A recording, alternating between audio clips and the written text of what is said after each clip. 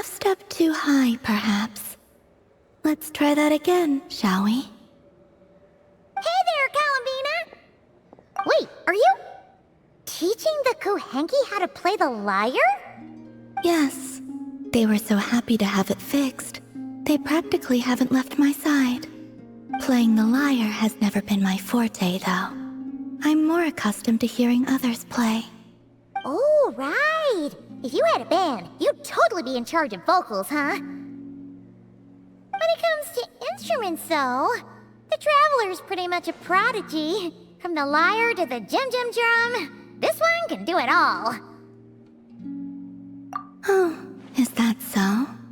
In that case, perhaps you could teach them instead. I was having them practice the song I usually sing. Perhaps you remember how it goes. Or a different tune works as well. Rarely do the Kuhenki get to hear music from other places.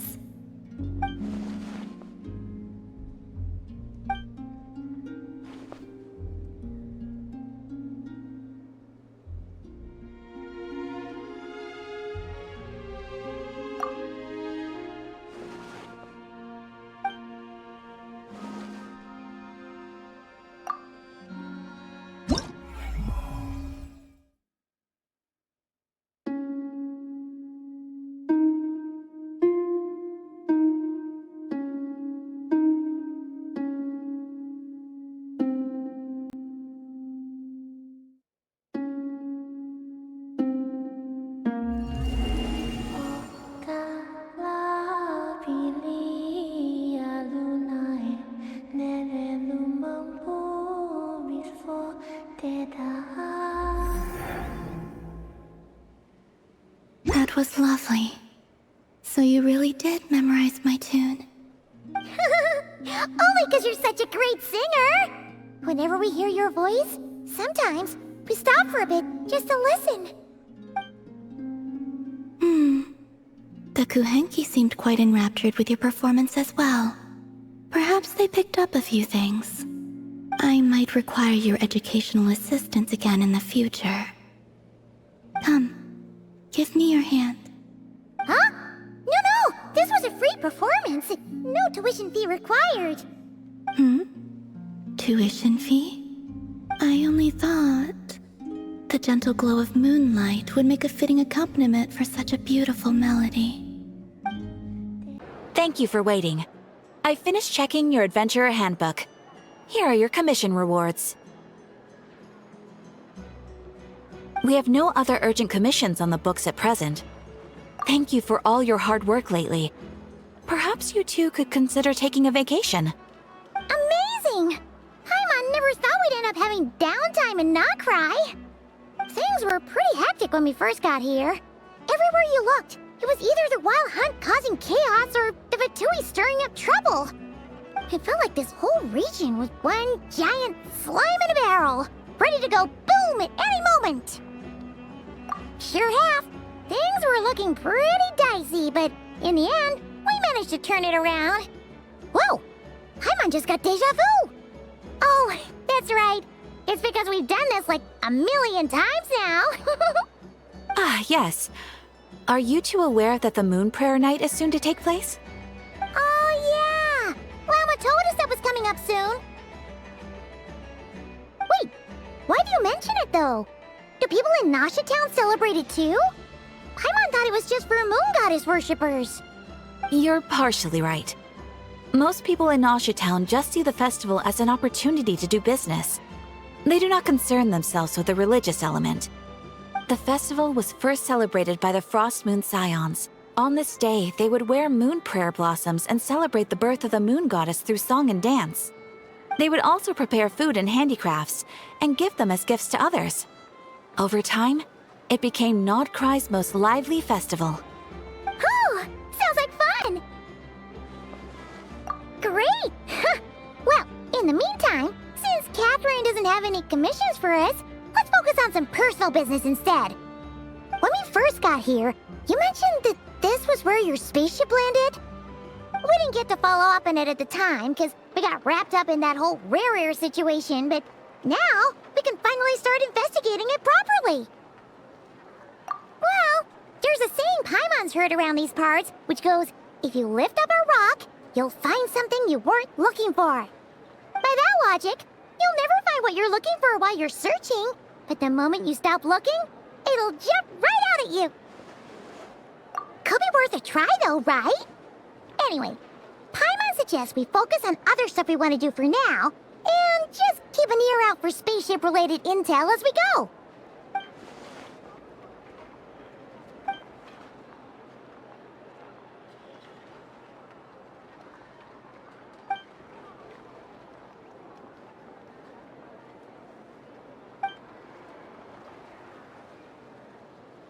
What's wrong?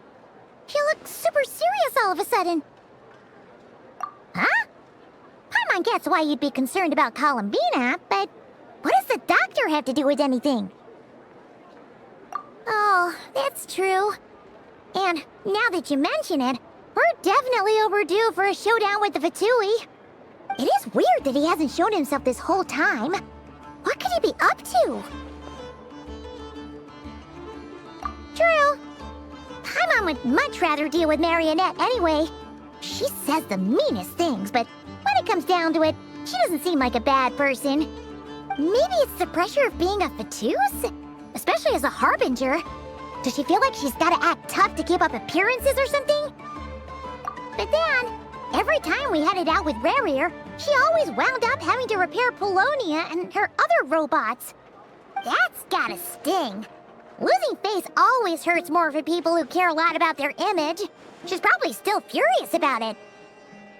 What? Relax! She's not even here! Huh? What's the matter? Oh, nothing. Sorry, we'll be on our way now.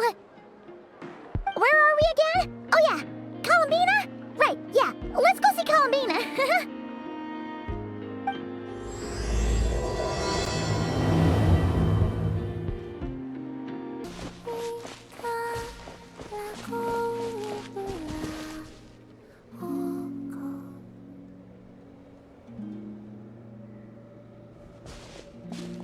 Hey, she's sitting up! Is me sitting here a rare sight? No, we just thought you'd be resting. Perhaps I would have been, were it not for the sudden arrival of some unexpected guests. Not that I consider it a disturbance. After all, you are the only ones who are free to enter. Would it not be a little unfriendly of me to lie down while we speak? I didn't realize you put so much thought into little things like that.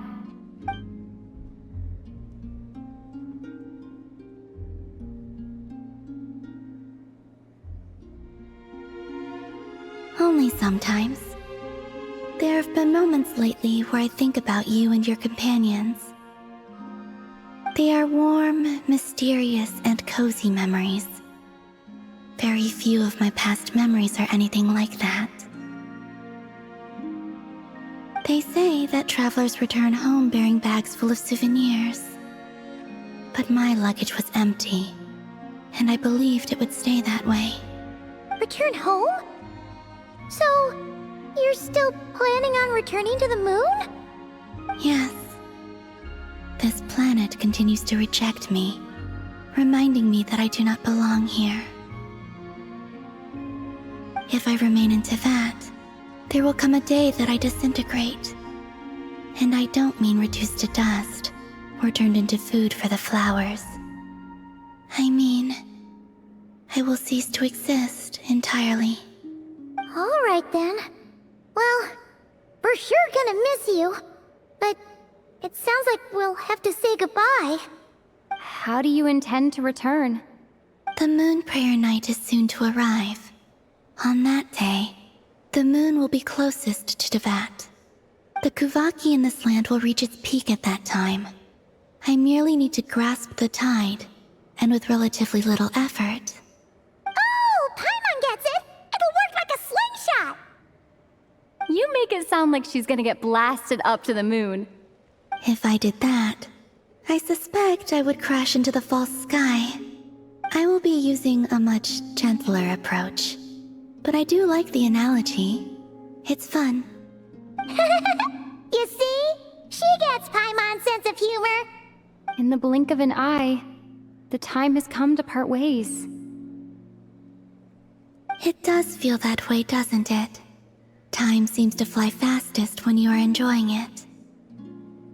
I have always thought of myself as a wanderer on this earth, and it has never expressed any desire to keep me here. Yet, just as I plan to depart, it tugs at my arm. Is this a gesture of affection? Or is the world mocking me? Oh. Were you hoping I can answer that? Yes, you are a traveler, so you must have a lot of experience in this area. Then, what I would say is, enjoy the moment. That's right! Don't overthink it! Happiness is happiness and joy is joy! The point is to enjoy it, not analyze it! I see. Then what I would say is, even though I am very tired right now, I am still happy. I can't tell from the tone of your voice. Oh, really? You don't think I sound happy? I'm just kidding.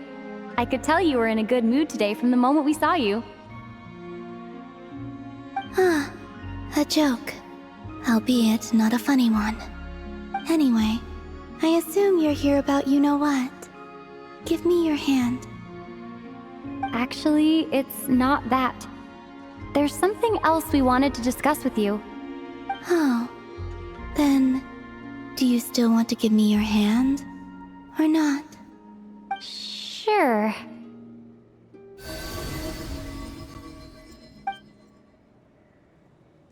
Thank you. So, I've heard that in the Moon Prayer Nights of the past, people here would hold celebrations in the Moon Goddess's honor. Since you helped so much in our fight against the Rehir of Solnari, I think you deserve a farewell party before you return home. I haven't asked everyone else for their opinions on this yet, but I'd like to invite you to join the upcoming Moon Prayer Night. I've never joined a Moon Prayer Night before. I'm not sure what I would even do. Oh, don't worry about that! We take care of everything! All you need to do is show up. Of course, there's no need to force it if you're not feeling strong enough. It's just, this kind of felt like a golden opportunity. But they call me Kutar, and the Fatui have an arrest warrant out for me. I shouldn't appear in public right now.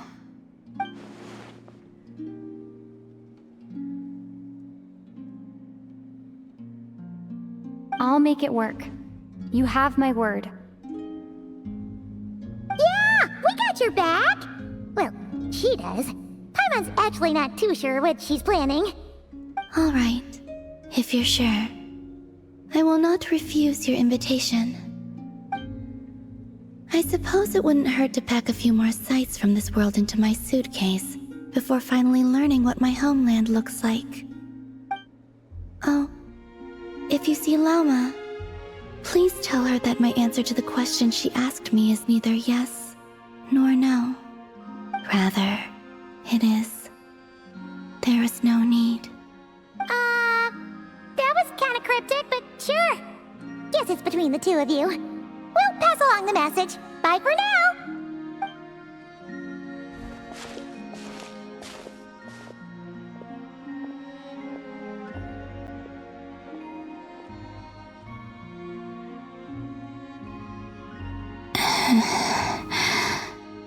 And also, I do not know.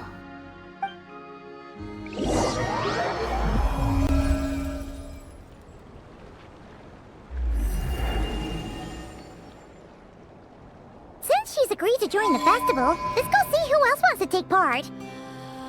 Lauma's gotta be the person most familiar with the Moon Prayer Night. We should start with her. Also, what exactly is your plan to keep her safe? Not sure yet. I'll figure something out. What? Are you serious? And Paimon even gave you her vote of confidence back there! When did you become so sneaky? Hey, Lauma! It's us! Huh? Varka? What are you doing here? Beats me. I had a bit too much to drink last night, and when I woke up, I was on Hisi Island. Mr. Varka is helping to oversee Nasha Town's preparations for Moon Prayer Night.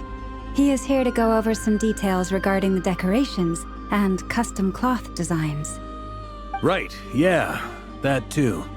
What do you mean, that too? Yes. Celebrating this festival is a long-held tradition here in Nodcry. On this day, the crescent moon at the top branches of the verdant crest turns into a full moon, and the moon prayer blossoms bloom with a special radiance. Our people take these to be blessed omens. It's an especially welcome event coming off the back of all that nasty business with Rare. Everyone got put through the ringer recently, and now they're looking to turn their fortunes around. The big shots in town all agree that a big, lively celebration is just what we need to rebuild people's faith in this place. No wonder Catherine said that people weren't so bothered about the religious element. That's right. It's become more of a local custom by this point. The celebrations have little to do with whether the religious stories behind this event are true or not. Even the Frost Moon Scions are eagerly awaiting the coming of Moon Prayer Night, despite now knowing that their past beliefs were founded on a falsehood. That's fair. It's a bit like the Lantern Ride in Liyue. It's a chance for people to enjoy themselves, not debate the existence of the Adepti. Oh, one other thing! We just went to see Columbina. We went ahead and invited her to take part in the festival this time. Hope it's okay. Wait, so... you mean she agreed to it? Huh. That's quite a surprise. Then, I suppose that she intends to return to the moon on that day. Oh, yeah! It's kind of a complicated process, but basically, it's like a slingshot. I understand. In truth, I had a feeling that she might make such a decision. Well, if Kuthar has decided to participate in the festival, we should prepare accordingly. Yeah, exactly. She was saying how it could be risky for her to show her face in public. We were wondering if there was any way we could hide her. Unfortunately, the people who carved the statues did an excellent job of capturing her likeness. It will be very challenging to hide a goddess whose face everyone is so familiar with. Darn! We may have bitten off more than we can chew here. Nah, don't sweat the small stuff. We can handle that. Huh? Are you saying you have a plan? Not as such, no, but the most important thing with a festival is to keep the mood light and your spirits up. You can't go preparing for a festival with those long faces. You'll never convince anyone to enjoy themselves. The Mondstatter spirit is strong with this one. As it happens, I agree with Mr. Varka. Let's start by making our appreciation for Kuthar the beating heart of the festive atmosphere. And who knows? Once we get the ball rolling, perhaps everything will just fall into place. Hey! Did you catch that? Lama said the thing! Or close enough, at least. I'm looking forward to the Moon Prayer Night already. We have a festival in Mondstadt called Windbloom, and you can always tell which couples are celebrating it for their first time by the smiles on their faces. Big, beaming smiles like their whole face is glowing. And I have a feeling we'll get to see that same smile on the Moon Goddess's face at this festival. Not quite the same, surely. Anyway, I'll take care of business in the city, but I'll have to leave the decor up to you and the Frost Moon Scions. No one else can capture that traditional aesthetic quite like you guys. But lastly, there's the final key element that brings the festival to life. Companionship. Before you leave, let me show you something that we've been preparing. Mr. Varka had asked to see it already, so you may as well tag along. Also, I have some further questions about Kuthar's decision.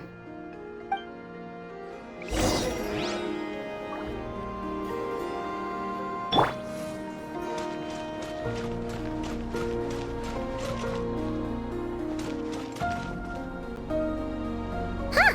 What's this? They sure look like they're having fun. I believe so. Kuhenki seem very skilled at playing drums like these, although I'm not sure where they learned it from. Maybe it's an innate talent? In their eyes, they're probably just playing with toys.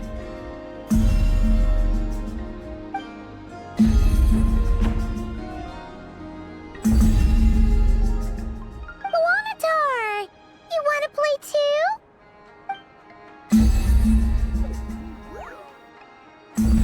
Yeah. She looks more confused than anything. Maybe we can teach her next time if we get the chance.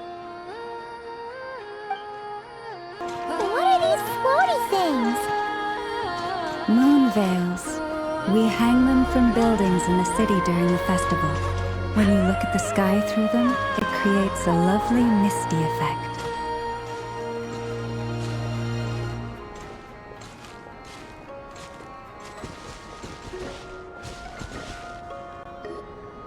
Everyone seems hard at work. They are preparing items for Moon Prayer Night. For instance, the sculpture being made over here, Mr. Varka and I were just finalizing the details of where it will be placed. Ah, there she is. I didn't know the finished article would be so large. Not to worry, though. All the necessary arrangements have been made. Just let me know once it's ready, and I'll get some people to ship it over. You have my thanks. And over here, we are preparing a very traditional confection. Oh, look at all these colors! It looks great! Can Paimon try one? Of course. I have a feeling you'll like it a lot. You bet! Sweets and treats are Paimon's favorite! If you included those in the Feast of the Moon, I bet Paimon would have joined the Frost Moon Scions by now. There will also be verdant crests like this present in Nasha Town during the festival. The timing of Moon Prayer Night is not completely set in advance. We make a rough estimate, then observe the changes in the verdant crests and moon prayer blossoms to guide us. As such, the wait itself is a fun feature of this particular festival.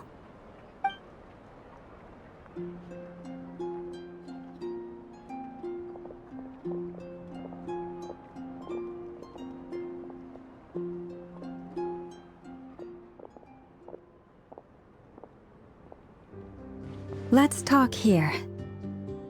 To tell the truth, I am very surprised to hear that Kutar is willing to participate in the festival. I once asked her if she'd be willing to stay with the Frost Moon Scions. I could introduce her to everyone, and we could be a family to one another. She did not answer, but she has not appeared here since. I took this to mean her answer was no, but if that were the case, she would not have accepted this invitation.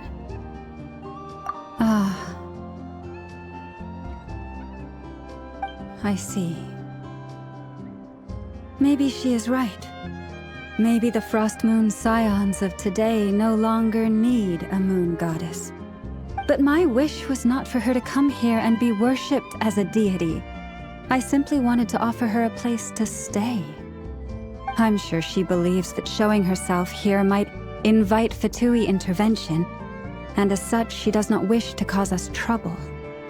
But what really pains me about all this is that this is her birthplace. She ought to belong here, yet no one has been able to grant her shelter. I think I'm qualified to weigh in here. When someone's about to depart on a long trip, what they need is blessings, not burdens.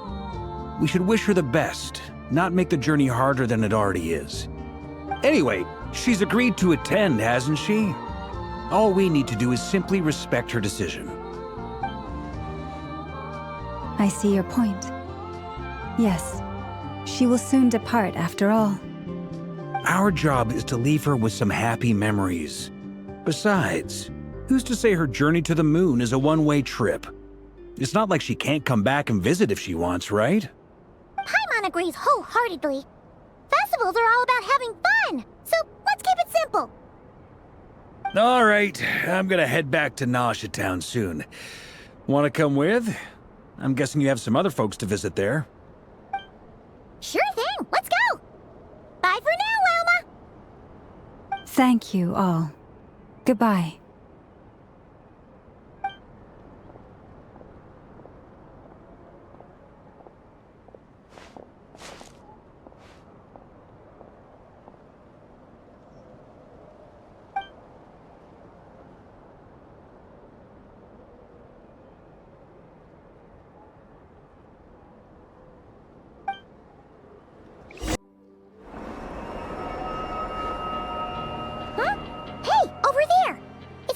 Albedo with Clint's. What could they be chatting about?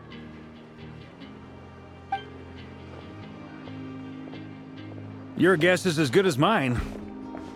Ah, Grand Master, and the Traveler in Paimon. Hello there. It's been a while. Perfect. We have some new volunteers for our investigation. Wait, let me guess.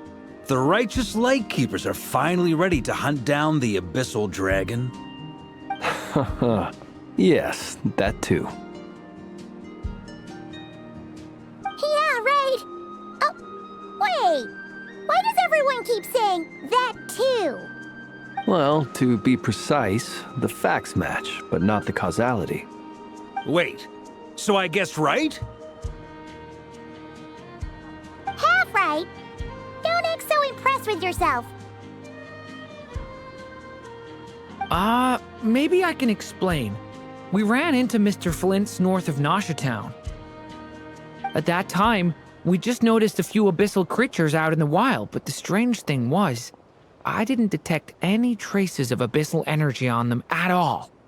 On closer inspection, we realized that they were not real monsters, but something akin to reflections in the water, or perhaps a mirage.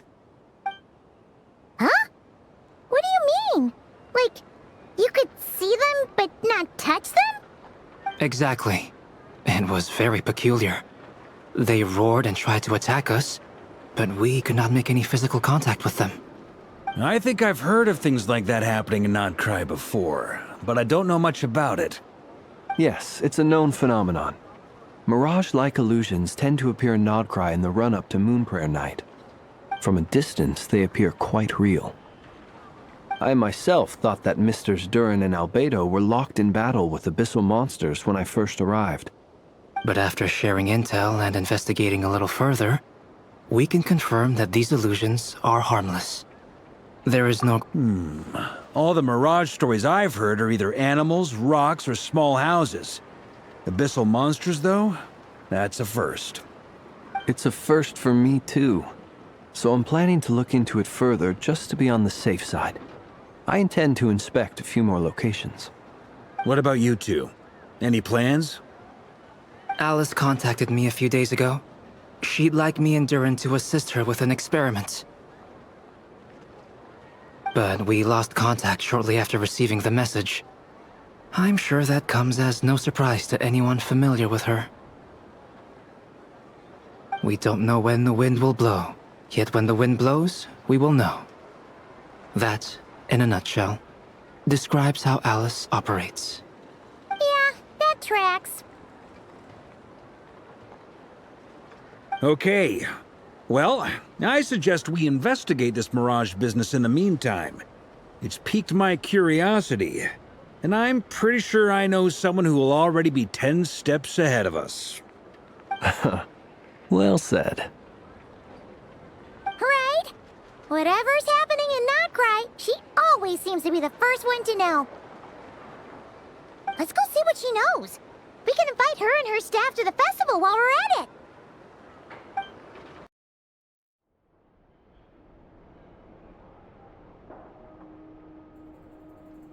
You're right, I have noticed. There's certainly something a little fishy about this situation. Only a little, though. Records indicate that this phenomenon can occur in the days before and following Moonprayer Night. That said, it has always been a rare sight in the past. The odds of encountering these phantoms are similar to looking up in the night sky, happening to see a shooting star, and managing to make a wish before it disappears. But this time, either everyone's getting lucky, or they're appearing far more frequently than usual. Yehoda's out gathering intel as we speak. In the meantime, let me check off some points of interest. First, the Abyss. The ones we saw seem to be abyssal monsters. Indeed. But we have identified one location where many more of them have made an appearance. And not just monsters, but human phantoms too. Given the scale and nature of the phantoms, it's almost as if someone's last memories are coming to life. Or perhaps the memories of multiple people. Oh. So you mean the phantom monsters are hunting down the phantom humans? Exactly. The phantoms can interact with each other, but we have no means of intervening. In addition, some of the human phantoms would seem to be from the very distant past. This is clear both from the clothing they wear and the stories they tell. They claim to be from Hyperborea, a name which I've heard from Lauma before. If this is true, it means they must be from 6,000 years ago. Did Paimon hear that right? 6,000 years? It sounds like this merits further exploration. That'd be a big help. I'll leave it with you, Albedo. My knowledge of ancient history is non-existent. I used to doze off every time the pre-Knights Favonius era came up in class. It's quite a miracle that you were able to understand these phantoms' speech, given how long ago they lived. I suppose you're right. But I'll leave the archaeologists to ruminate over that conundrum. As an intelligence broker, my sole interest is in the value of the information I gather.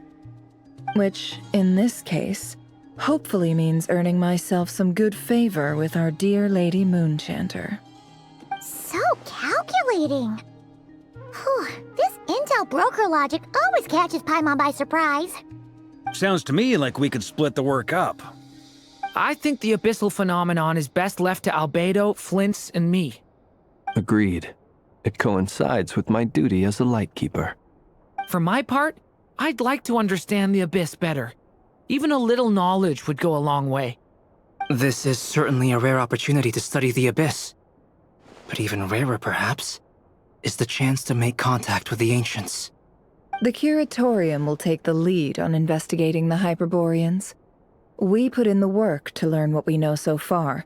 It seems only fair that we get some quantity of exclusive intel. That just leaves our trusty team of 2 unassigned. Since you became an honorary knight, of course. This was part of my grand plan all along. Ha ha ha! Oh yeah, by the way, we managed to convince Columbina to come to the Moon Prayer Night celebrations. Would you and Yehoda like to join too? She agreed to that? Huh. Quite an achievement. Never underestimate the traveler, I guess. I'd be happy to join. No point shutting myself inside when the streets are all decked out. I doubt any clients will be visiting during the festival in any case.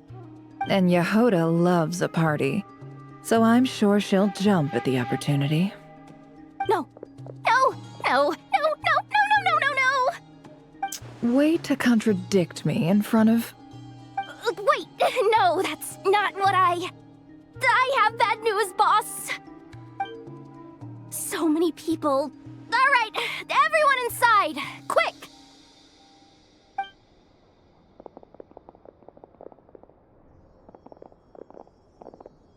This is gonna sound crazy, but hear me out. I saw one of those phantoms at Star Sand Shoal, and it was some sort of flying ship. Like a spaceship? That's gotta be the one you came to Tibet in. You said you saw the same thing through the moon marrow, right? Huh? You already know about it? Ugh, I thought I was gonna blow people's minds. Turns out I'm the last to find out. Wait. Back up. You came here in a spaceship? Now my mind is blown! What's it like on the inside? Was it like flying through space? Yep, exactly. Huge discovery. You're the best. Second best intel broker in the world. After your boss, of course. Wow. Really? Well, I don't know if I'm all that, but... I guess that decides where we're heading next. Come on, don't look at me like that. I know the spaceship doesn't have anything to do with me, but you don't want to leave me as the only one twiddling my thumbs, do you? Please? Fair enough. You can tag along. In that case, let's meet back here to discuss our findings once we're done. I wish everyone a productive investigation. You too.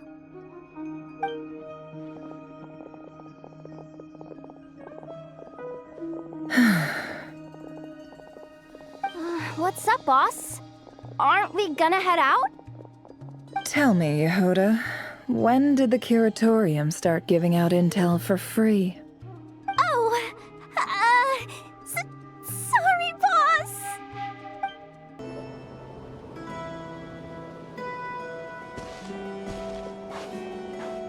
Wow, what do you know? Yehuda was right on the money. This Phantom really is your spaceship. But that's so weird. Why would it show up here? Is it some kind of projection? Or a ghost? Like, maybe it no longer exists, but somehow it left an afterimage? Ah, you're already here.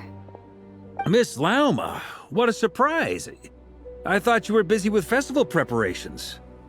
I was, until one of our people informed me that a strange sight had appeared at Starsand Shoal.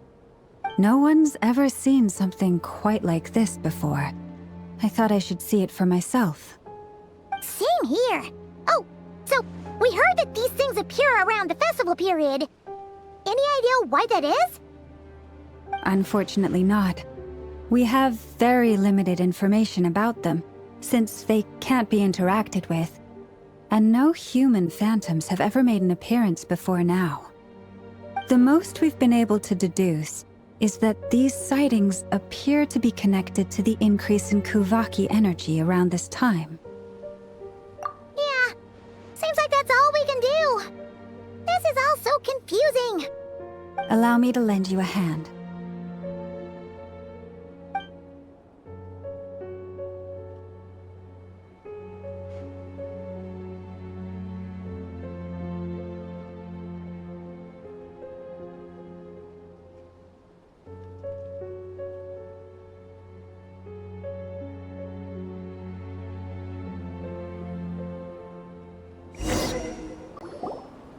Everyone, our friend here should be able to provide us with some information.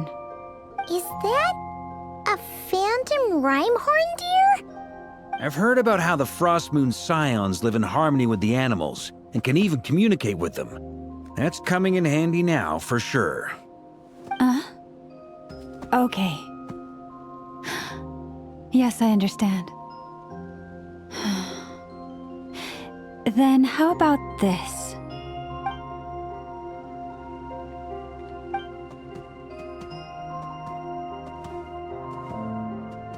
Oh, it's leaving. It appears to share our curiosity about this giant spaceship, so I asked it if it wouldn't mind investigating along with some friends. In return, I told it about some nearby spots where the wild fruit grows abundantly.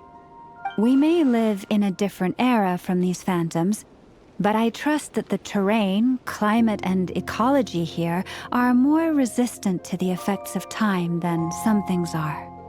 Let's give them a moment and hope for the best.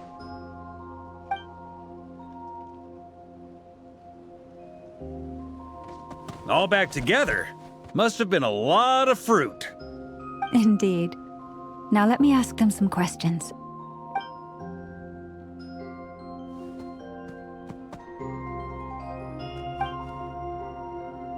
it did find a lot of wild fruit, enough for them to feast for a long while.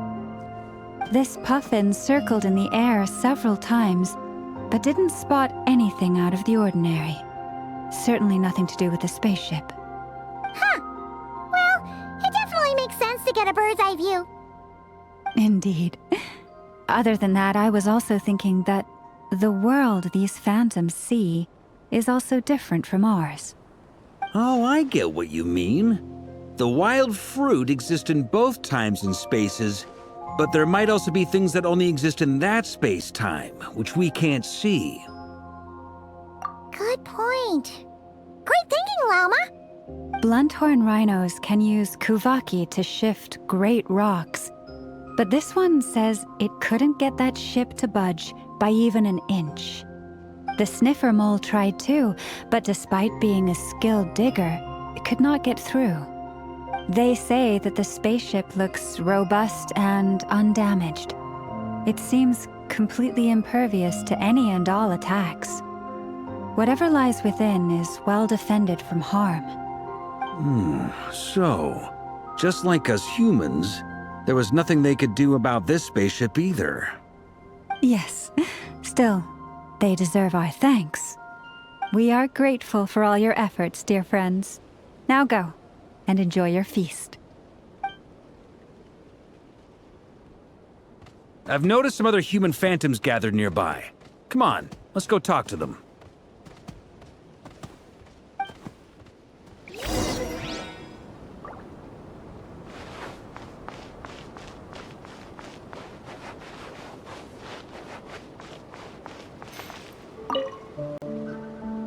What is this thing?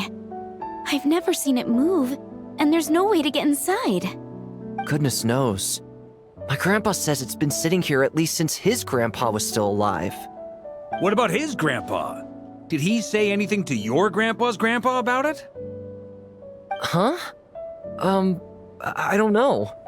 In all likelihood, it was here back then too. Hard to imagine something this huge could move. Guess that means that as far as they're concerned, this ship's been around a long time.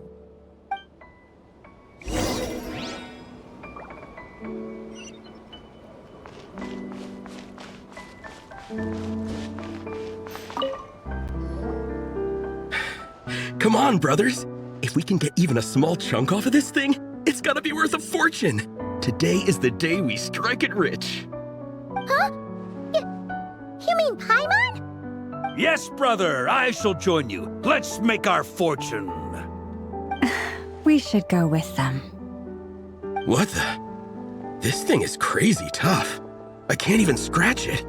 What's it made of? Sorry, brother. Looks like we'll have to seek our fortunes elsewhere.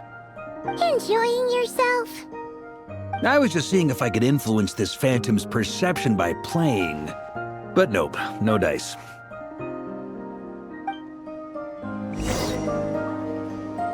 I'm sure we're all starting to build up an idea of what's going on here now that we've spoken to some of the people. These phantoms are reenacting real historical events in Nodcry. It's almost like we're in some kind of interactive stage play. We can talk to the actors, but the plot is fixed and we can't influence it. It makes sense. History is set in stone. The objective facts of the past cannot be changed.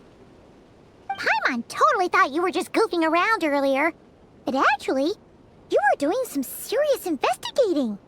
Of course I was. Anyway, at this point, I think we're forced to conclude that although the Phantom spaceship is right there in front of us, we aren't going to learn much about it from these people.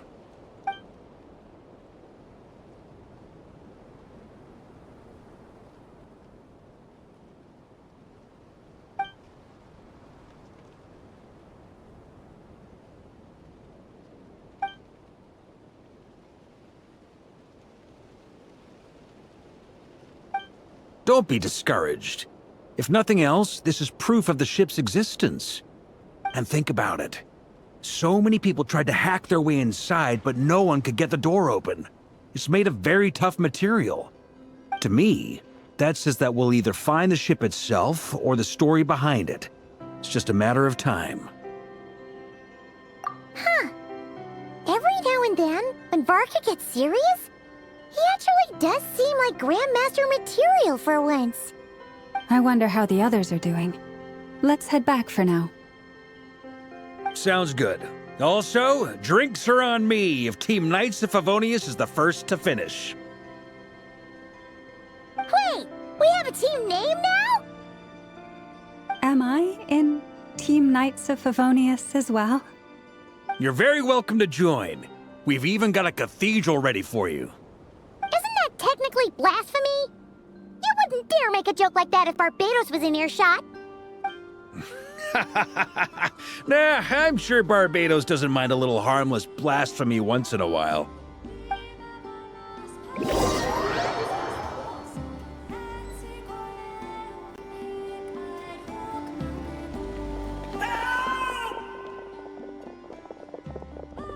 Oh, no! Get away! Oh.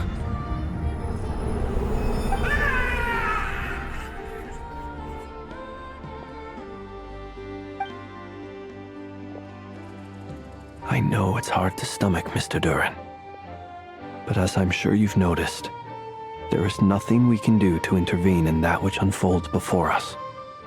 But we have to at least try. And try you have. But are you aware of how many unsuccessful attempts you've made now? I wasn't keeping count.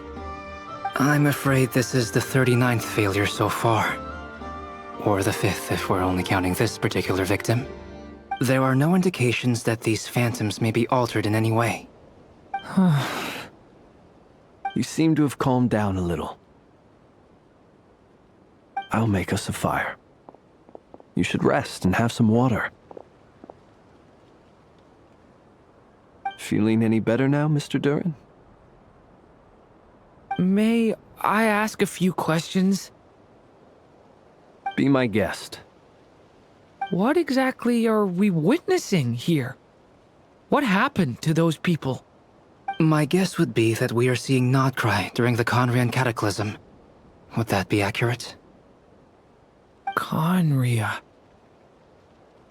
That is correct. As you know, once the Abyss senses even the tiniest crack, it floods in and spreads like wildfire.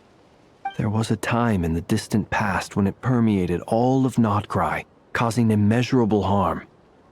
The people paid a terrible price to heal this land. Then, 500 years ago, the whole of Teyvat suffered an abyssal disaster. Once more, Nodcry was dealt a devastating blow. I see.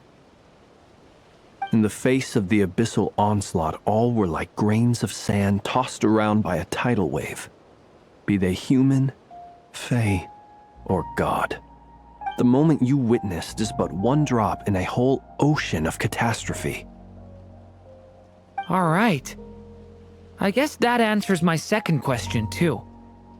I wanted to know why there's nothing I could do to help them, and that's because what we are seeing is history. That would be my guess as well. As I understand it, history and fate are not all that dissimilar. The latter may be unseen to us, but both are immutable. Yes. Fate was determined long, long ago. I still have a couple of other questions for you, Mr. Flint. You mentioned more than one abyssal disaster that has struck this land in the past. How can you be sure that what we're seeing is from the Conrian incident? And also, how are you able to stay so calm when you're talking about these events? From everything I know about you, you're not cold or ruthless, and you're not indifferent to the suffering of others. Alas, I am forced to show my age. I must be 600 or 700 years old by human measure. Wait, so you... One is not easily moved by history when one has witnessed the truth firsthand. I'm sorry. You needn't apologize. Your passion is a good thing to have. Treasure it, because someday you may find it in terribly short supply. Now, at the risk of offending you, I have a question in return. Your curiosity toward the abyss, is it born from hatred or because you sense its call? I only ask because I kept a fragment of Rere's body in my lantern for a short time. Specifically, his heart. So I know what a burden it can be to carry the abyss with you. And I hear its power growling from somewhere within you. In my eyes, your mere existence is a miracle. My honest answer is... I don't know. I don't think I have the confidence to say for certain. What I will say is the abyss is not the only issue that haunts me. Even before I became who I am today, the question dogged me constantly. Should I even exist at all? My doubts remain unresolved. But when we fought Rerir, something became a little clearer to me. Sometimes it is the darkness within us that allows us to achieve the impossible. I certainly got the sense from your 39 attempts that you were trying to achieve the impossible. It sounds like you've resolved to see the truth for yourself. Absolutely. In that sense, he and I are quite similar. Then I wish you every success. I look forward to the day of your transcension. Well, if everyone's caught their breath, I suppose we should head back. Oh, and one last thing. I'd appreciate if you kept our discussion about history a secret. Incredibly, our separate investigations led us all to the same conclusion. Hooray for consensus! Yeah, but we barely learned anything, though. I totally thought this would be the mother lode. Talking with the ancients? I mean, come on! But nope. All we got was useless snippets of conversation. And all this stuff about moons and hyperopia. What a load of baloney. Seems like people back then had a few screws loose. I understand your frustration. We found the same issue. Each phantom only showed a very brief moment in time. There isn't much value to be found in these miscellaneous fragments of a civilization's history, no matter how glorious it may have been. If there's a silver lining, it's that these phantoms are harmless to the present reality. They shouldn't get in the way of the festivities. Paimon agrees. And not just because it's the first thing she understood in this whole conversation. You look disappointed, Nefer.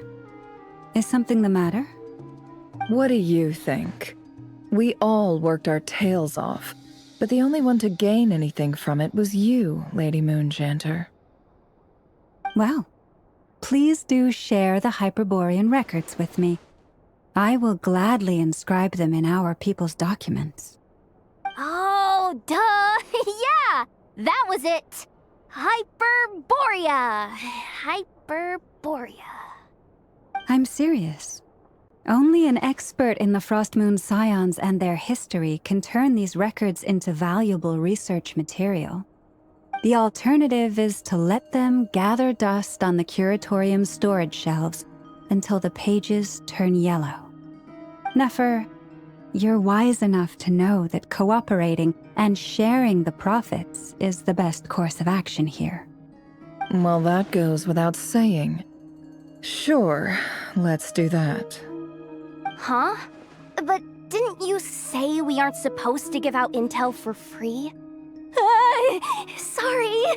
Shutting up. Now is not a good time to push Nefer's buttons. Anyway, back to Moon Prayer Night. I'm thinking that we should prepare something a little special, aside from the usual decorations and so on. You mean a parting gift? Can't go wrong with food. Although, does food go bad on the moon? Perhaps a lantern would be a better choice. It might be dark up there. It could prove difficult to light a lantern on the moon. Magical stones might serve that purpose better. What about a clockwork mecha model from Fontaine? I've got a whole bunch at home. I use them for fighting practice in my free time. None of these sound like things she would be even remotely interested in. But we don't interact with her enough to know what she likes. Yeah. It would really save us the guesswork if someone could find out what she's into. Wait, what the? Traveler? They're all looking at you. Great! Haha, problem solved. Now, I need to stop by Dory's. Gonna need her help sourcing a bunch of stuff for the festival. Then let's leave it there for now. We all have our own business to attend to. Traveler, if you find out what Kutar likes, let us know right away.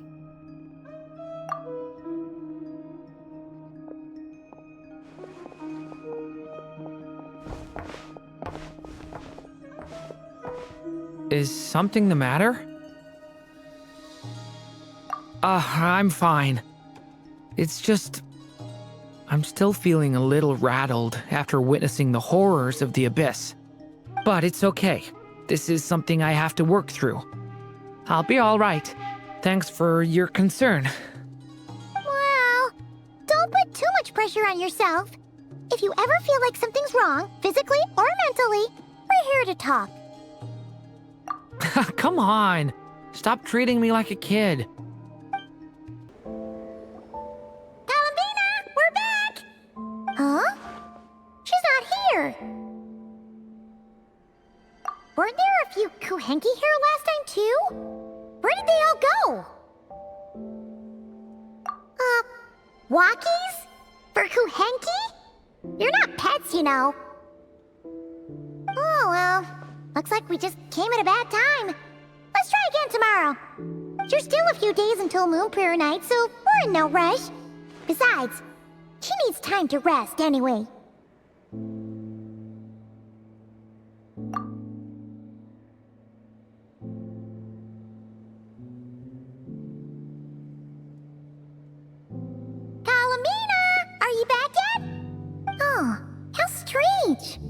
Looks like she still isn't here. Right? It's not like her to spend so much time outside, especially since she's worried about attracting unwanted attention. What about Luonatar? Luonatar, you there? Hey! Do you know where Columbina went? Sorry, didn't understand. But if you know where she is, could you take us to her? Yeah, that's even stranger. What about them? Oh, that's not good news. They change color when Columbina gets weaker, right? And they look super pale right now.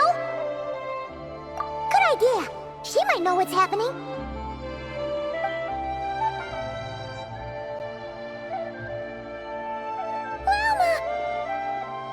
Ah, it's you. How is Kutar? Is she okay? No, she hasn't. I came here to check on her after I noticed the flowers had changed color. Based on past precedent, she must be very weak right now.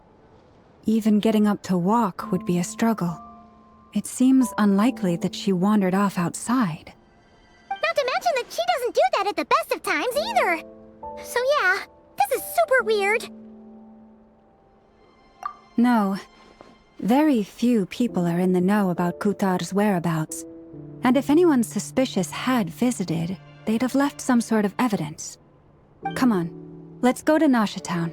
If anyone has seen her, someone there will know about it. It's not Cry's information hub after all. Makes sense. Let's go!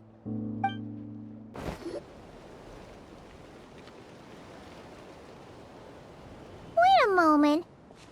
Is it just Paimon, or is this stall kind of suspicious? It's never been here before, right? No, I don't recognize it. Alas, your free and easy adventure time is over. Now, prepare to face the final boss of Nod Cry. Whoa! Where'd that voice come from? Not sure, but it's definitely hostile. No, no, no, not that way. The final boss is right here. The sniffer mole? That's the final boss? Surely not. Also, Okay, the jig is up. I'll stop teasing you. Turn around. I'm right behind you. It seems I've managed to leave quite an indelible impression, even though you've never seen my face. Oh, nothing could make a great mage more pleased with herself.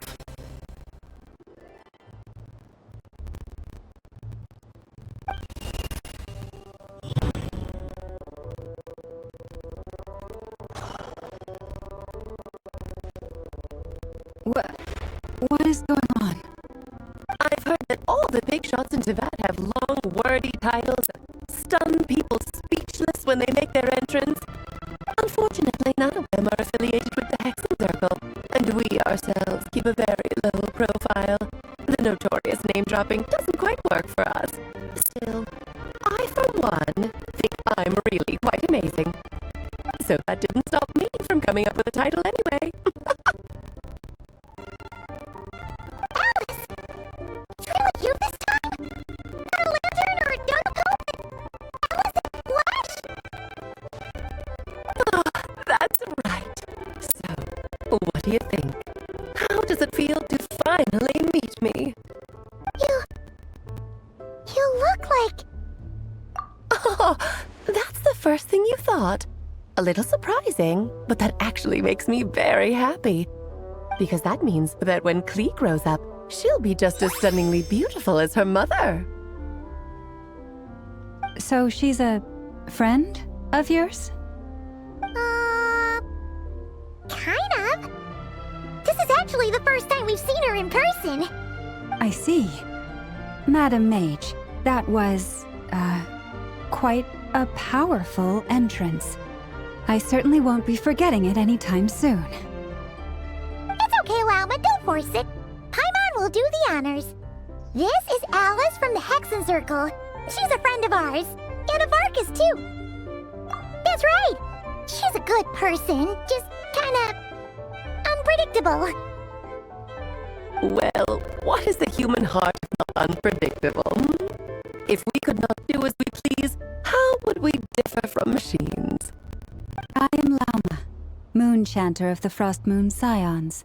It is a pleasure to meet you. Oh, I know. Before you got here, I spent a good, 15 minutes getting up to speed on Nodcry's present situation. In other words, I've read the whole in the last episode part, so we can skip the pleasantries. Fair enough. Well, Miss Alice, I can already tell that you have quite a unique personality. He'll get used to it. Paimon sure is. So anyway, what are you doing in Nodcry, Alice? Oh, I thought I told you already. This time, I'm the final boss.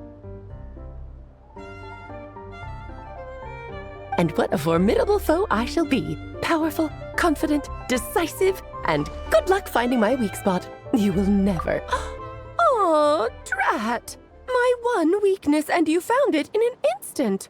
Fate has been dealt a devastating blow. Thus falls the great Dodo King. Why are you playing along with this nonsense? For funsies, of course. What's wrong, Paimon? Are you disappointed in me? Am I a gigantic letdown? No, it's just... you seem like a busy lady. And this is the one time you've shown up in person. Paimon figured it would be for something more high stakes than just goofing around. You're quite right. I'm here in Nodcry because something big happened. Something big enough it caught the attention of the Hexen Circle. It concerns the 3 moons, Teyvat's borders, and of course, the moon goddess you are currently searching for. Kind of. Why don't we discuss this over a pot of tea? My main reason for coming on this trip to Teyvat was, of course, to have some fun. But I do technically have a job to do as well, namely, maintaining the stability of Teyvat's borders. I'll skip over the complicated parts. But to sum it up, abyssal energies are all that lie beyond Tevat's border. We'd find ourselves in a real pickle if they ever made it through. And the phantoms you've been seeing are a sign that the border has been disturbed. Ah, no wonder they tend to show up around Moon Prayer Night. Is it because the real moon is now so close to us that its power can cross the border? In part, but only a negligible amount passes through. Just enough to influence the verdant crests and so on. And as you've noticed, there has been an unprecedented number of phantoms appearing this year. The influence of the moon beyond the border cannot explain this. No, there is another far greater factor at play. The trilunar syzygy. A trilunar syzygy? Eons ago, before the heavenly principles came to Tevat, it was the then 3 moon goddesses who controlled the laws of this world. Oh, that's exactly it! The 3 goddesses split these powers amongst themselves, promising never to consolidate them into one singular body. This was meant to keep the world stable. But, fast-forwarding to the present, the eternal moon's marrow is with you, while the iridescent moon's marrow, which should never have appeared in this world, has been retrieved. Add that to the presence of a moon goddess in the flesh and... the power of all 3 moons is gathered here in Notcry. There hasn't been an event like this since the War of Funerary Flame. And it's having a noticeable effect on Tevat's borders. Because I wish to give my darling daughter a peaceful, sunny environment to grow up in. Is that a good enough reason? Kinda sounds like you're dodging the question, but it does make sense. Well, that's one reason anyway, and the most important one. The others are a little complicated to explain. For instance, cleaning up after dearest Miss R. Albedo could tell you more about that if you're curious, but right now, I have a more important question to ask you. Why are you collecting the moon marrows? I see. Nicole told me about that legend once. Nicole? You mean Mage Anne? Oh, so you remember. Yes, of course. That was a story about fate, her area of expertise. But back to the story of our dear moon goddess. I'm afraid her intended method of returning to the moon is unlikely to work anymore. What does that mean? She may be missing, but she hasn't gone anywhere. She has disappeared.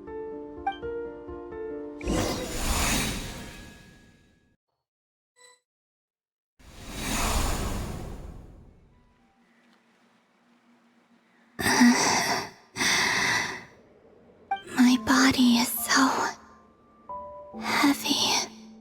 Wait, no. It's my mind that's heavy. My arms and legs are as light as a feather. What's happening to me? I feel drowsy, like I've been asleep for too long. Is it daytime or nighttime? Is the moon out? I think I'll go for a walk.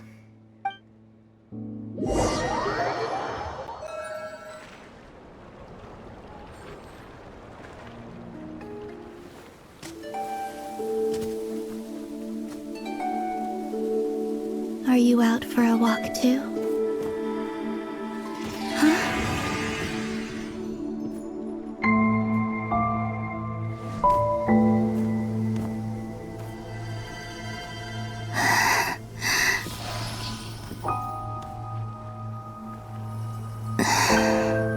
The day has come at last.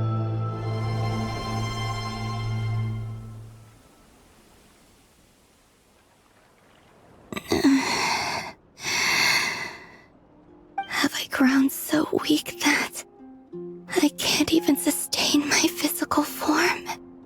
But Moon Prayer Night is nearly here. I was so close to returning home. Death is near. Is this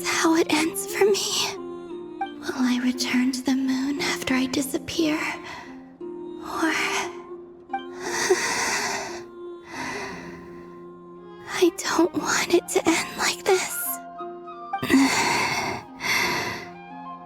So far, at least, I still exist. Even if not physically, I can still feel. But as my power wanes, I'm sure that too will fade. I suppose I might take one final look at this world. The world where I was born.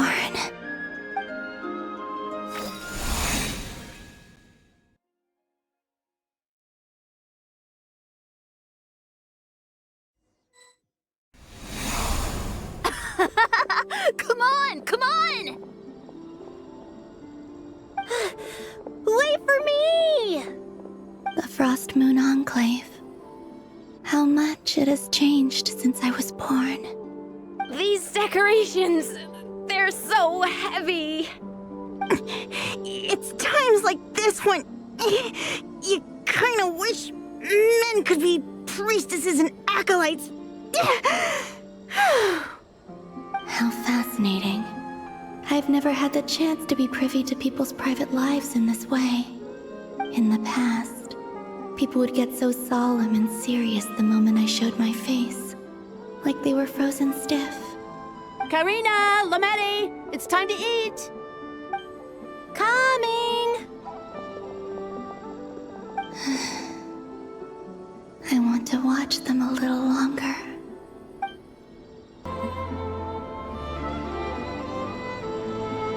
So just fill these balloons with air, right?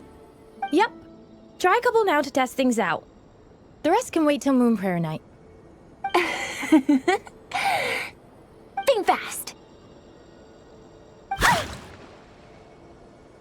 Rita! Teasing an acolyte of the Frost Moon Scions? Surely that's a punishable offense. Take this!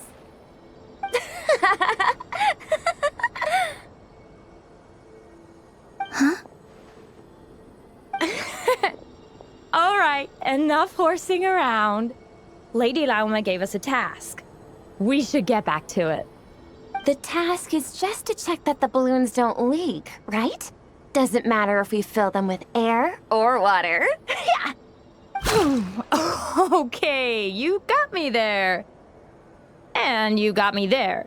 But still, we can't use all the balloons before the festival even starts. We won't use all of them. And as long as Lady Lauma's trusted acolyte doesn't snitch, this can stay as a little secret between friends. A couple more can't do any harm, right? Oh, you menace. Then, think fast! Is pumping a balloon full of water really so much fun?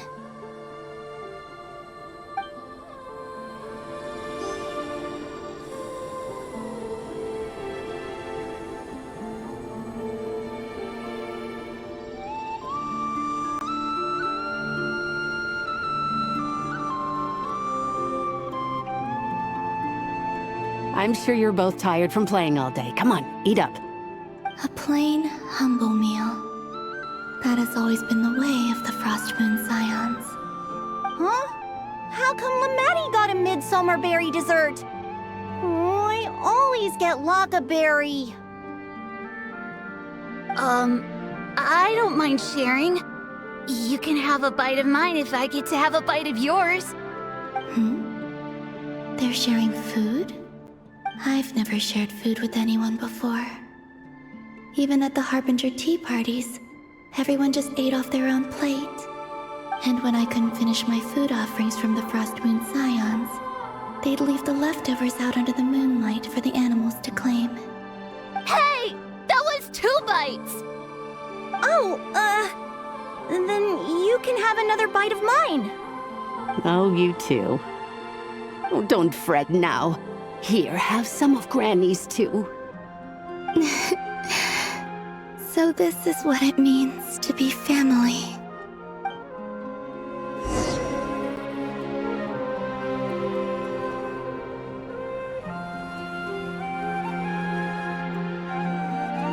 I'm seeing so much that I'd never usually get to see. I'd never act like this when I was around. It's nice being able to just watch people in peace in these final moments. What a rare opportunity. I think I'll go take a look around Nasha Town too. Maybe the Traveler will be there. After the War of Funerary Flame, the Moon Goddesses were no longer recognized by Teyvat. They lost the whole foundation for their existence. That's why the Moon Goddess's strength is fading. She cannot withstand the world's rejection of her. To be more pedantic about it, the Moon Goddesses did something to offend the heavenly principles, and that's why they were ousted. Something of a recurring theme in Teyvat's history. Theoretically, speaking so candidly should put me in their crosshairs too, but they can't tell me what to do. I'll say whatever I want. Anywho, the Moon Marrow energies were but a drop in the bucket for her, and that battle against the Ray Hair of Solnari only weakened her further. Fortunately, it happened close enough to Moon Prayer Night when the Kuvaki concentration here is high. That's the only reason she managed to survive this long. What do you mean, fortunately? You said she disappeared. We're too late. Oh, what a headache. I thought this was all common knowledge. I guess I have some more explaining to do. Okay, buckle up. It's time for another lecture.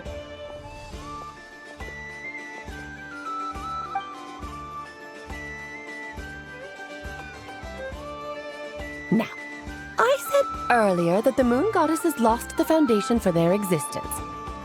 The reason for that has to do with the natural order. Basically, the rationale for their existence in Teyvat was lost. The same logic applies to the present Moon Goddess too. Consider her existence so far. Her comrades in the Fatui called her Damselette. And she was worshipped as Kutar by the Frost Moon Scions.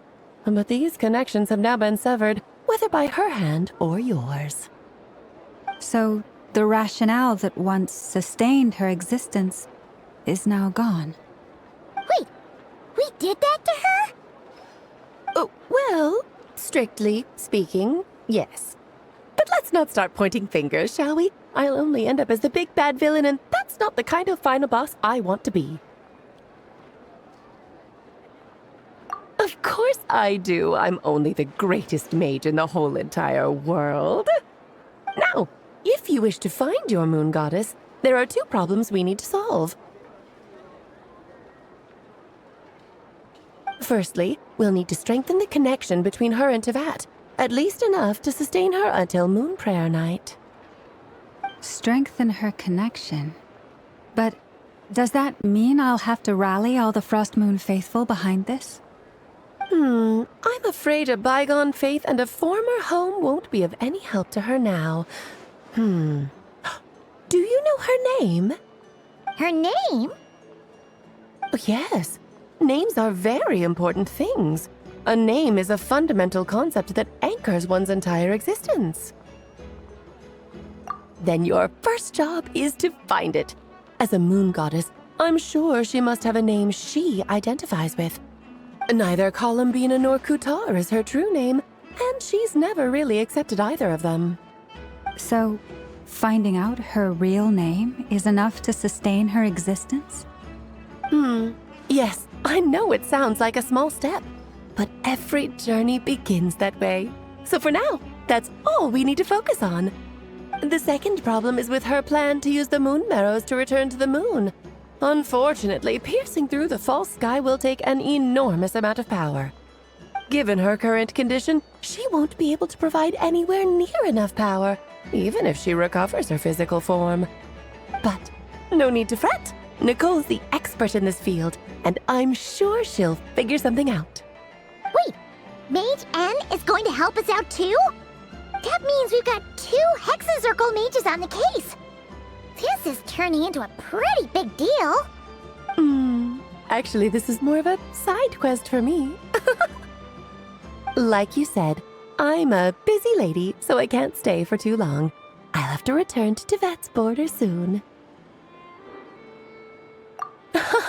That's the upside you get for looking out for my little Klee. Hopefully that will incentivize you to carry on keeping her company in the future. Anyway, Jokes aside, you'd better get moving. It will take quite a miracle for the moon goddess's consciousness to hold out till moon prayer night. Oh, I suppose I might as well tell you where Nicole is before I leave. Off you go now. Time to meet your new friend. Oh, yes, and a little suggestion. Don't forget to mind your heads. What? I wonder how Durin's doing. I should really go see him before I head back. You really are super busy. I most certainly am. There's so many children I have to keep tabs on just in Mondstadt. Durin, Albedo, Venti, Varka. Klee didn't make the list, huh? Of course not. Klee is my pride and joy. I have no qualms about her, because she's the best child in the whole wide world. Yep. Klee's a little angel. I'm glad you agree.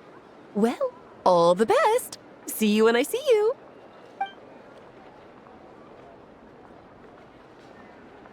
She left in a hurry. Yeah, she didn't pack up her stall. Should we handle it for her? I must say, I'm now very curious about her daughter. Klee, wasn't it?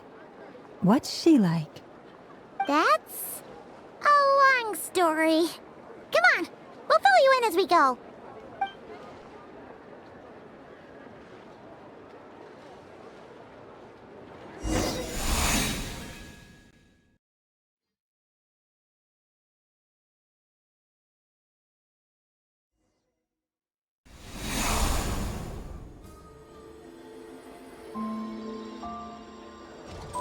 What a lively place. I've never experienced Nasha Town like this before. Hey, you old geezer! Your hammer's rusted through! Who are you calling old geezer? Are they quarreling? I'm looking right at him! You've really gone downhill since giving your daughter free rein in the workshop. Can you even swing a hammer anymore? It shouldn't take you days just to fix a single chair. You might as well use that hammer to massage my back for all the good it's doing. Don't run your mouth, or you'll get a back massage that'll put you in bed for the rest of your life. Look, the materials haven't arrived yet, all right? You know how busy it gets in the days before moon prayer night. I'll bet you send all the materials to your little princess. Blood's always thicker than water, huh? All right, you've made your point, Uncle Koski. As soon as the materials arrive, fixing your chair will be the #1 priority. And Dad, if you've got time to chat, why don't you lend me a hand, See? Lolka knows what the score is. I guess they're friends. But the way they spoke to each other was so ugly. Then again, it wouldn't be the first time I've seen something like this. Columbina! Sing outside my door in the middle of the night one more time, and I'll unscrew your vocal cords. You hear me? Oh, Sandrone. So that was her way of trying to be friends with me. What a pity. I won't get the chance to say any ugly things in reply. Hey, have you decided what to give her for moon prayer night? I sure have. She's gonna get the surprise of her life when she's least expecting it. Then I'll whip out the ring and pop the question. The surprise of her life. What a fun turn of phrase. Cool, I get the picture. You can spare me the gushy details. Ooh, looks like we have a customer. Hello there, ma'am. Would you like some moon prayer night candy? Huh? Is he talking to me? Can he see me? Here you go.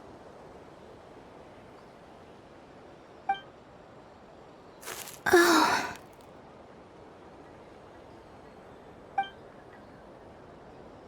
Come back anytime. Right. Now, where were we? I don't know why, but I still held out hope.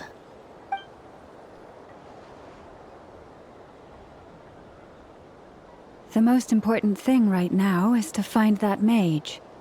This name thing seems super important too, but where do we even start looking? I'd better go pay the Fatui a visit.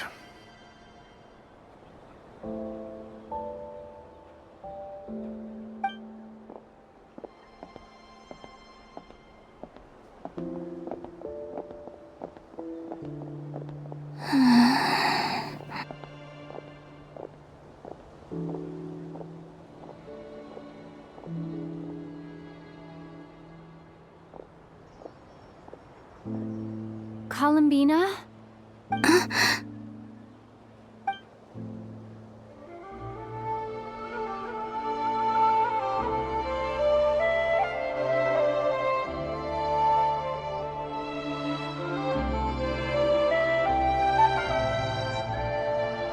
Traveler? Let's go! This is no time to be spacing out!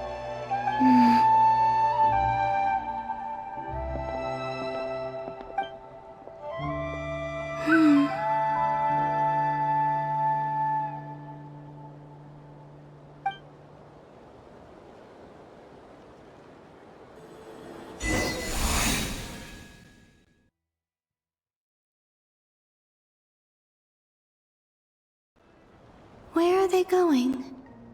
They mentioned a mage and... a name?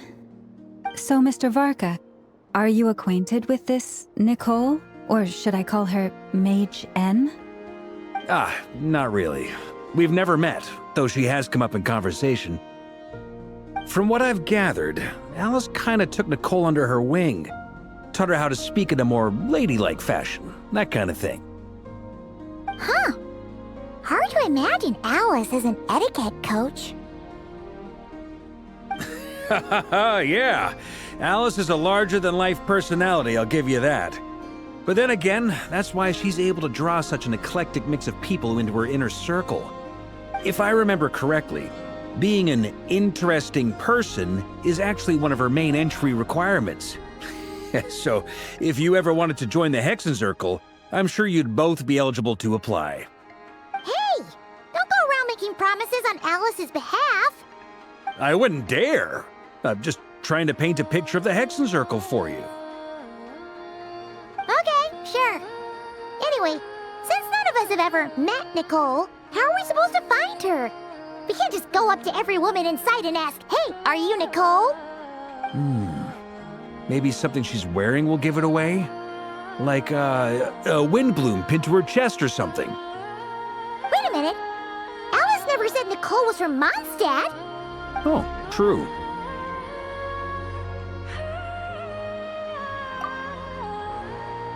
That would be... this young lady, then?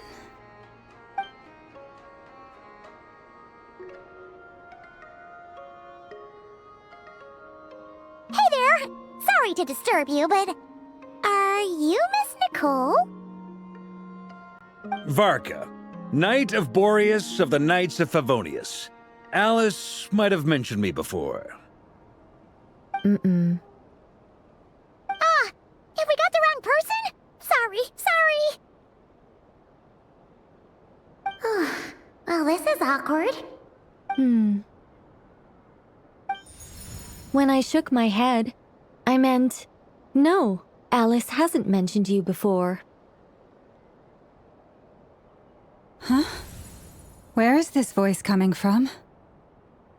My apologies. For certain reasons, I am unable to speak. This is the only way I can communicate with you. It might take some getting used to, but I hope you can understand. Hey, it's fine. I'm more shocked by the fact that Alice never speaks about me.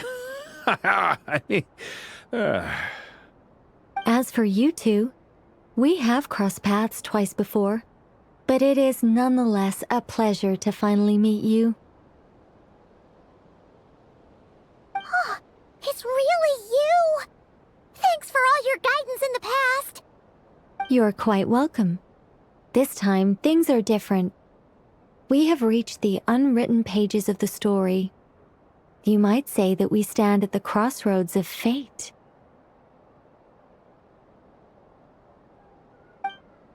Now then, allow me to formally introduce myself. My name is... No, stop! Alice! I can't believe it!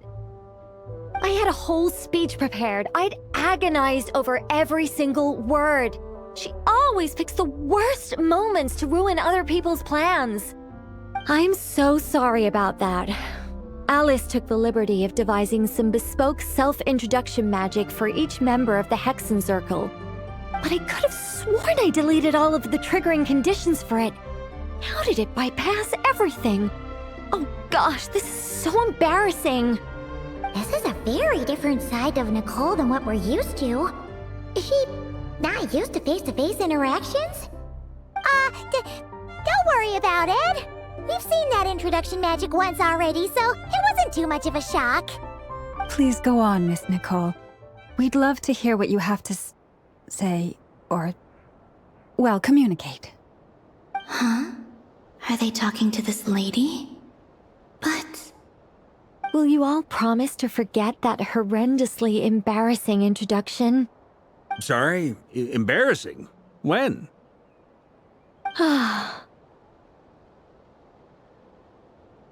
Yes, my name is Nicole, and I am one of a very few angels who have retained both their preferred form and their power. The Traveler and Paimon should be no strangers to this concept. There is another of our kind in Natlan. They call her the Lord of the Night. Right! Paimon remembers her! Yes. Well, I have retained more of my power than she. It's because I don't have a long-term duty to fulfill. To be more specific, no. We'll be here all day if I get into the specifics. Moving on. If I'm not mistaken, you are here because you wish to learn how one might reach the moon beyond the sky. That's right. Is that something you can give us any guidance on? Yes, I do know a way. It began with the Hyperboreans, who lived after the War of Funerary Flame. Blank looks. Maybe I should start with the background of the war. Or maybe not. It shouldn't be an issue. I'll fill in the gaps for you when we have more time. Anyway, after that war ended, the three moons retreated to beyond the false sky. The Hyperboreans were humans I once aided. They accepted the civilization and creations bestowed upon them by the angels. But despite accepting many blessings of the angels, many among them still held on to their faith in the moons. They were reluctant to accept the new order. Even after the War of Funerary Flame, they sought to contact the moon goddesses beyond the sky and receive their guidance. But all three had passed away by that point.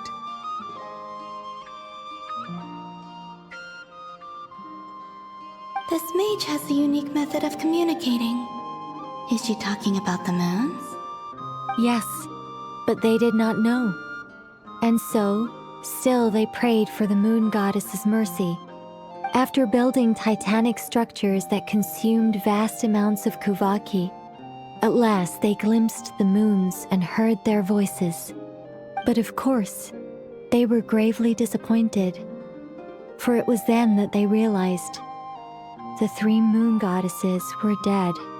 Oh, that's such a sad story. It is. Humanity was in a very sorry state at that time. The angels who had once aided them were gone, and the War of Funerary Flames had left them homeless and destitute. Just a second, I gotta ask. How relevant is all this history to the task at hand? Well, I mean, it's... Okay, it seems we've drifted into irrelevant narrative waters. It's been a while since I've had the chance to speak inside someone's head. As soon as I got started, I lost control and the words just flowed out like a waterfall. What I'm trying to say is... Right, yes, that's it. The relevant part is the ritual created by the Hyperboreans.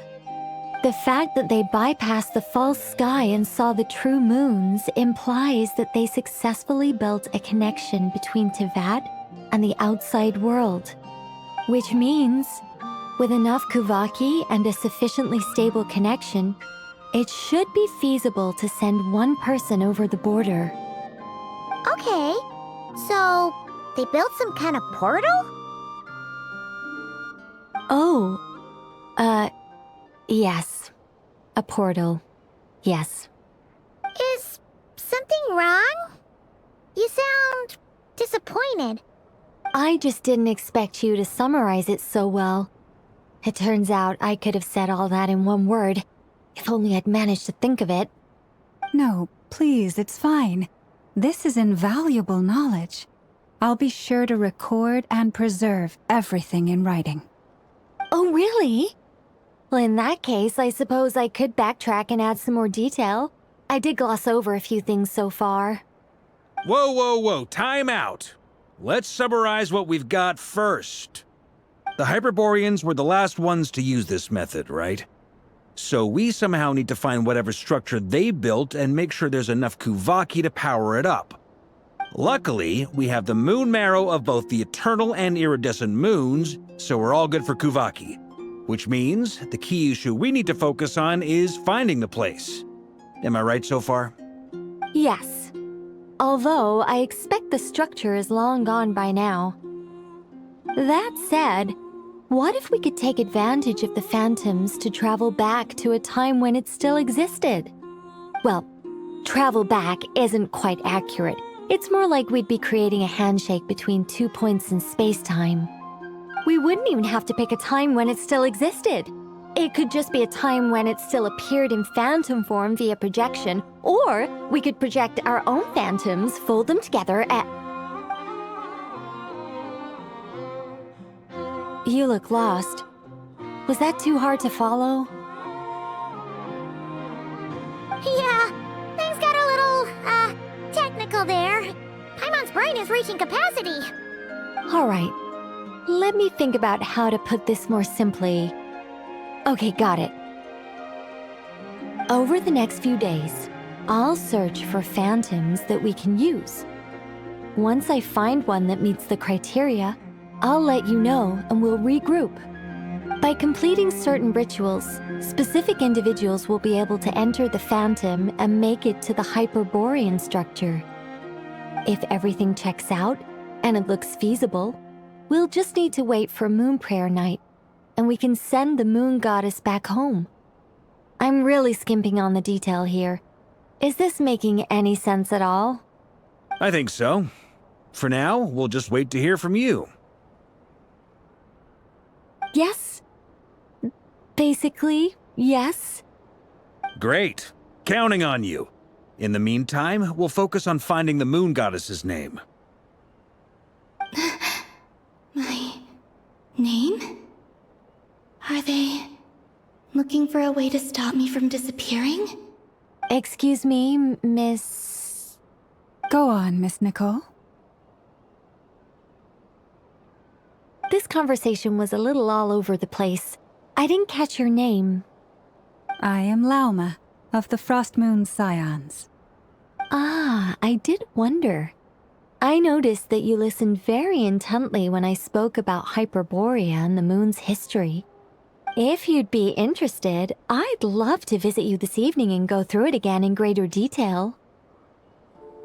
Also, if you were serious about making a record, it would be too risky to simply write down the raw details as is. I would suggest some tweaks. Maybe rewrite the stories as fairy tales or fables, perhaps even prayers. Anyway, we can cross that bridge when we come to it. So, see you later then? Oh, and no need to prepare anything. Just a cup of tea will do.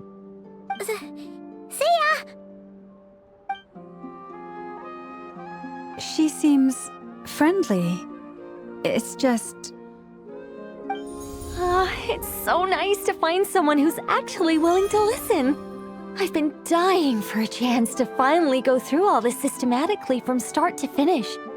Any longer and I'd probably start forgetting it. Now Paimon gets why Alice told us to mind our heads. Ha ha ha ha! What did I tell you? A lot of quirky people in Alice's orbit. Now then, the next order of business is, where do we start looking for the moon goddess's name? Maybe the rest of what Nicole has to say might give us some clues. Once I've heard her out, I'll summarize the salient points and share them with you all. I'm also inclined to review our other documents. Yes, our faith was first established by our Hyperborean ancestors, but many of the more factually accurate records are from after Kutar's birth. Sounds like we're gonna follow Columbina's journey through Devat, huh? In that case, we'll start by heading to the Frost Moon Enclave. Sounds like a plan. Take this with you. I'll see about getting in touch with the Fatui. It'll probably just be Arlecchino and Sandroni again. They're the only ones who would want to help. Thank you, Mr. Varka. Ha ha ha ha ha! Don't mention it. Honestly, I'm more comfortable dealing with the Fatui than prying into the details of a young lady's childhood. Catch you later. I should follow them, just in case there's some way that I can help. A while ago, I took the time to organize all documents in our possession that pertain to Kutar. What you see here is the material I consider reliable.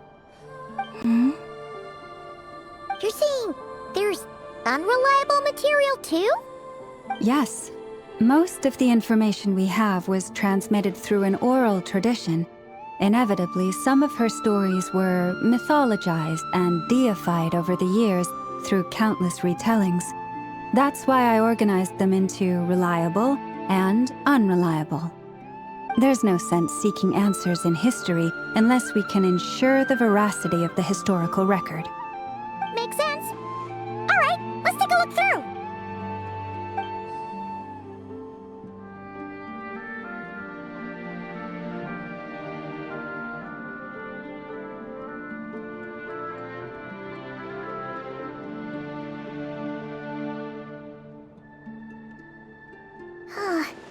Almost all these records refer to Kutar instead of Columbina.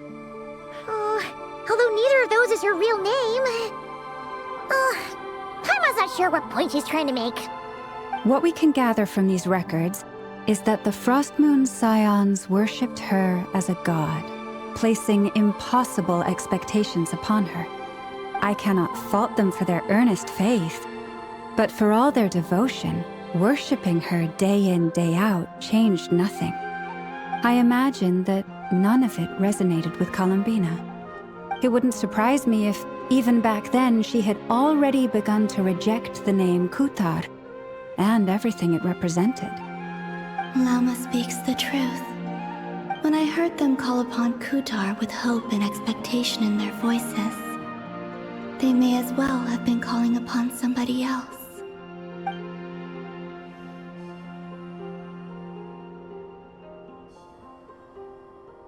Well, that's a bit complicated.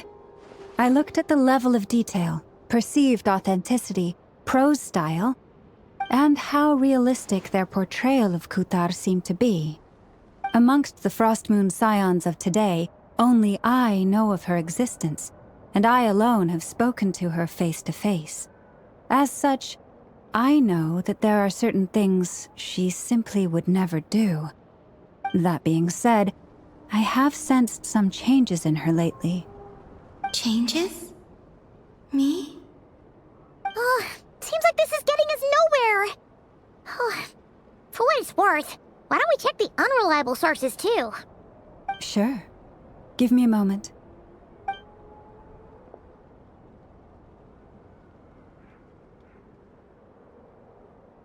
Exerting but a fraction of her divine might, Kutar sheared a great mass from the snow-capped mountain and cast it into the sea. upon whose surface shone the mirror image of the moon. Thus was formed the island of Hisi. Yeah, right. That doesn't even begin to pass the sniff test. The 3 moons are naught but lies through and through. Only one moon has ever shone for us, and Kutar is her name.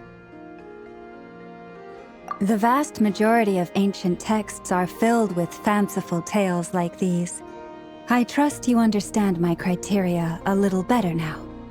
Kutar did not speak, merely gazing into the distance in silence. And where her gaze landed, this was her prophecy. Clearly, whoever wrote this text never even met Kutar. Otherwise, they'd know that her eyes are always closed. What about you, Traveler? What are you reading? Come on, let Paimon see. The child wished to build a wooden nest with which to shield the fledgling bird from the cold. But being so young and lacking in strength, the child could not snap the branches from the trees. Kutar was passing by. Upon seeing the child, she summoned forth the Kuhenki, who built a beautiful nest for the child. I remember that.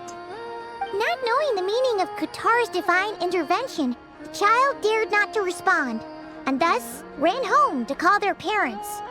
But Kutar was gone. The moon chanter declared the event a miracle and took the nest as a relic, placing it on high for all to see.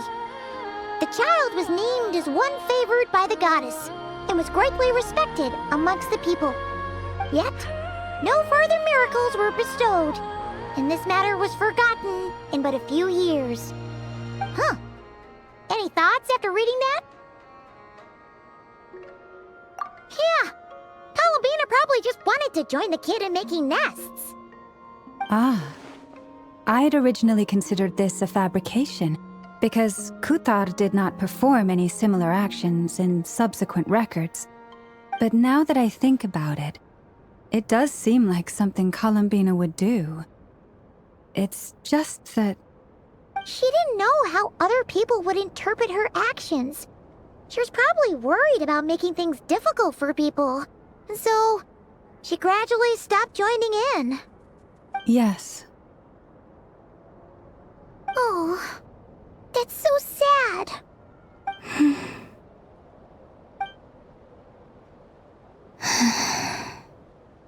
And now, I can make no such gestures of warmth, even if I want to.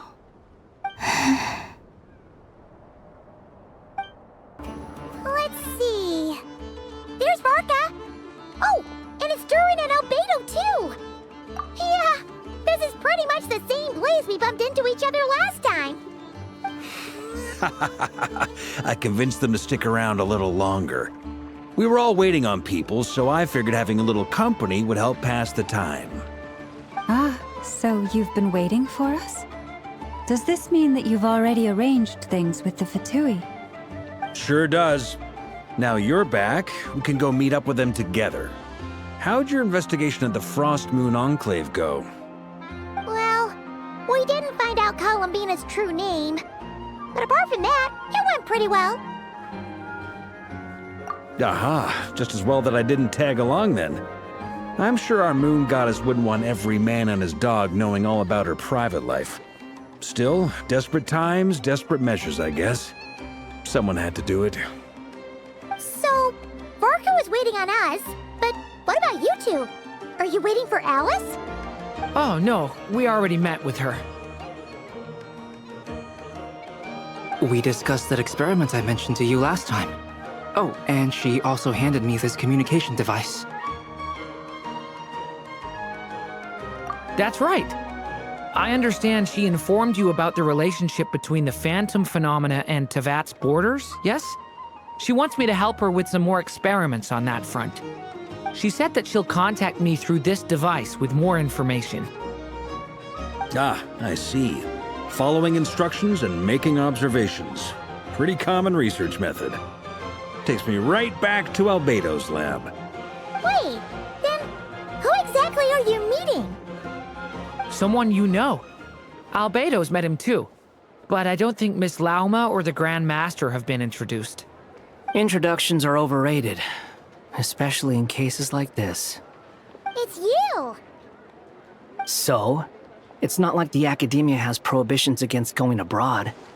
Also, I applied for leave. I've been writing to Hat Guy since obtaining a human form.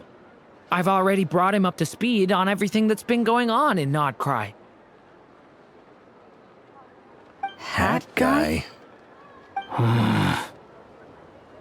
Turns out, I actually have heard that name before. Oh? Then why did you react the same way I did? I only knew the name, not the fella. But since we're all here, let's do some introductions for what it's worth. I'm Varka, Grand Master of the Knights of Favonius. Lauma, Moon Chanter of the Frost Moon Scions. And I'm a Driosh from the Vahumana Darshan of the Sumero Academia. Hat Guy. Good to see you again, Mr. Guy. I believe we last saw each other on the boat ride here.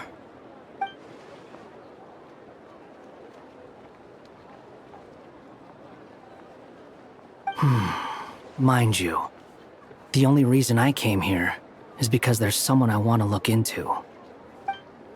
Who's that?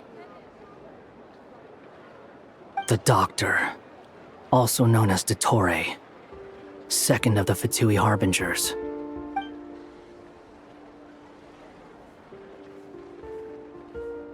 From the tone of your voice, it sounds like there's bad blood between you. I was reviewing our archives and noticed that a lot of information about him was missing. Left a bad taste in my mouth. That's all there is to it. Dottore, or Zondik, as he was then known, once studied at the Academia, but he got kicked out before he could graduate.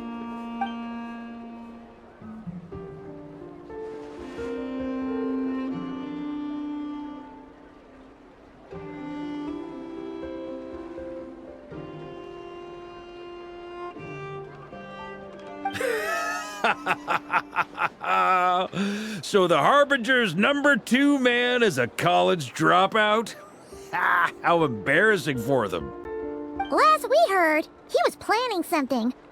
We actually heard that a few times before, even coming to Nodcry, but we haven't seen a trace of him since we got here.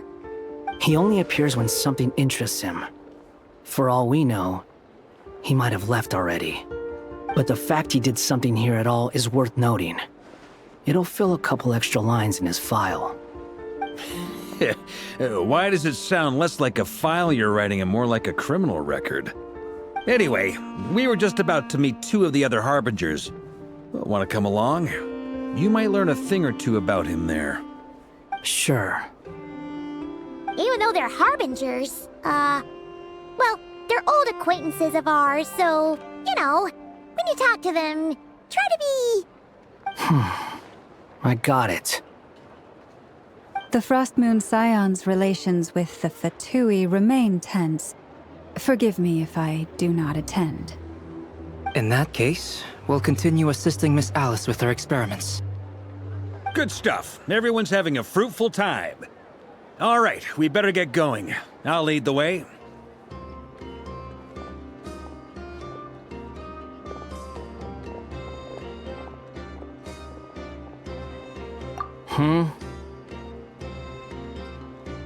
Well, yeah, that's obviously part of it. But I'm not the only one who has a score to settle with him. Neither you, nor Lesser Lord Kusanali, nor I want to see him meddling with things again. What's the hurry? Don't worry. Pigeons always know which way home is.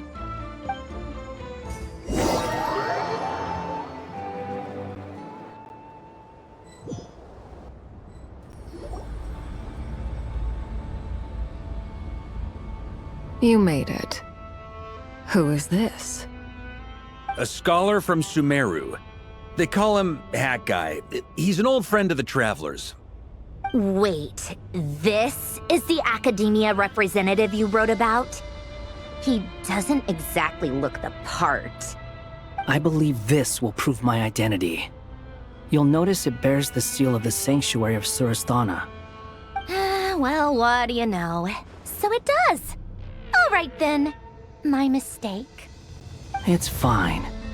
I expected as much. What? So as I mentioned in my letter, the Academia's got its eyes on Dottore. But this matter remains top secret. Apart from those assisting in the investigation, the fewer people who know, the better. If anyone asks, I'm here in Nodcry to pursue my personal academic interests. Gotta say, Varka, you did pretty well to keep all this under wraps for so long. Sounds like you got in touch with the Academia about this way back. you flatter me. Where do I even start? Remember that time we fought Rerir at Star Sand Shoal? He sure let me have it then, didn't he? I'll bet Dottore had that all sketched out, with me as his convenient little pawn. He could not care less about us if he tried, but hey! The feeling's mutual. Does Dottore really strike you as the sort who values his relationships with his colleagues? Fair point. Definitely not. Which is why I always keep my guard up whenever he starts making suspicious moves. To that extent, our motivations align. On top of which, I consider you trustworthy people. Now, back on topic. In the wake of the Reikir of Solnari episode, Sandrone and I grew suspicious about Dottore's complete inaction during the entire affair. So we tried to find out what he'd been up to, but unfortunately to no avail. He never lets anyone in on his plans. The more he cares about something, the more secretive he gets. Indeed. Perhaps he believes that by keeping a low profile, he can avoid trouble. But that trick isn't going to work on his colleagues. Yeah, I mean, he's been researching the ancient moon's remnants. And he's been trying to get his paws on the moon marrows. Only an idiot would believe he doesn't have something more planned. With this in mind, I returned to Snezhnaya and relayed my thoughts to Her Majesty the Tsaritsa, entreating her to have him recalled. That's pretty direct. Did the Tsaritsa agree? Yes.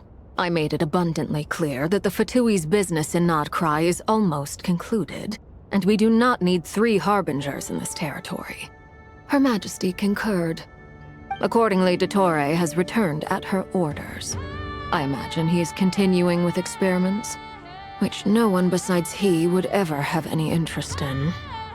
Common sense might mean nothing to him, but he's not stupid.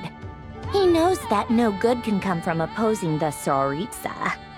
Smarts alone won't get him all the way. He needs the Rooster's resources and Regrator's Mora, both of which the Tsaritsa can strip from him by waggling a finger. But doesn't he have a track record of publicly following orders while going against them in private?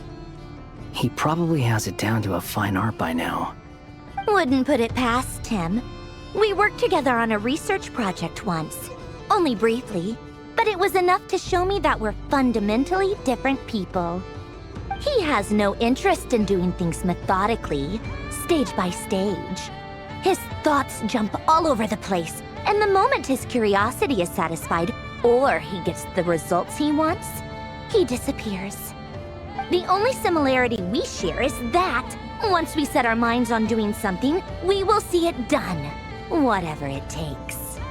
Oh, we definitely saw some of that in your battle with Rerir. You got so competitive. Ugh, do not remind me. Then I believe we all concur. Dottore will not simply give up. Fantastic. Now this is turning into a whole day of unpleasant memories. Ugh. Are you talking about the moon marrow stuff? He also strikes me as the kind of person to disregard experimental regulations, ruin all the equipment, and go way over budget. Then leave the first person he can find to deal with the fallout. Exactly! This one time, he was running some high-temperature experiment and the substance exploded. But does he care? No! He orders his subordinates to open the device so he can observe the results, which causes the gas inside to leak out. That gas was poisonous! If I hadn't been there, who knows how many people might have died? And after all that, he left while I was still cleaning up after his mess. What a waste of time, he said. A waste of time? The nerve! He wasted my time! You've been bottling that up for a while, huh?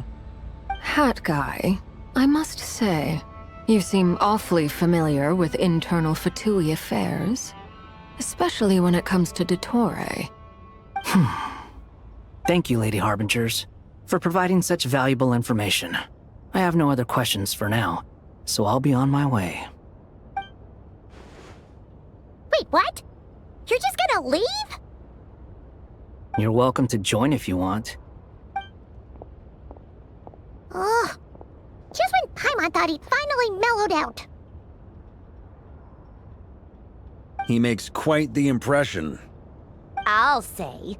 I've met tons of headstrong people, but not many of them would join me in bad-mouthing Dottore.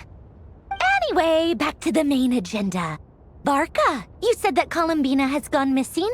Or rather, disappeared. Yeah.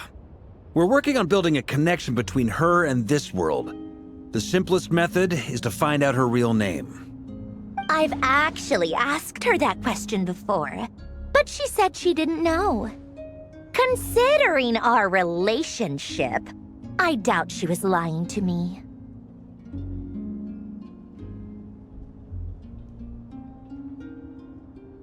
As far as I recall, she was never dispatched by Her Majesty to claim a gnosis or anything like that. That Tsaritsa's plans had long contained a place specifically for her. I always thought that was weird. What could she do that the rest of us couldn't? Knowing what we do now, it's probably something related to Kavaki, right? More than likely. When she first arrived, Columbina would often go to Her Majesty and ask when she could start the task assigned to her. But Her Majesty always gave the same reply. The time has not yet come. So she spent her days in Snezhnaya doing basically nothing. The Tsaritsa has summoned a beautiful blind maiden to be a harbinger, giving her the third seat by virtue only of her enchanting voice. It was a dumb and stupid rumor, but the reality of the situation made it hard to refute. And what happened after that? I imagine she stopped caring. She no longer seemed to care why she had been recruited, and Her Majesty never gave her any missions, so she just continued to sing in the flower garden. For my part, I was busy. So busy, in fact, that watching someone be that idol had me fuming. But still, I got the sense that she had long been used to a life of other people claiming she was needed when she wasn't. I just felt that having a place to stay would cost me something eventually. And so I waited quietly for the day that I would have to pay the price. And on the other end of that spectrum, you had me. Someone once told me that I had the lousiest work and the toughest luck. That's a good way of putting it. I forget who said it, but those words have always stuck with me.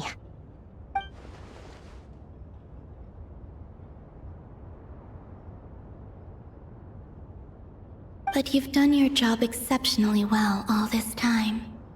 Because at heart, you are a conscientious person. What is it? Something come to mind?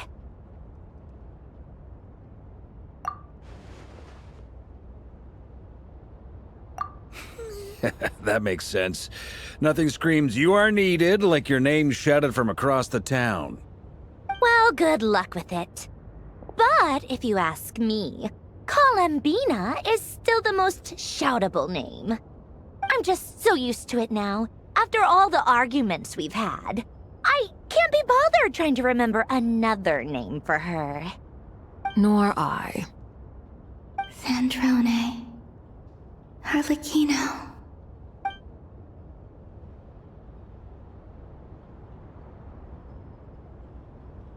Huh! It's a Sealy! Does that mean Nicole has news for us? Ladies, I thank you for your hospitality.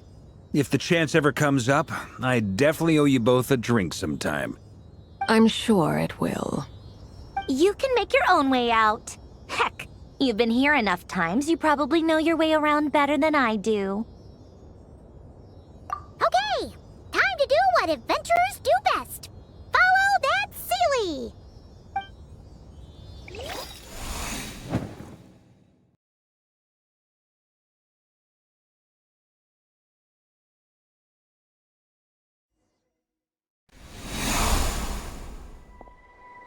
Here you are.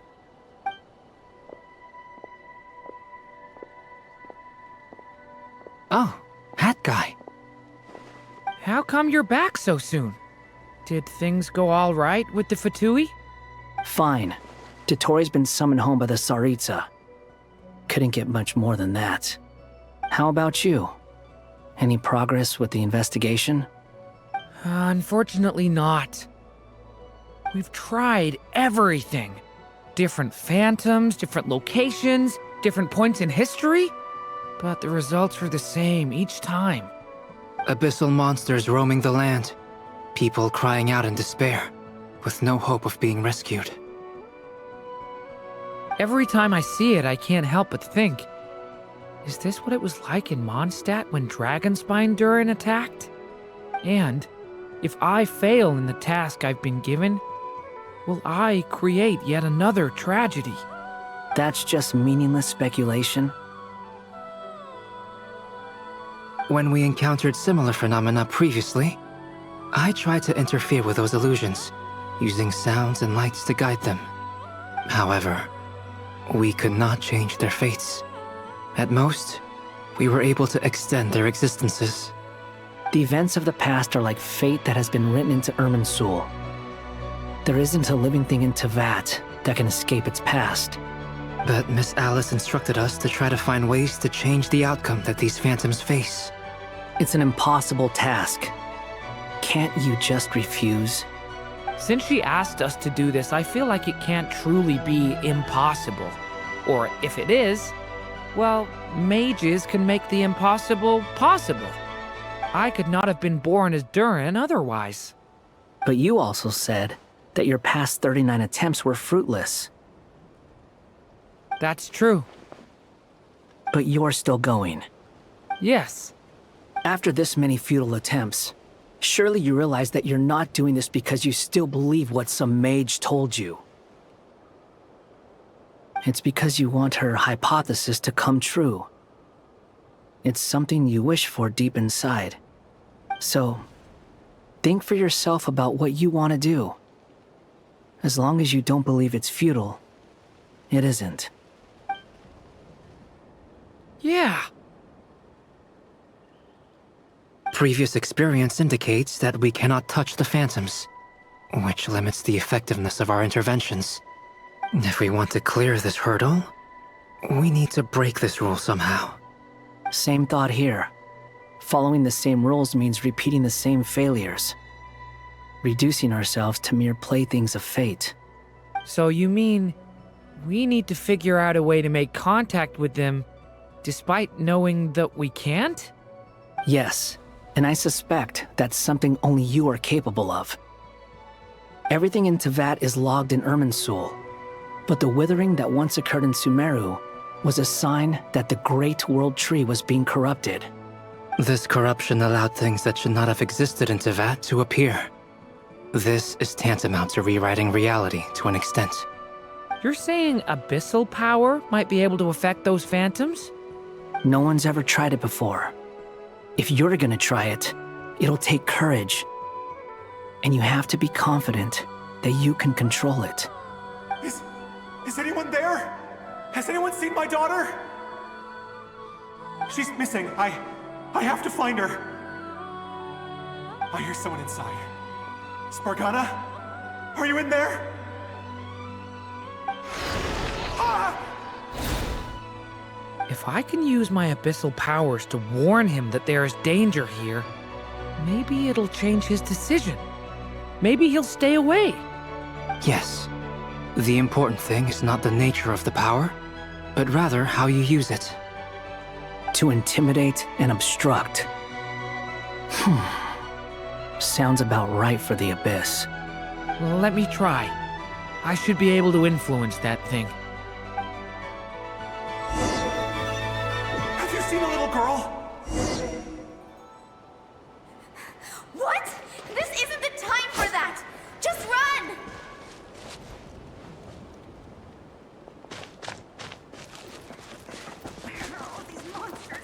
I hear someone inside. Spargana? Are you in there?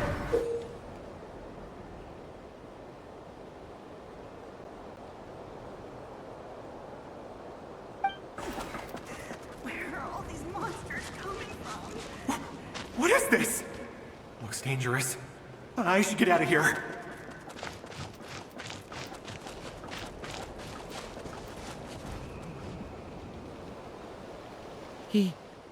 He really left.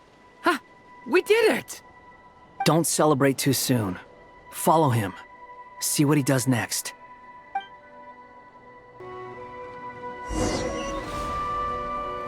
Monsters approaching from the front. You need to stop them and create an opportunity for him to hide.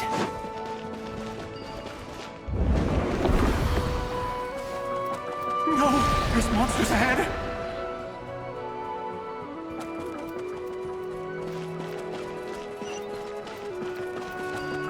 Wait, is that the barrier I saw earlier?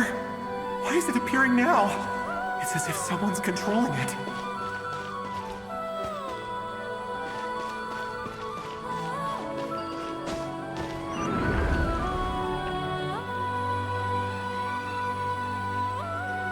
The monsters are gone. Is it safe now?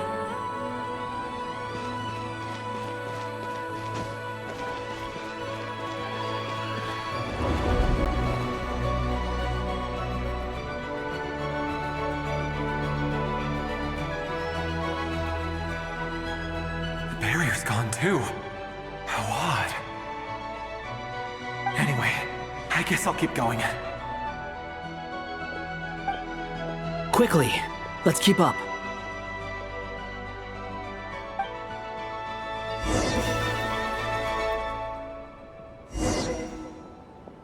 Wait, there was someone else here? Don't go any further. We've got anti-monster traps laid out everywhere.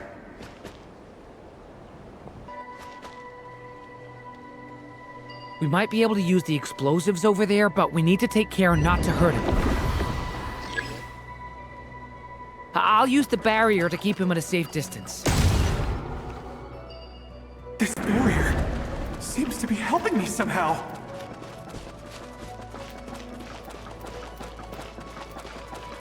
Hey, wake up!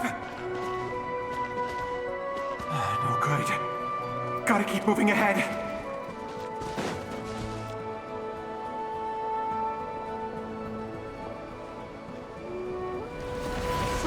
Many monsters! There's still a chance, Durin. Use the traps.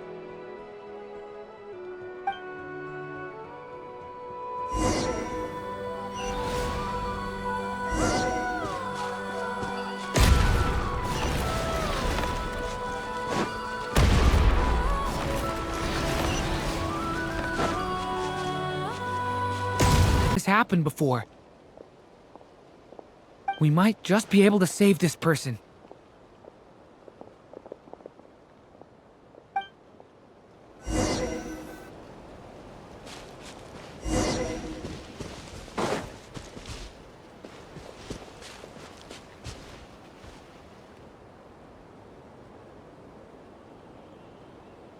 Hello there. Have you seen my daughter? Spargana is her name. She's carrying a large backpack. Get out while you still can, you fool. You won't find any survivors here. But I can't just leave her here. She must be so scared right now. Sorry. Wish I could help, but I haven't. Okay, thank you. If I do find her, I'll get her to shelter. Don't bother. I've got nowhere left to go. What's that noise? Monster! No, if he goes inside, he'll be walking into a trap. Let's try this once more. This...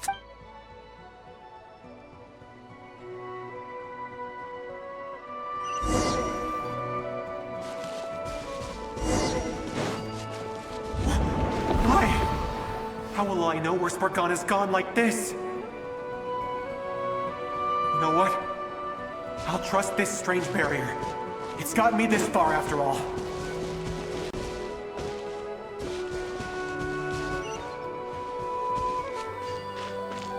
What? Spargana? Are you there?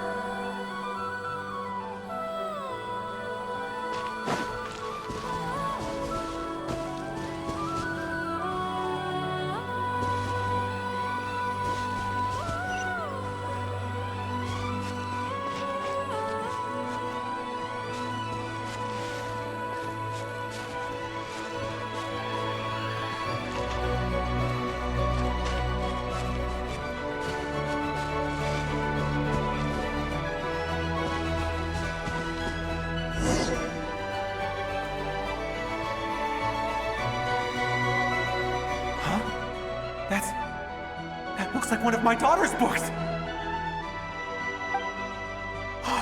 Thank you. Thank you! Yes, it's one of hers for sure. That's her name on it right there. She left her backpack here.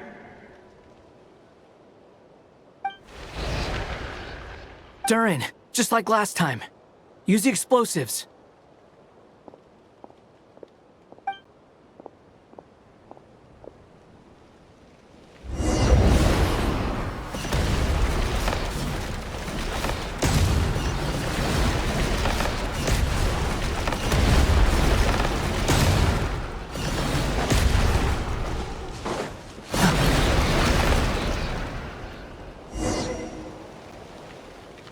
It won't work. There's not enough left. If he makes it in, he'll die, but then... this clue could be the key to him finding his daughter. It might not be the only one. Better he misses that clue than loses his life. I guess so.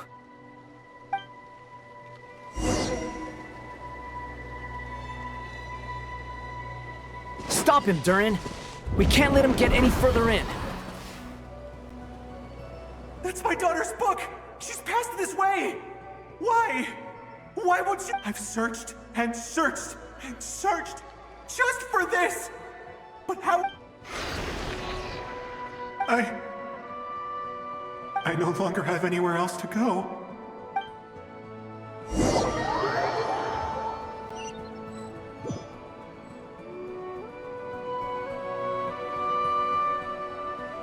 I'm sorry. I'm so sorry. He refuses to go anywhere else. Whether he opens this door or not, all that awaits him now is death. We couldn't change his fate. Albedo? Hat Guy? Let's try one more time. I don't know how we're gonna do this, but I don't want to give up either.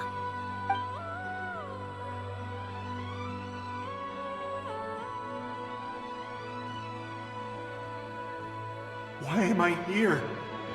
What's going on? All these scenes running through my head. Where are they from? Huh? What's going on? His reactions have changed. How many times have I... What's happening to me?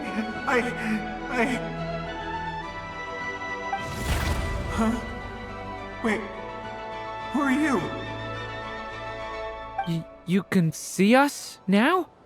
I feel like I always could, but that I only just realized you were there. I'm sorry, I don't know how to describe what I'm feeling. But you were the ones guiding me using that marked barrier, right? I haven't done anything yet, but those monsters, those deaths, they feel like memories. Like things I really did experience. I won't find my daughter. In fact, I'll ultimately die trying to find her. Isn't that right? Well, no, it isn't. Yes, it is. Even so, we're trying to find a way out of this. You've not seen my daughter either, have you? It seems she really isn't here.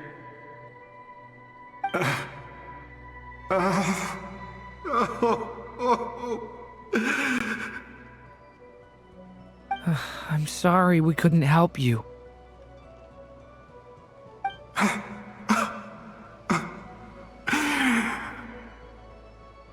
I'm just tired.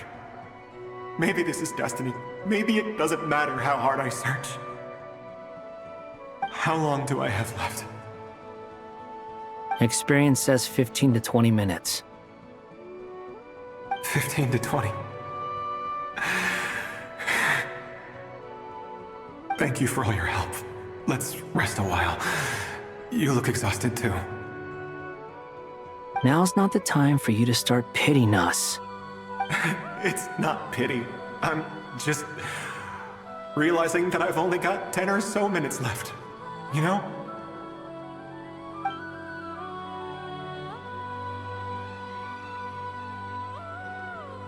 You say you're from Mondstadt, yes? A place with windmills, where people enjoy limitless freedom? And you're from Sumeru, where they've built an academy into a giant tree? Yes. It seems you've never heard of either place. Those names are unknown to me, I'm afraid, yes. Have you heard of Hyperborea? I have, but I heard that it was destroyed in the distant past. I see. That was where my ancestors once lived. What about Delphi Pytho? Was it later rebuilt? I've never heard that name. Then what about Sal Vindagnir? I have seen that name on stone tablets on Dragonspine. But I'm afraid the only things left of that place are its ruins. I see. Sure enough, there was no way to turn this around, huh? I'm sorry. I was the one who asked to chat, but it seems like we're too many ages apart. There's barely any common ground to start from. It's all right. We did hear something new, at least. From how you speak of your lives, things must be going all right for you, I guess. They are. Mondstadt is a place of freedom and happiness. There's a lot of good people in the church and the Knights of Favonius, and even outsiders find that it's an easy place to feel at home. We have festivals a few times a year. Everyone gets together to drink, sing, and be merry. Sumeru is a lot more uptight. Not really the kind of place where you can relax. It's a nation fraught with problems wherever you look. But if all you want in life is to seek knowledge, I guess it's pretty much paradise. That's wonderful. In other words, after this all-devouring black tide passed, humanity did not merely avoid extinction, but rose to build prosperous civilizations anew. I mean, I can see you all right now. That must mean the future isn't a total mess, right? That's true. Well, time's almost up. Let's part ways, I think. Might be best if you don't waste too much time on me. The chances are slim, I know, but I'd like to spend these last few minutes looking for Spargana. If things work out, I'd love to tell her about what I've heard. May we meet again. Well, or not, most probably. In that case, may your wishes come true.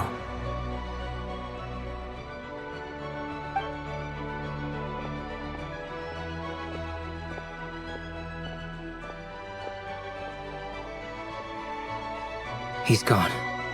In a few minutes, he will meet the end that was his to begin with. The ending of this tale did not change, but I believe that we've just made the most progress we have yet. May your wishes come true. If only it were so simple.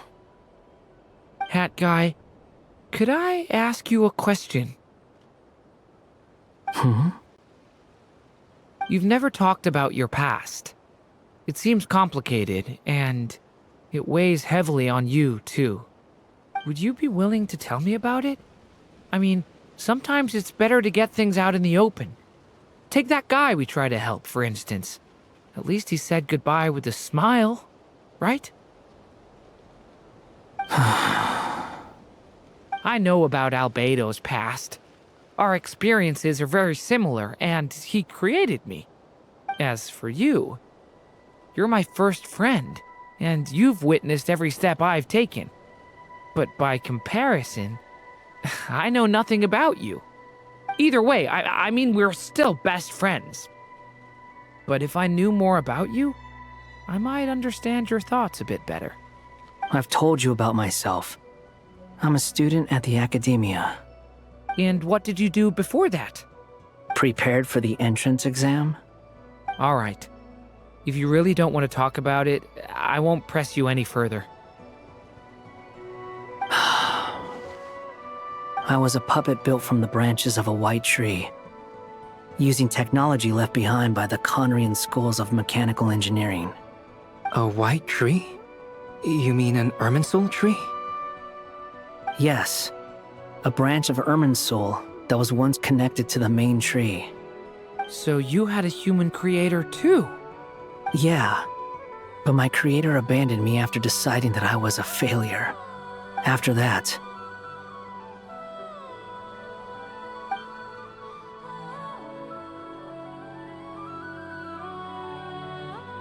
Durin, resisting the influence of the abyss, suppressing the urge to destroy, trying to do the right thing. None of these things are easy, but no matter how hard they are, trying to rewrite past wrongs is far harder. You asked me if you would create a new tragedy if you failed. I told you there was no point speculating about that, but the real answer is, yes, you absolutely will. That guy. But at least you've got people here to help steer you away from the wrong path. So, just keep aiming towards the light. I will. I promise. All right, break time's over. Hello? Durin speaking. Hello, friends, it's me! What have you been up to, I'm detecting some unmistakable fluctuations here at the border. The amplitude isn't particularly high, but they're completely different signals from the ones before, and the scale is comparable to those I've detected previously.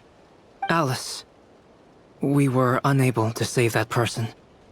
However, he appears to have retained a portion of the memories gained through that cycle, and was able to hold a conversation with us.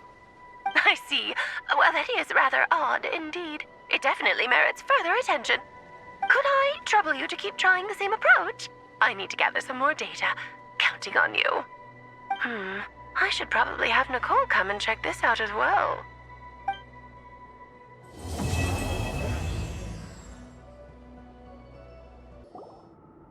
There you are. I was worried you might stop to collect treasure chests opened by the Seelie along the way. It would have taken you so much longer to get here. Another conversation I cannot hear. I am delighted to see that you understand what takes priority, and that your adventurer's instinct has not swayed your resolve. Really, I must applaud you for it. You should know. Paimon's head. Okay, I'll try and keep it short. My senses are telling me that this is where we shall find the entrance to the ruins.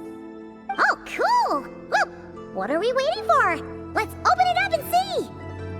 Patience.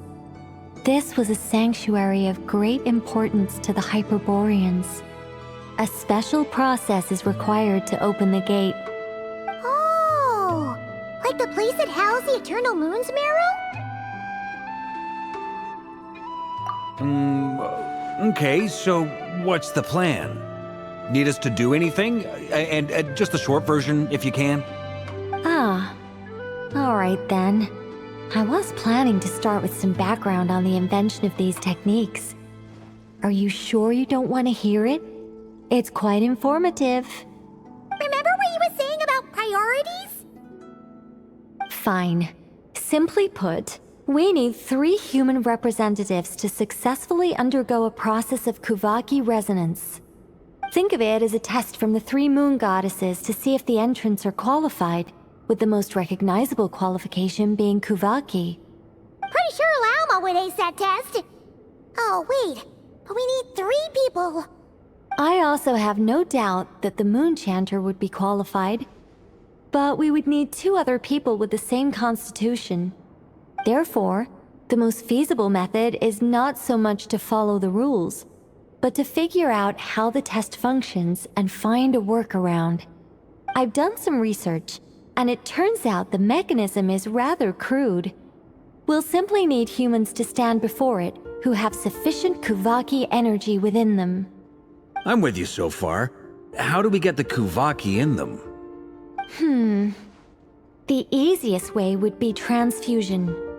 Take some Kuvaki from Nodcry's soil, put it into the bloodstream, and get it circulating in the body. So we're going to cheat on the test? Precisely. There are other methods, but this is the simplest one. Cheating the system is much easier than trying to hide from it. Huh? Ah! Sorry? Does the idea of cheating upset you, Miss Lauma?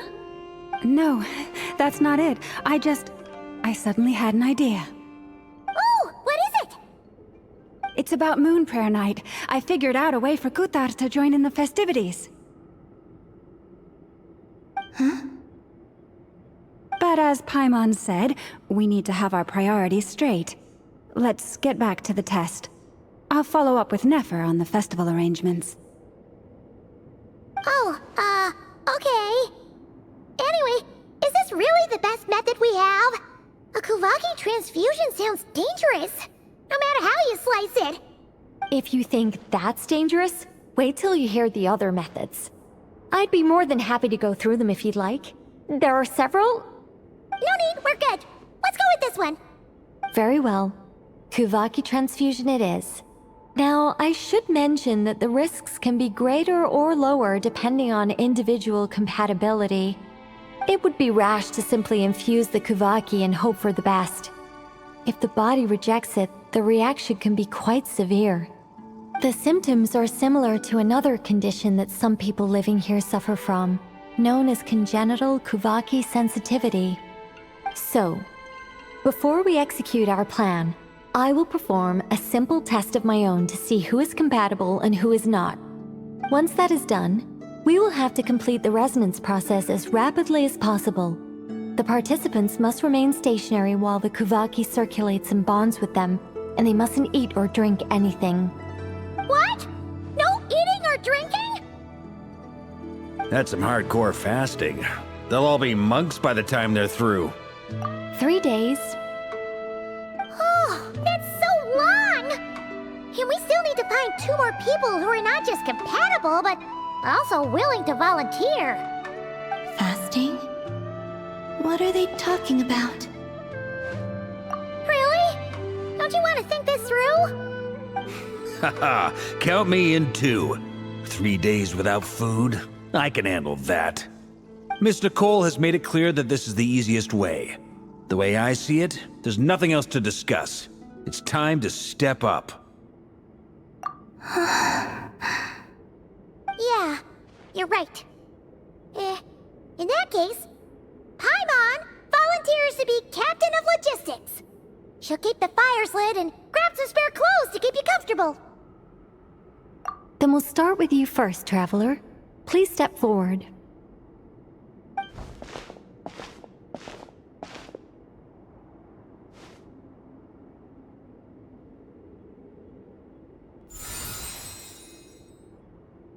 How's it going? Do you feel anything?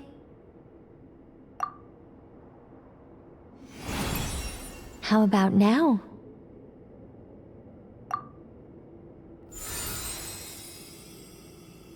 And now?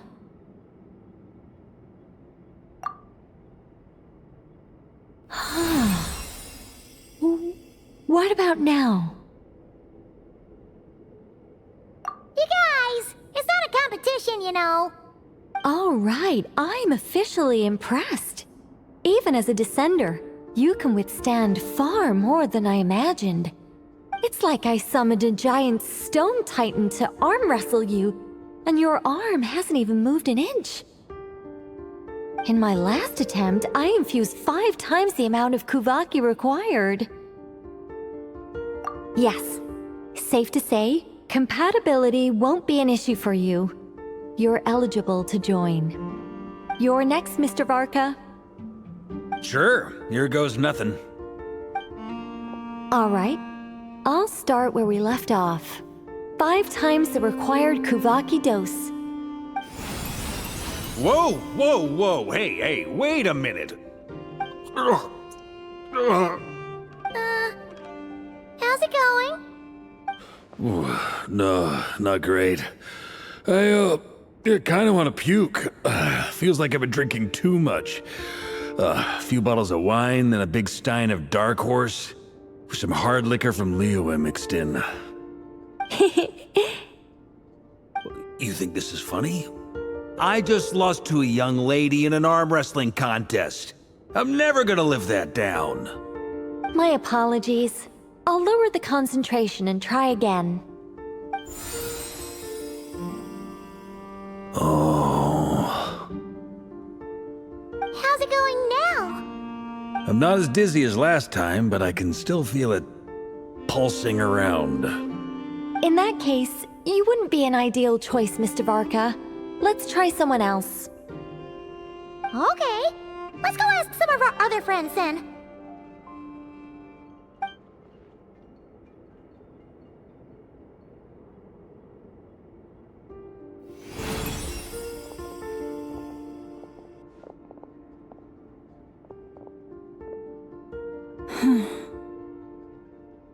No surprises here, Miss Moonchanter.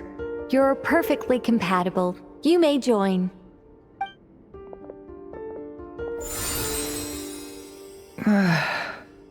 I'm getting a slight headache. Shame. You were so close. Whoa! I'm itching all over! Allergic reaction. We can't have that. Huh? Well, are you gonna start a what? The Hexenzirkel is an organization that cares for and protects children. We will not have them do dangerous things. Not even tests.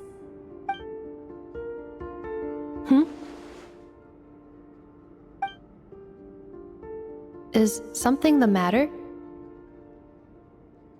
The candidates have to be human. I guess that rules me out too. Huh. Everyone except the Moonchanter got beaten. Guess I don't need to feel so bad after all. I mean, looks like this isn't gonna be as easy as we thought. Perhaps I could ask for volunteers among the Frost Moon Scions. I'll see about talking to some trusted Lightkeeper colleagues. Itlua springs to mind. In fact, I think we had some former Frost Moon Scions join our ranks recently. Can you give me the scientific explanation for how the test works? I can probably make some kind of test bot. Then, we can just zip through Nasha Town, going up to people and pressing a button to check their status. Wouldn't that be way easier? No. Wow! No elaboration for once. How about I contact the Knights of Favonia's garrison in the Wave Chaser plane?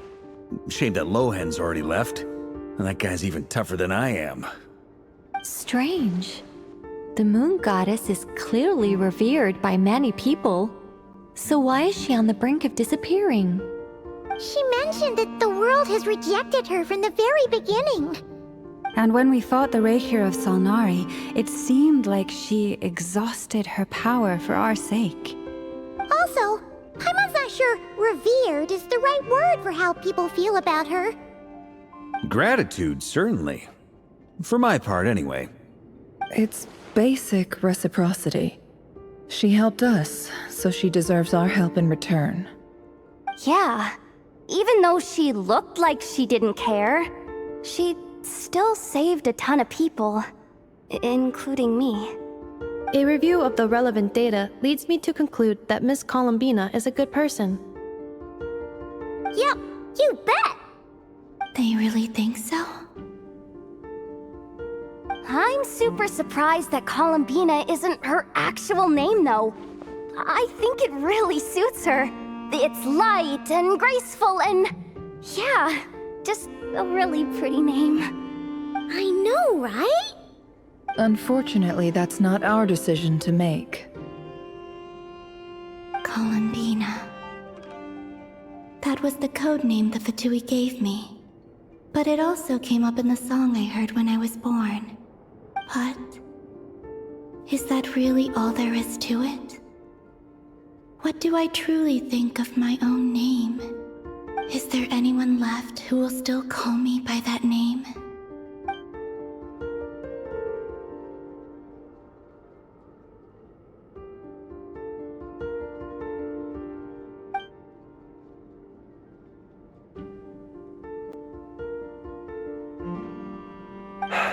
Moon Prayer Night is getting closer by the day. We're running out of time. We need to look for other candidates. Then allow me to try. Huh? What are you doing here? You contacted your friends via the Adventurers Guild. Sandrone has been keeping an eye out for something like that, so she informed me. Since I have the ability to accommodate a moon marrow, I should prove to be a suitable candidate. Arlecchino. When can we begin? I see. We can begin right away.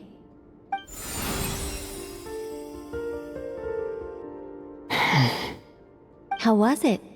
Did you feel any discomfort? Not at all. Then it seems we shan't need to look for additional candidates after all. Great! Cool. Alright, like Paimon said, the rest of us can take turns making sure the three of them stay warm and comfy. Then, my job is to take care of the caretakers. I will ensure everyone receives food and accommodation. I'm ready as well.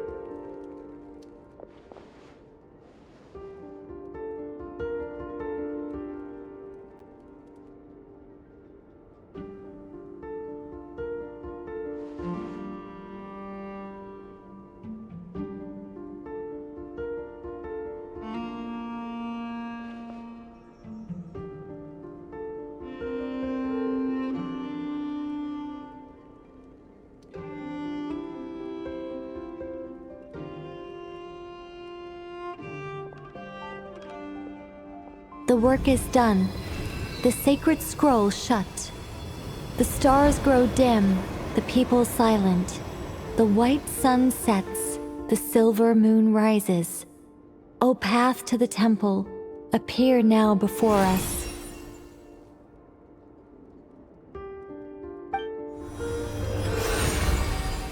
Wow! It really opened! So that's what all this is about. They've been trying to open this gate. Come, let us enter. It might be best to eat something first. Take care to chew properly and swallow slowly. It will give your body time to readjust to the digestion process. They will head in soon. They will need to enter this gate.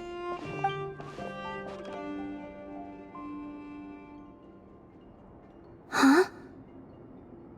I cannot pass through. Is it because I have no physical body? It has been 3 days. My strength has all but completely faded. Can I really hold on until Moon Prayer Night?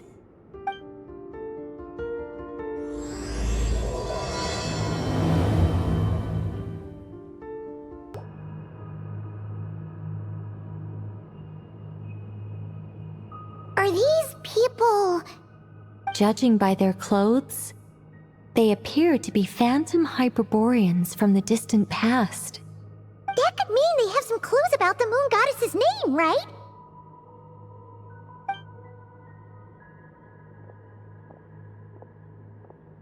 Hey there! Could you tell us what the moon goddess's name is? Sorry. That's probably a weird question, huh? How do we explain this? The moons are long gone, and their goddesses are dead. Their names no longer mean anything. When a new moon goddess is born, we will surely know her name. We have used every last resource at our disposal. All that remains is to wait, patiently and quietly.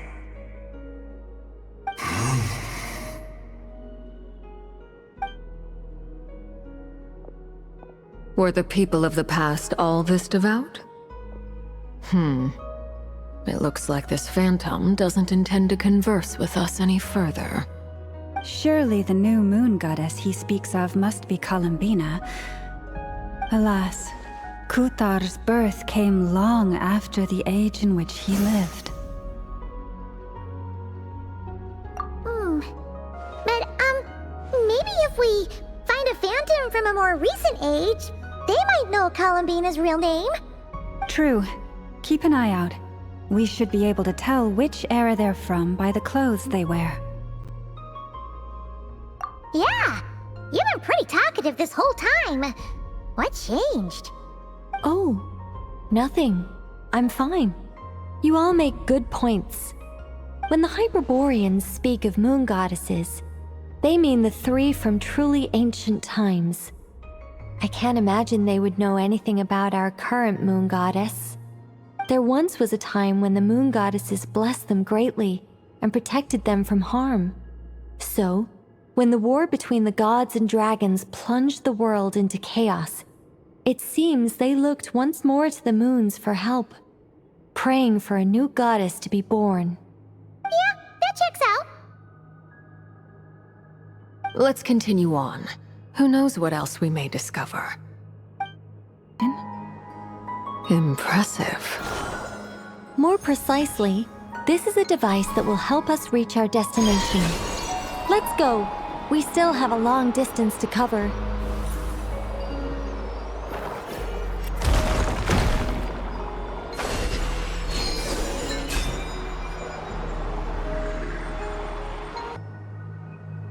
Ooh, there's a whole bunch of artwork in here. Seems pretty old. Nicole, this is probably your area of expertise. What do all these paintings mean? Let me see.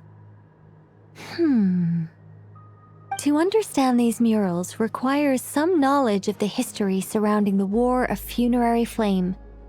I shared a little of this with Lauma before. Yes, I think I follow. The dispute between the Moon Sisters, the transformation by Nibelung. Oh no, it's no trouble.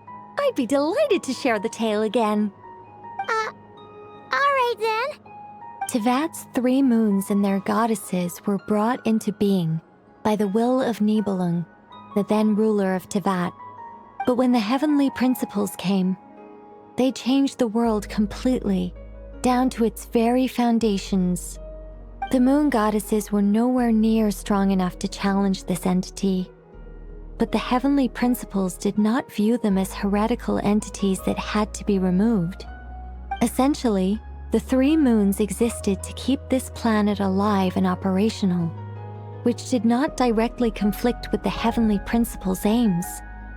Nevertheless, the inherent precariousness of this arrangement would soon be revealed. Nibelung returned. Yes. He did. and thus began the War of Funerary Flame, a battle for dominance between Nibelung and the Heavenly Principles. Discord would soon emerge between the three Moon Sisters. One would voice the opinion that they should follow Nibelung, for it was he who first hung the moons in the sky. Another would argue that taking sides in the conflict would only bring the world closer to ruin. There was no telling where it would lead, especially since their creator had returned, bearing the perilous power of the Abyss. Nibelung would eventually discover their disloyalty. He had all three imprisoned before transforming the moons into weapons with which to fight against the Heavenly Principles. What? Weapons? Yes. The very moons that had once defended the planet became instruments of death and destruction, striking terror into the hearts of all living things.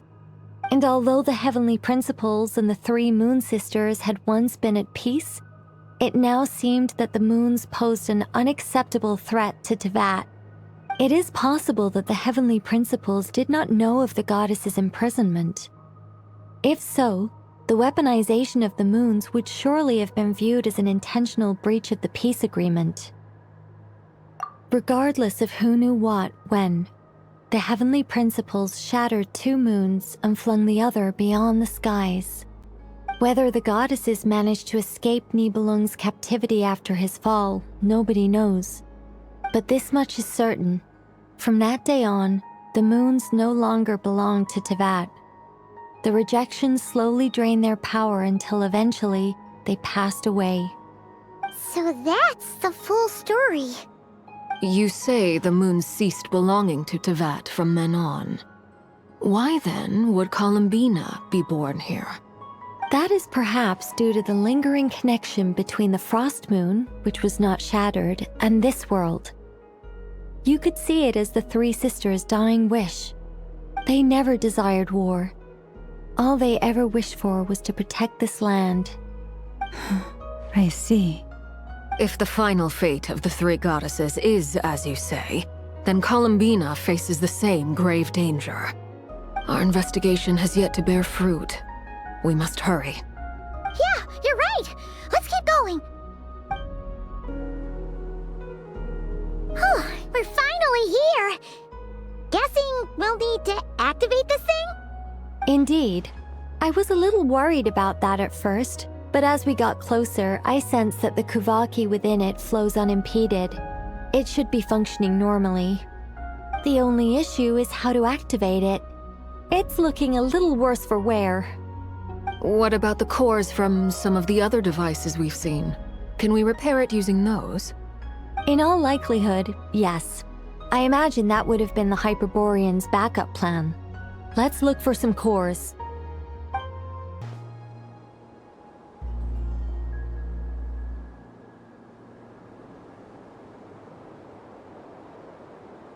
This is where the people of Hyperborea communicated with the moons. We need only place the moon marrow upon this platform on Moon Prayer Night, and we shall be able to open a portal to the moon and send our moon goddess back home. The assumption being, of course, that we can find her first. That's right. You want to know if it's safe there, don't you? And yet, she has no choice but to return. You know this. That's not the only issue here. This is the end of the line, right? We've explored everything we can. And despite looking at historical artwork and talking to people from Hyperborean times, we're still no closer to learning Columbina's name.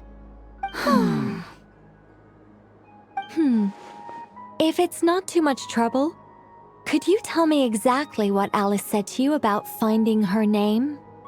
Oh, sure. What she said was... Then your first job is to find it. As a moon goddess, I'm sure she must have a name she identifies with. Neither Columbina nor Kutar is her true name, and she's never really accepted either of them. Is it not also possible that she has never had a true name? Not at any point in history? That would be a hard pill to swallow.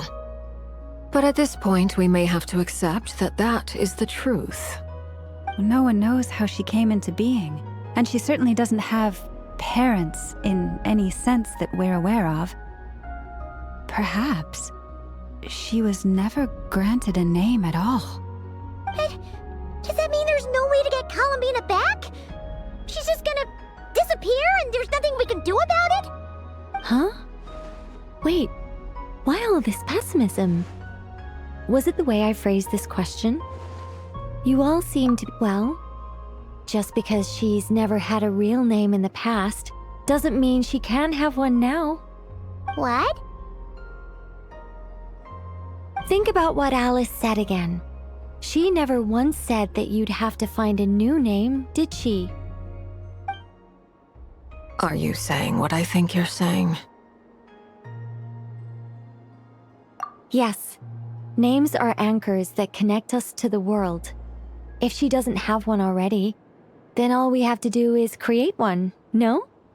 It's like... yes. Traveler, when you first arrived in Teyvat, do you think you would have turned around if someone behind you shouted, "Hey, Tumaini"? But what about now? I understand what you mean. Life is a long journey. Even the friends and family by our side can change over time. When people call you by different names, what matters isn't so much the words themselves, but what they symbolize. And of course, whether that resonates with you. Ether. So, close your eyes and picture the moon goddess in your mind. If you were to call out to her in this moment, what would you say?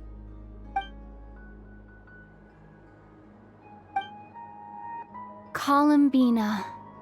Columbina. Paimon would call her Columbina too. Well, she has long forsaken everything that Kuthar represents. I think from now on I should call her Columbina too.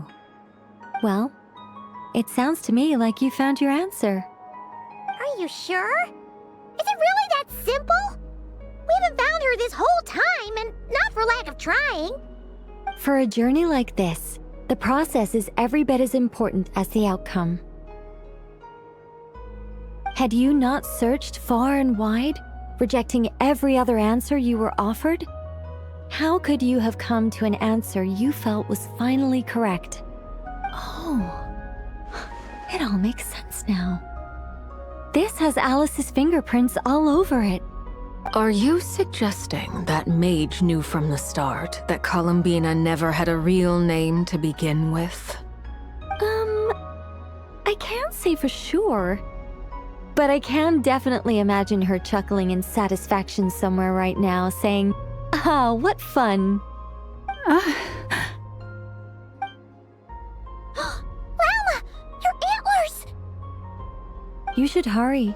The festive moon has begun to rise. Do not worry, for when you called the name Columbina just now, I could sense that the power within was enough to summon back the moon goddess.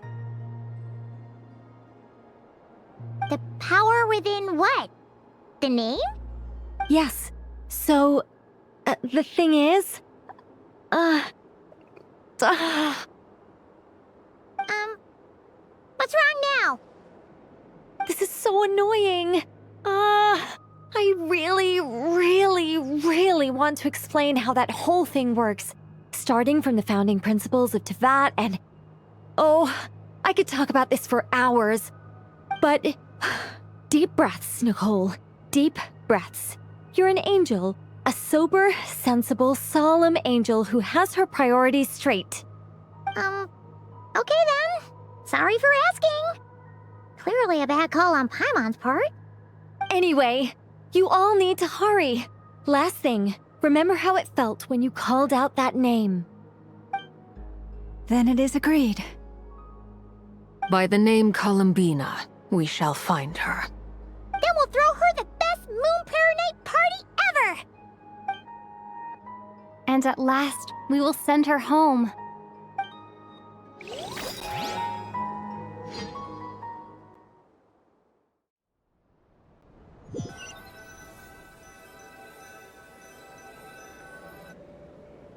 I can barely move anymore. My consciousness is fading away. Have they come back out? I'd love to see them one more time.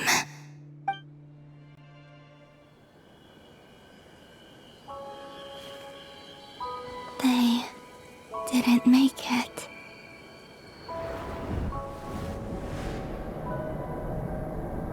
Could you tell me your name? My name is... Columbina!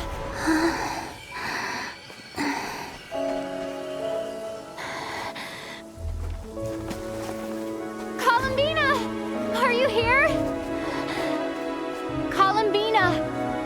That's the name you gave when we first met. And it's what I've called you ever since. Columbina. It's a fine name. I have many fond memories of Columbina, and so do all of your friends.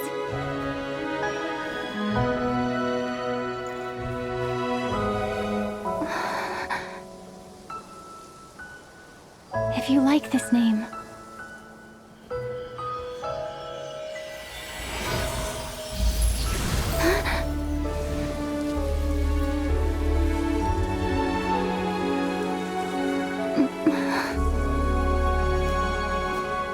looking for me?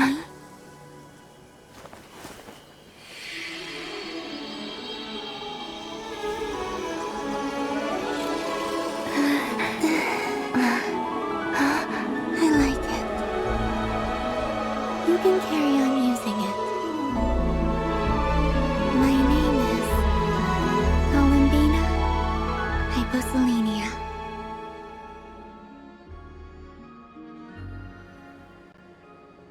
Columbina Hyposelenia. That's a wonderful name. I never thought that Columbina would become my real name. But after I met you and my other friends, the things that this name stood for slowly began to change.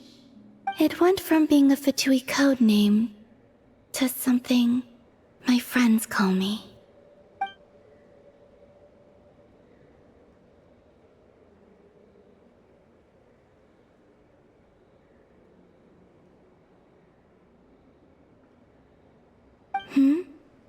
What is it? Why aren't you saying anything? I'm just so happy for you. Thank you. So, where's everyone else? We can go and meet them very soon. Everyone went to different places to try calling your name. Great. I'd like to thank them as well. Everyone's done so much for me. Searching for my name, entering those ancient ruins. Huh? Wait, so you were... Yes, I was there. Not physically, but my consciousness was still holding on. I followed you the whole way. Starting from when? You turned around and called out my name while you were in Nasha Town. Do you remember?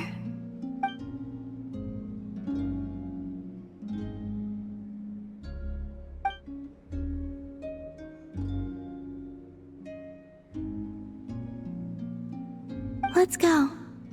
We don't want to keep them waiting. Sure. In that case, come with me. But... Hmm? Before that, could you call my name one more time? Sure. Come with me, Columbina Hyposelenia.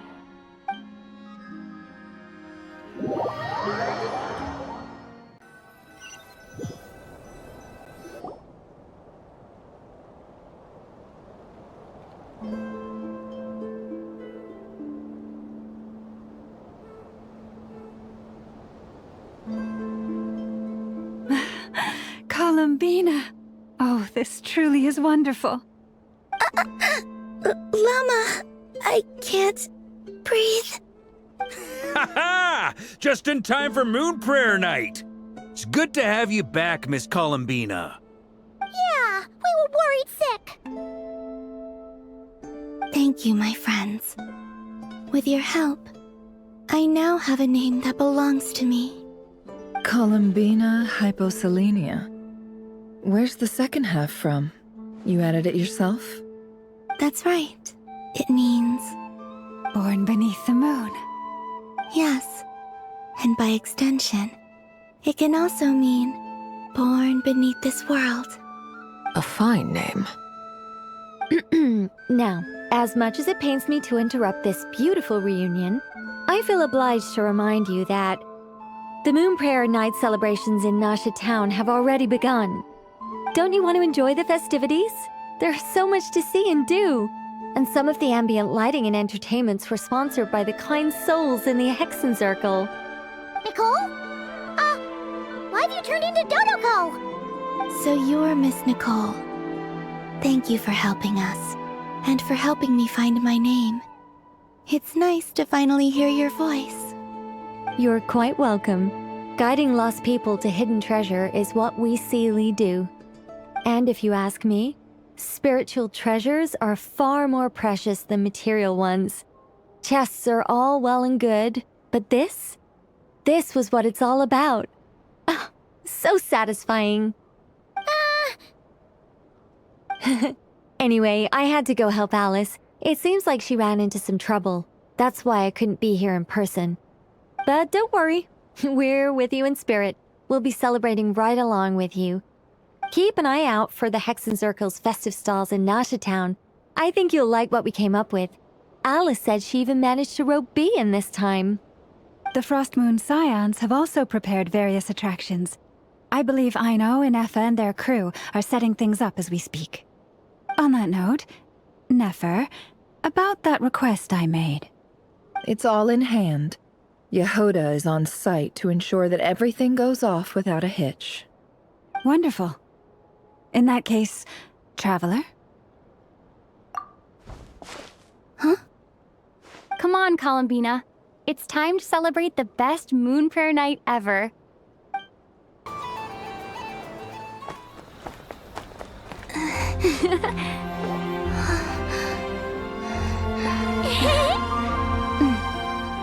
Hey, young lady. Would you like some Moon Prayer Night candy? Happy Moon Prayer Night.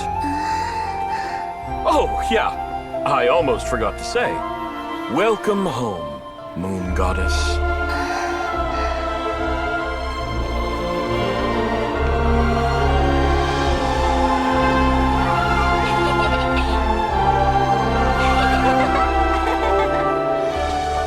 Welcome home, Moon Goddess.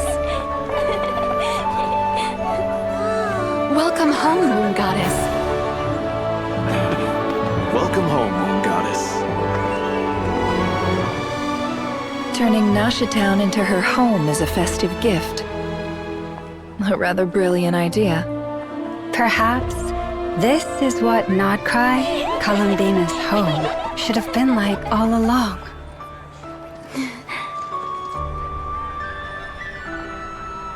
Thank you for the gift. I like it a lot.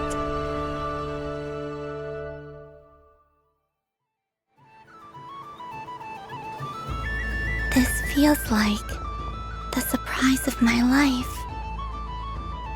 I do. I never imagined I'd ever get to enjoy Moon Prayer Night with everyone so freely. If you're happy, we're happy. Quite a strategy you came up with. Hide the tree in the forest. It's not your usual style, Lauma. Is there something about Moon Prayer Night that enhances what's in your head as well as the antlers on top? Apparently so. It even inspired a perennial penny pincher to use their resources for a greater cause. It truly is a magical festival.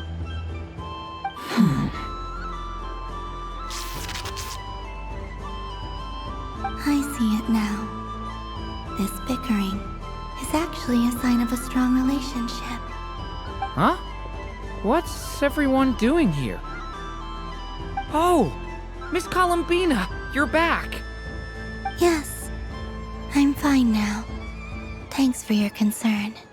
How's your progress with Alice's assignment? Very well indeed. I've never heard her sound so excited. Not like this. This time, her excitement seems more serious. Seems like she's had a major breakthrough. She said she'll contact us once she knows more. In the meantime, we're free to relax and have some fun. Enjoy the time off while it lasts. I have a feeling that our next task won't be so simple.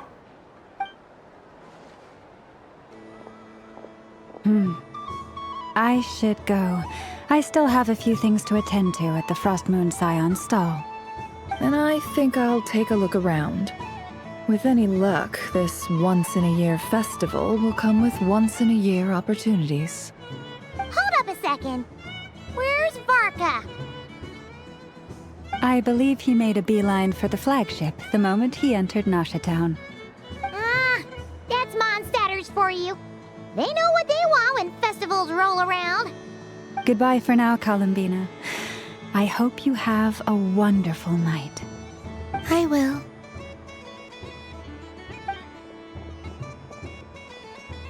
Well, in that case, don't just stand there. Get out there and have some fun. You'll definitely get a warm welcome at every stall. Oh, also, take this map with you. It's a guide to the festival.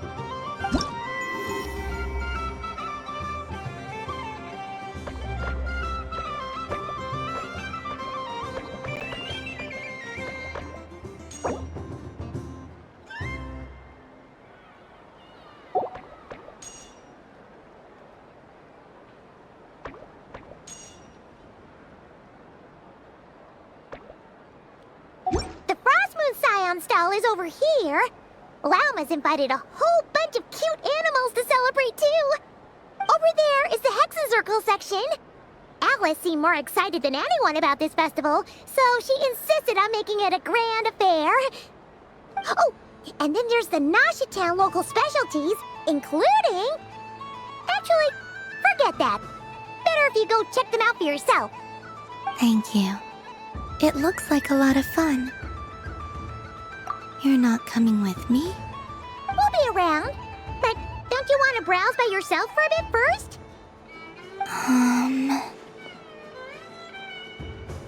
Yep.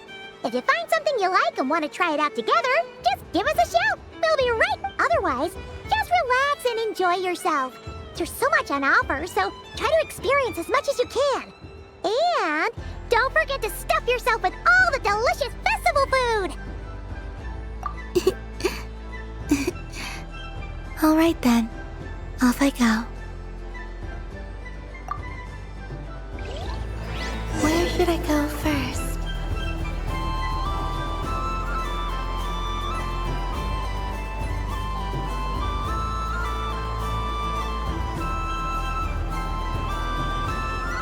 This must be the mage's stall. It feels like I've entered a fairy tale. Ah, how lovely. Welcome home, Moon Goddess. Oh, you're the genuine article. Alice was right. This Moon Prayer Night was worth watching after all. Another one that talks. Greetings. Pleased to make your acquaintance. I am the Hexencircle member they call B. Barbeloth Trismegistus. Columbina Hyposelenia. Pleased to meet you too. Hyposelenia. A fine name indeed. Now then, Miss Columbina, do you wish to hear a mage's divination? Divination? The Frost Moon Scions used to ask me what would happen in the future. Is this like that? From the perspective of the one seeking answers, perhaps. As you look to your journey ahead, if you seek to understand the unknown, resolve your doubts, and soothe the confusion in your heart, divination could be for you. The unknowns on my journey. Of course, if one wishes to peer into fate, then hydromancy is the more precise option. But that is a complex affair, and to relegate that majestic art to the status of a festive amusement would seem somewhat uncouth. Besides, it is sometimes better to not know fate with great certainty. Hence, I shall use the suitably festive Luna Arcana to tell your fortune instead. It is more popular with the youth in any case. Lunar Arcana. Indeed. Unlike hydromancy, this will only display possibilities and trends. People like to think of themselves as creatures of agency and free will. Peering too far and too clearly into the future is detrimental to both body and soul. I'd like to give it a try. Of course you may. Come then, take a seat, Miss Columbina. Before we begin, are there any specific questions you would like to ask? Let's stick to general possibilities and trends, like you suggested. Ah, very well. Then I shall use the basic Lunar Arcana deck. Now, try to relax. Cast your mind upon the things you have experienced and the things you are soon to experience. I will shuffle the deck. Would you like to cut the cards yourself? You do it. No problem. Now then, to make things easier for the seeker, that is to say, you, I shall decipher the cards from your perspective.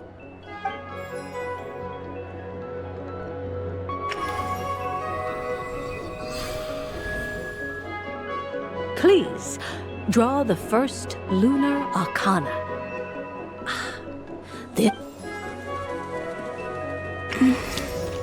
Now, draw your second card. This will stand for the past, the sum of all your experiences. And now the third Arcana. This is the present, your... Finally, the last card. This shall speak of the future, which... Oh.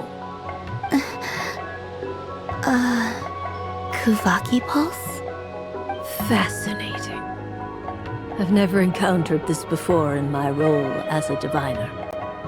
Something has exerted an influence upon this card, causing it to leave its designated position.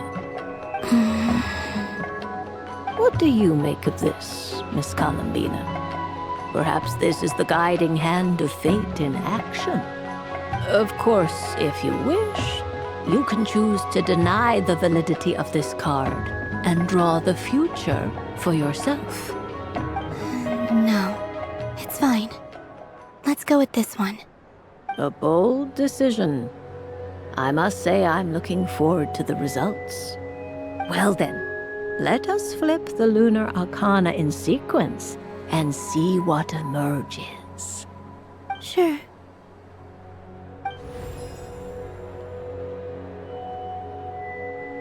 First, Destiny. No surprises here. The card that represents yours is the moon. The moon. Indeed. The moon can represent the truth at some times, but deception at others. False peace, destructive calamity, and the world-changing power that lies within. When the moon is placed on the destiny tile, it indicates that your destiny is not what it may appear on the surface. Instead, it may yet have a hidden side. It symbolizes a journey through the fog, fraught with uncertainty and deception, where one must face inner challenges head-on. I don't understand. Patience, my dear. This is but the first card, which serves as a basis for the interpretations that follow. Our divination will only grow clearer from here on out. Now then, Flip the second card, the one that speaks for the past. The Hermit, but inverted. Inverted? Yes. The Hermit symbolizes solitude, introspection, and the pursuit of truth. When inverted, it represents isolation, truth out of reach, and a path that leads one astray. Combined with the moon as one's destiny, the Hermit inverted represents a choice you made to stand alone in the past. It was a choice made not out of fear or arrogance, but for reasons that others could not perceive. You fumbled through the darkness without a guide, but you did not find your way. Rather, you went astray. More than once, it would seem. Is this about how I became Kutar despite not wishing to become a god? And how I joined the Fatui because I yearned for a place to belong? I suspect only you know the answer to this question. All is not lost. The past is in the past, and so it shall remain. Shall we look into the present now? Oh my. The Lovers. One of the most interesting Luna Arcana. What does this one mean? This means that you have had an unprecedented emotional experience. The joy of finding your soul becoming intertwined with that of another. A precious and wonderful thing indeed. It's true. I've made a lot of friends recently, and they are very good to me. I like them a lot. That sounds lovely. I am most delighted for you. The Lovers can also represent important decisions, perhaps related to a parting of ways. Now, if I were to guess... Yes. I return to the moon. I understand. Parting with friends is never easy, Columbina. But rest assured, this is not the end of your journey. There is always another story waiting to be told. The future always lies ahead. The future... Well now, it's finally time to flip this most mysterious of cards. Why did it appear? And what does it wish to tell you? I'm ready. Very well. Flip this card and see what lies on the other side. Oh. Miss Barbaloth? What is it? This card is death. That doesn't sound very good. It depends on how we interpret it.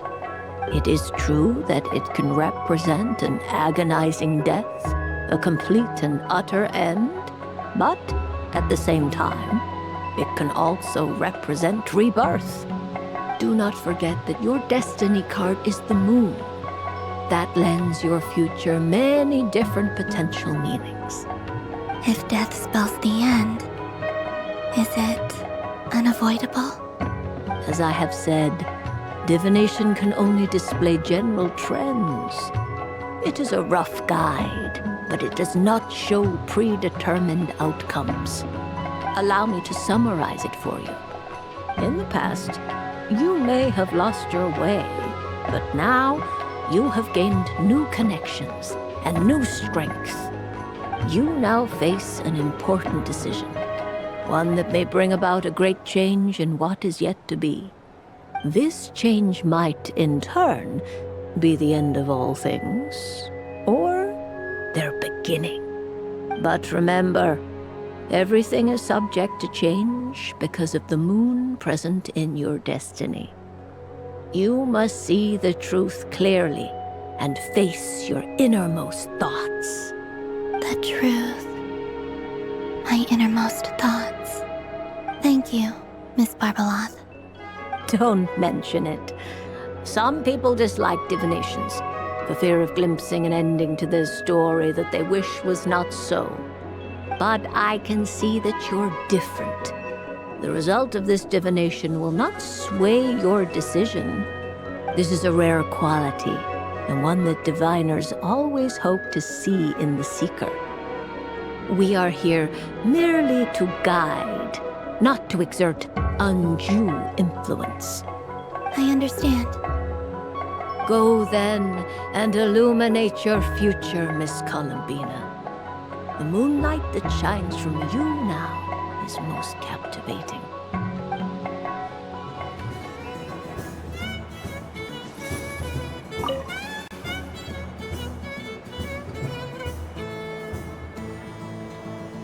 I wouldn't say it's unfair, exactly.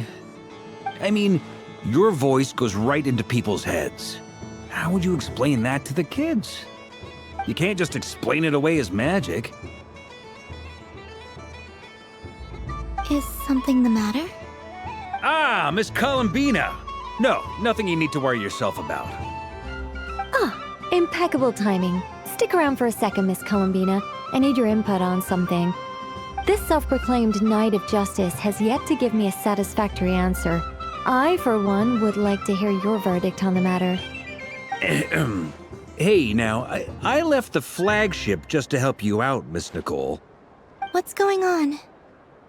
So Alice and I are both using long-range remote control spells that work on similar principles, allowing us to attend this festive fair in Dodeco form. Sorry, let me backtrack a little. While similar, there are some key differences. Alice, being a great mage, wanted her Dodeco to reflect something of her own charm and mystique. So she adjusted the way its tail moves when it spins around. An entirely gratuitous move, in my opinion. I hardly see how anyone is going to notice that. If anything, I'd say that anyone who stares intently enough at a Dodeco's tail to notice such a small detail is someone we ought to be highly concerned about. I only say this to emphasize that my question has nothing to do with tails. Now that we're clear on that, why is Alice's Dodeco permitted to interact directly with the children celebrating Moon Prayer Night, while mine is not?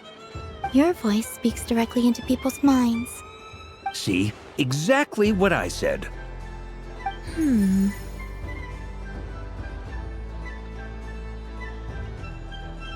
Miss Nicole? Ugh, I can't stand it.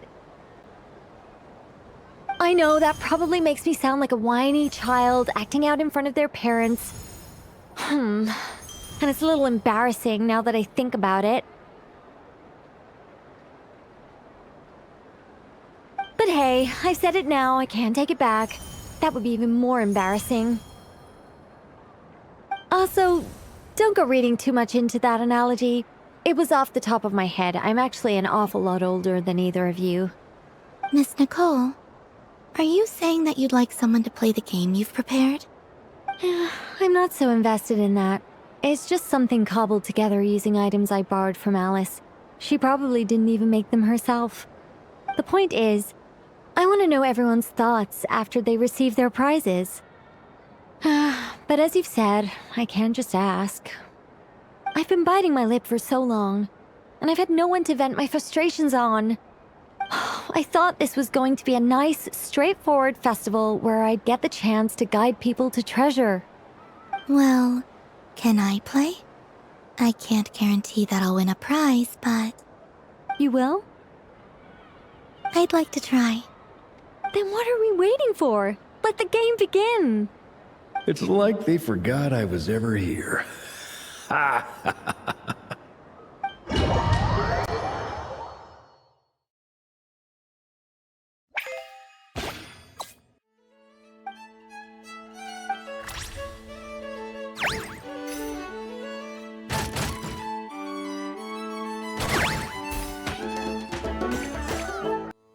Congratulations, Miss Columbina!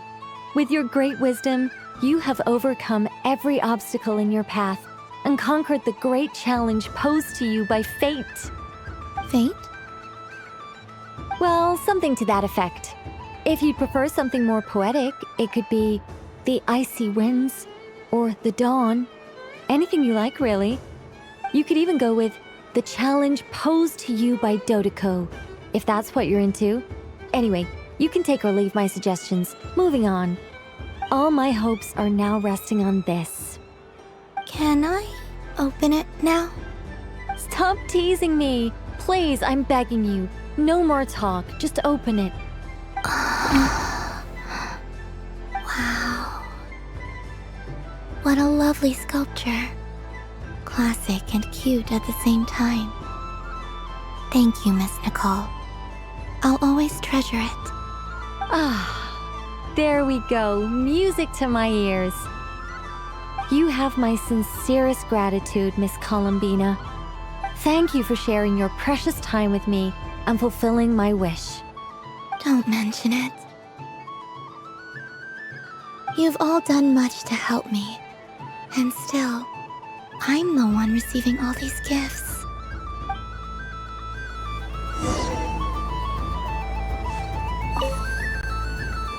A soft and furry creature that bounces and jumps. Welcome home, Moon Goddess. This one talks, too. Allow me to introduce myself. I am a Dodoko from a distant archipelago, the most mischievous of all my Dodo brothers and Dodo sisters. When the going got tough, I powered through, and when I met obstacles, I boomed them away. That sounds like a lot of fun. Doesn't it just? Oh, but then the trouble started. Recently, I found a lovely beach, the same beautiful jelly color as my hometown, and so I dove in to have a look.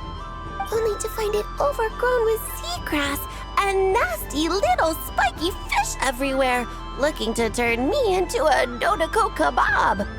I made it back to shore by the skin of my teeth, but my tail was sorely hurt.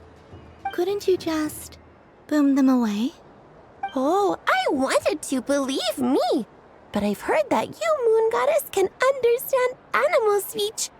The last thing I wanted was to cause a gigantic fuss and get taken to court by a school of spiky fish. I'd be driven out of these waters for good, and my winter holiday would be ruined. And so, dear Moon Goddess, I was wondering if you might lend me your allegiance. Are you roping me into a crime?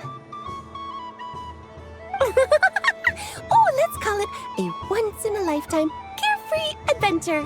Does that sound better? All the festival goers tonight are dressed up as the Moon Goddess, but there's nothing to say that the Moon Goddess can't disguise herself as a Dodoko, is there? Besides, this is your home. You should be free to be whoever you wish. I'm afraid I'm not well acquainted with Dodokos, Madam Mage. Oh, that's quite all right. We Dodokos are innocent, happy creatures with a free-spirited nature. Many, like myself, are mischievous troublemakers. Others are lazy souls who like nothing better than to lie down on a nice rock and take a nap. In our eyes, every creature who yearns for happiness and freedom is a Dodoko. But perhaps in yours, we Dodoko are a fluffier and more mischievous breed of Kuhenki. Yes, that is a much easier image to follow. Oh, wonderful! Then let's play! Grab onto my tail and follow me into the sea. Time to settle some scores with the bad guys.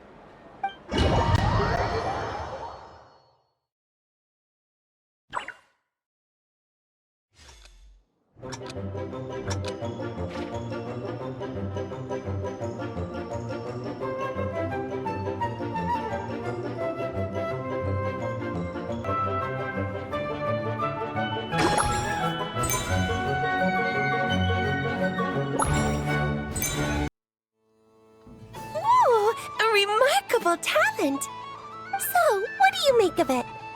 The use of Jumpy Dumpties doesn't come as naturally to me as Kuvaki, but their unpredictability makes it fun. I think they call this novelty. Indeed! And how did it feel blowing those pesky pesky nuisances away. Not bad. Any guilt? What do you mean? Oh, wonderful. Lovely answers to all 3 questions. You've passed the safety test. Now I can give this special bomb to you as a souvenir. Remember, if you find any meanies living on the moon, you can use this to boom them into oblivion. I will.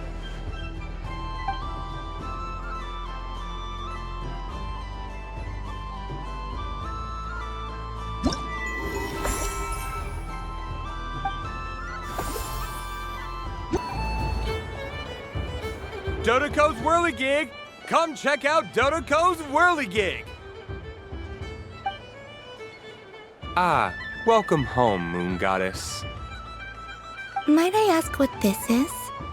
Ah, it's a very special amusement sponsored by the Great Mage herself. Ride on a soft and furry Dodoco and embark on an unforgettable adventure.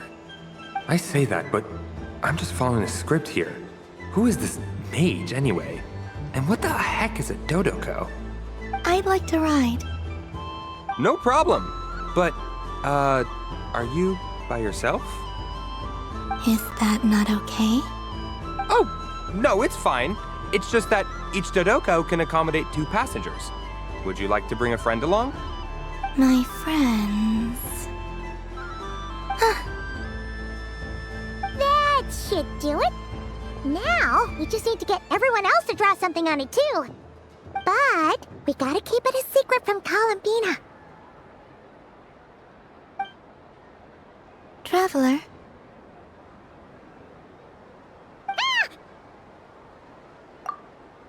I want to go on that ride.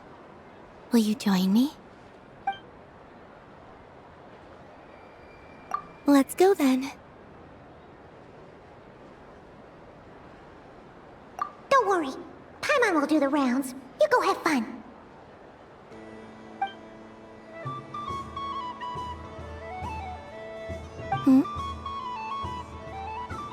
All right. I think we have to wait in line over there. Please take your seats. For safety reasons, you mustn't try to leave the ride before it comes to a complete stop. All right, you're all set. I wish you both a wonderful journey.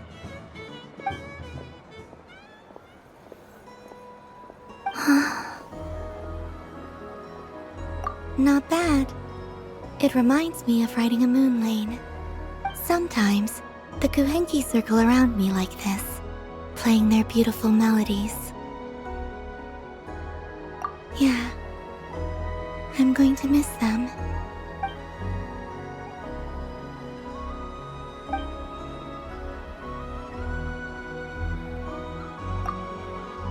It does.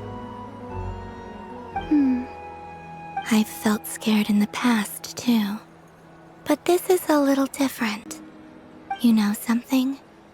I got to see a lot of fascinating things during my disappearance. I saw how the Frost Moon Scions act around their families. So different than how they used to act in my presence. And I also saw how they interact with their friends. It made me curious at first. Why do people act so sincere when they're worshipping gods, but save their truest, warmest feelings for each other? Slowly, I came to realize that it's because they trust one another. They know, deep down, that they'll be accepted for who they are. All of it. The good and the bad. I know. I knew it the moment you started calling out my name. What I fear now is the end. I fear losing all this the very night I have gained it.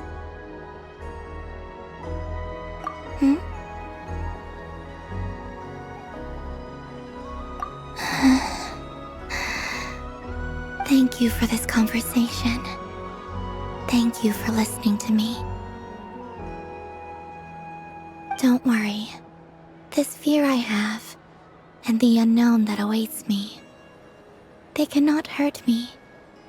Not when I possess a treasure far greater. I just want you to remember this version of me. the real me on this final night together. Dear passengers, Dodoko's awesome adventure has come to a close. Please leave in an orderly fashion, and we look forward to seeing you again in the future. Don't want the journey to end, huh? Don't worry, you two. There's always another adventure waiting just around the corner.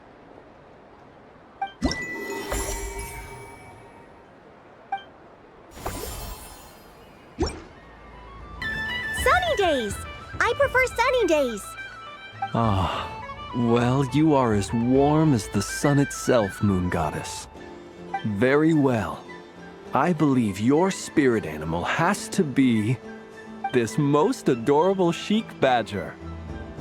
Wow! Thank you, Mr. Talking Magic Lamp.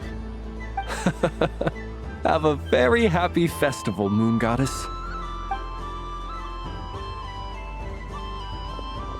Lance? That's you, isn't it? Shh. It's our little secret, my dear traveler in Paimon. Okay, sure, but why are you here selling sugar sculptures? Everyone celebrates in their own way. After gazing into the abyss and spending time around gravestones all year, what better way to relax than to see sunny smiles on the faces of the living? Besides that, I like to think of myself as a fair judge of character. I dare say matching personalities to confection suits me rather well. That's not what Paimon was talking about. Aren't you afraid that your true identity might be exposed? Should I be? There is all manner of magic in the air this moon prayer night, thanks to the work of the great mages. I see Miss Columbina is hiding in plain sight. Why should I not do the same? Why miss this rare opportunity to enjoy a special evening in my true form? Fair enough. You got a point there. People who don't know you will probably think you're just a talking lantern.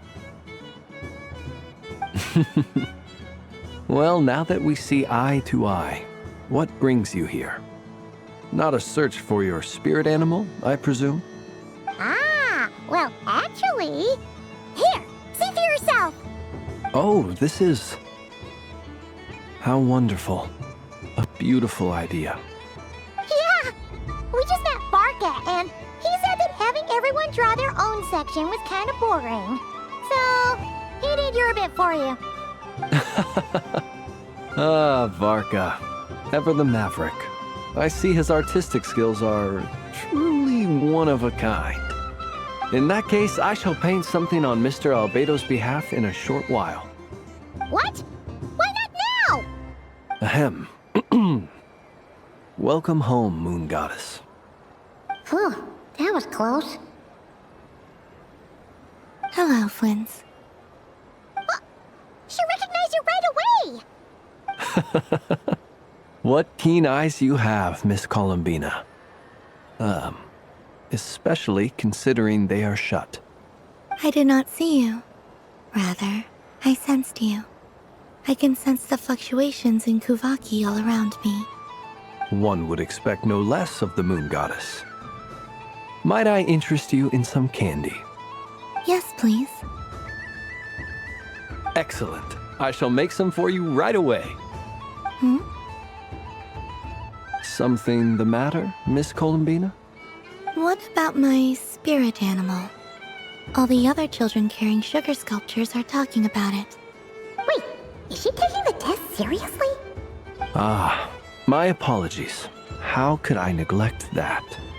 You are quite right, Miss Columbina. Every one of us has a magical creature living in their heart. Would you permit me to help you find yours? Yes, please. Do you prefer the day or the night? Night. Which of the 4 seasons is your favorite? Winter. Think of a perfect day. What is the weather like? Sunny, rainy, or perhaps cloudy? Rainy in the morning, sunny at night. What kind of answer is that? Forests, lakes, and open seas. Which do you prefer of these? I like them all. Imagine you opened your very own shop.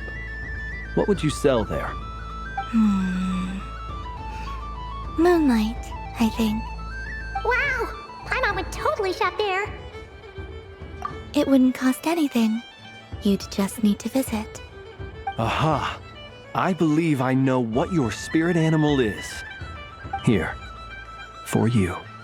Oh, it's a Kohenki! Indeed. A free-spirited being with a deep love for all things here in Nodcry, who selflessly lends her aid to as many people as she can reach. It is the perfect fit for you, Miss Columbina. Thank you. It would be my honor. But you shall have to forgive me. We have known each other for quite some time. I doubt there is any answer I could give that would come as a surprise to you. So instead, would you accept this sugar sculpture as a token of our friendship? It's a lantern. Hey, why don't you two go enjoy your candy over there? Paimon wants to try out this spirit animal thing too. Right, Flint's? Come on, play ball. I got this drawing done. But I want to hear Paimon's answers. But it'll probably take ages. Paimon's a complex soul. And we don't want your candy to melt while you wait, huh? Oh. Okay then.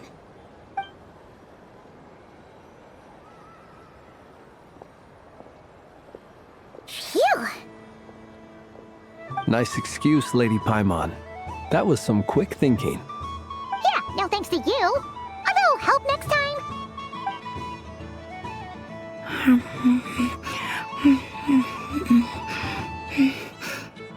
It's sweet. Is that Lockaberry? I wonder what flavor the traveler got.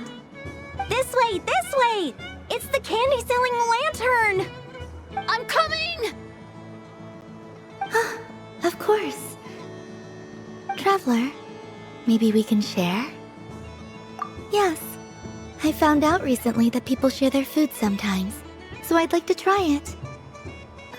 Or, thank you.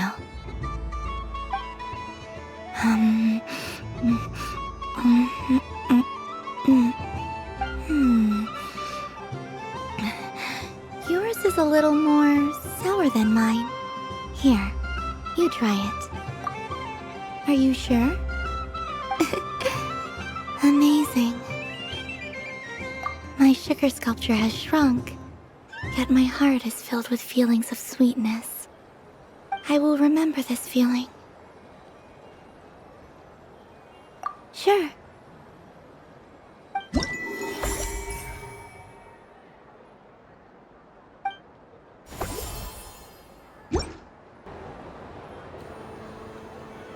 I wish for a never-ending supply of Laka berries. What a humble wish. Probably written by a child.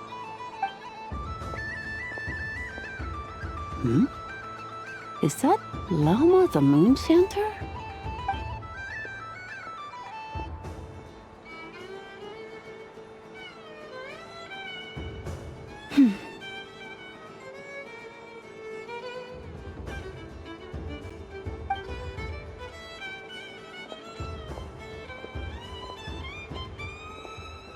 I wish that the long plume ibises would stop biting me.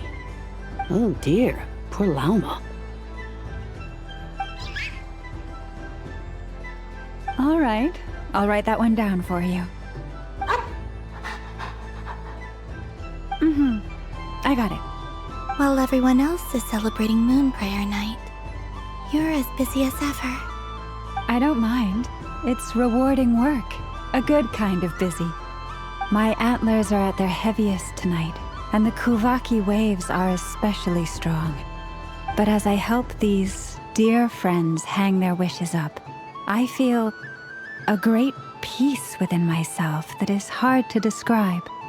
You see, they are all such beautiful wishes, and they are ones that we can fulfill by our own strength. Do you blame me, Llama? I want to hear your honest answer. It is by the help of so many people that I can return to the moon. but I feel as though I've hardly done anything in return. You've done plenty, Columbina. I say this in earnest, both as someone who knows your history, and also as a friend who has seen what you've been through. What about as a moon chanter? I feel proud to honor our moon goddess's wish, and I'm sure any moon chanter in history would have felt the same way. Thank you for your kind words, Lama. But... Since you asked for my honesty, I won't lie to you. My feelings are mixed right now. Besides pride, I also feel... I suppose it's a reluctance to let go. Once you return to the moon, we will be far apart and separated by a false sky. I'm sure those of us left behind will gaze up at that sky, yearning for the moon once in a while, just as you used to do. I will miss you, Lama. I will miss you all. I hope to stay in touch. I will try and find some way to send messages down from the moon. Perhaps you could use Kuvaki. I've heard Yehoda say that signals can be sent using long and short waves, or strong and weak lights. That sounds a little complicated. What if we forget what the signals mean? We could prepare a codebook beforehand, but... You're right. It wouldn't really suit you. Still, whatever happens, I believe that you will find your own unique way of communicating with us. And now that I think about that, my heart feels lighter. Because you trust in me? Yes. I have faith in you, and in the power of truth. In my experience, the truth tends to be difficult. But that's what makes it stand out from what is false. So I'm confident that your thoughts and your love will shine through the curtain of lies. We will know it when we see it. Thank you. Now, could you help me hang up my wish? Is this? I wish that all who dwell in this moonlit world can find a place to belong. And I wish that I shall one day see my friends again. It's 2 wishes.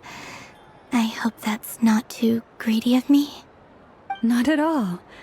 And I think you speak for us all with the second one.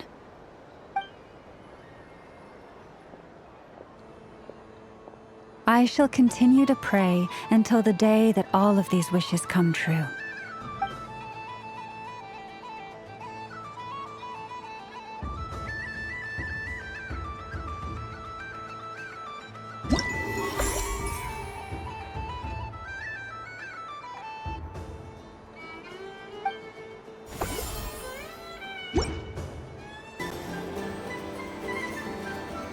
Wow, the Frost Moon Scion star looks kind of plain, but it's pretty cool once you get into it.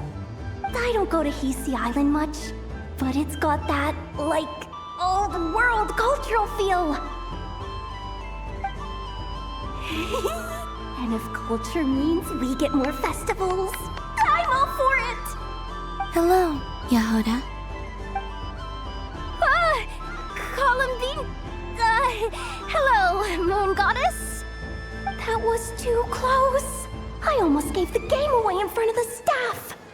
Oh, wait, what's the deal with her shoes? They don't make a sound when she walks. I could do with a pair of those. Do you like balloons too? Balloons? Oh, you mean those? What's so fun about balloons? I'm not a kid anymore. They're probably more up Aino's alley. Yes. The animals seem very curious about these strange flying objects. I was drawn here by their voices. I recently learned a fun new game you can play with balloons, so I decided to come and give it a try. A new game?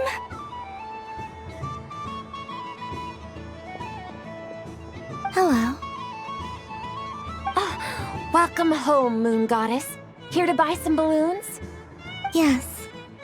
Could you give me a few that haven't been inflated yet? Are you sure? I guess it's not a problem, but... Yes, please. Thank you. Uninflated balloons?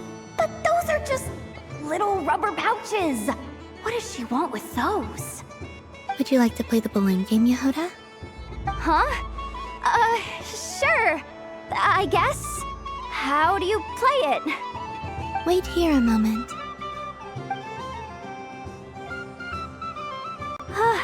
Oh. This is so weird. What have I got myself into now? I thought I saw Columbina nearby. Uh-oh! That's the fourth Harbinger! Although she's helped us out quite a bit, she's good people, right? Is she looking for Columbina? Oh, guess that's my ticket out of here. I'm not sure my heart can take being sandwiched between two Harbingers.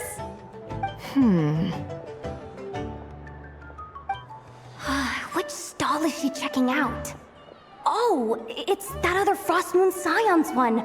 Try on the headgear, see what it's like having antlers or animal ears for a day. Oh, I wouldn't be caught dead wearing that stuff. So embarrassing. I have enough gear to carry as it is. Wait, what? She put it on?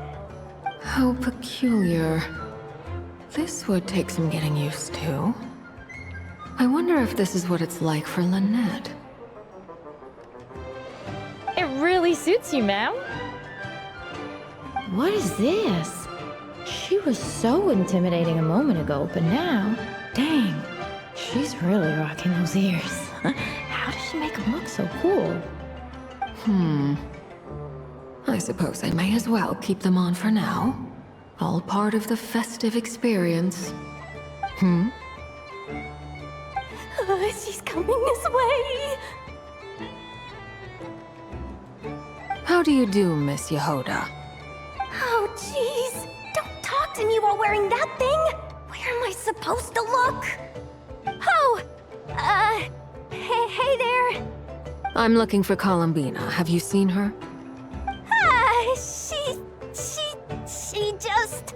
Huh?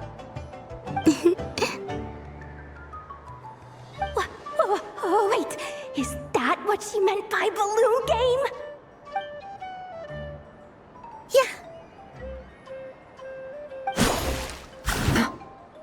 Huh? No fair! How come I get caught in the crossfire?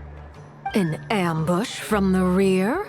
Is this a declaration of war, Columbina? Would you like to play too, Arlecchino? Seriously? Are they gonna start some beef right here, right now? Gladly. That said, I believe there is another who would like to join.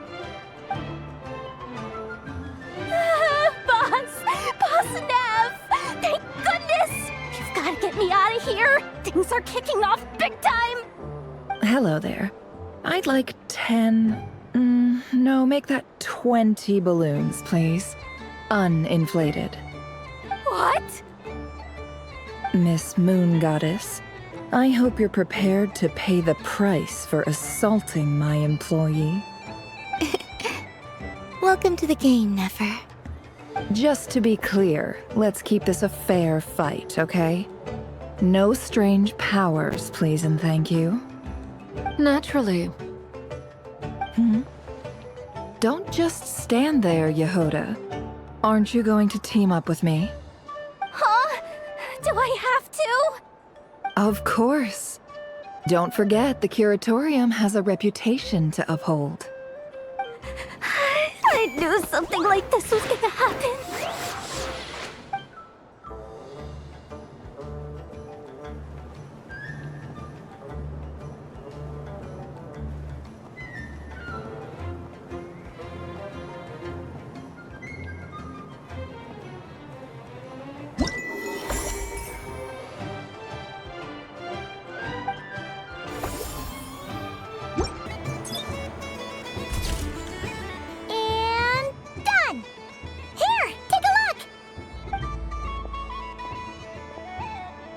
think it looks quite funny. Well, Paimon thinks it's super cute. It looks like a silly chic badger and a rhyme-horned deer that's about to fall asleep. Maybe I'll stand on the chic badger's side instead. It looks like we've attracted the attention of quite a few animals. Let's make room for them. But I was aiming right at it. Aw, what a pity. I saw it with my own eyes. You were so close. So very close.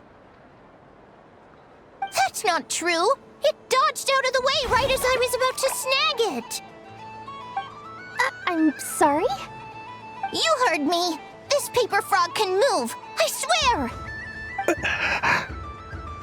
Dear, oh dear, what are you saying? How could a paper frog move?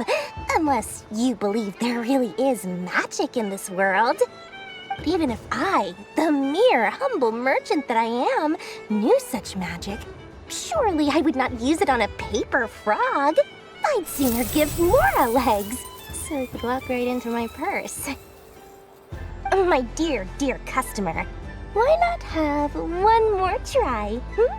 This time I'll give you 12% off, a very generous discount for one of my most regular customers. Just think about how much experience you have under your belt now. You're sure to win the next one. Darn, I used up all my coins. I'll be right back. Just gonna fetch some more from my house. Take your time, but don't take too long. This event is Moon Prayer Night only. Miss it, and you'll have to wait a whole year before I'm back. Next customer, please. Welcome.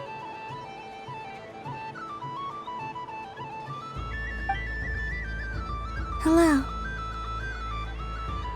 Whoa!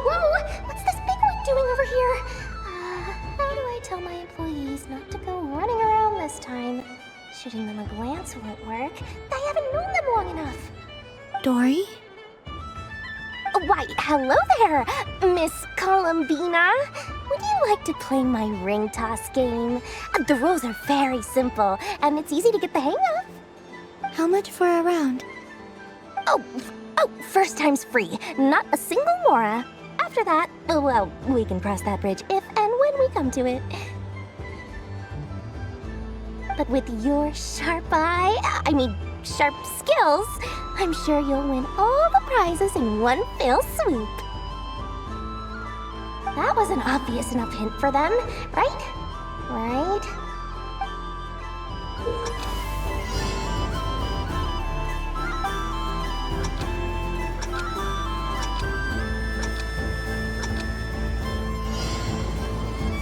Here comes the ring!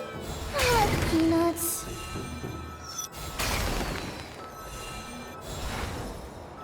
Change tracks. Roselle, should we move or not? Just a tiny bit.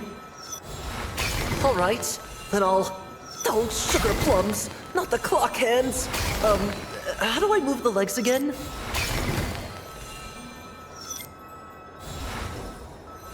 Stop it! Stop dodging!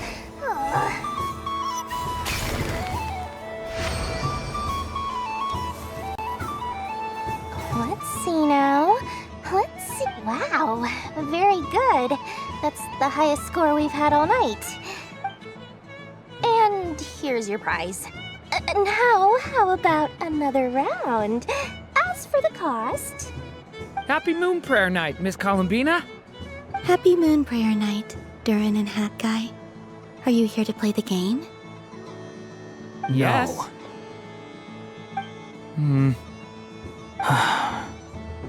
You said we were just coming here to say hello. I did, but then I recognized a few more people as I got closer. Do my eyes deceive me? Is that... It's our little dragon! He's all grown up! Someone's popular. Well now, since you came all this way, why don't you try out this lovely game we have going? First try... He'll have a go.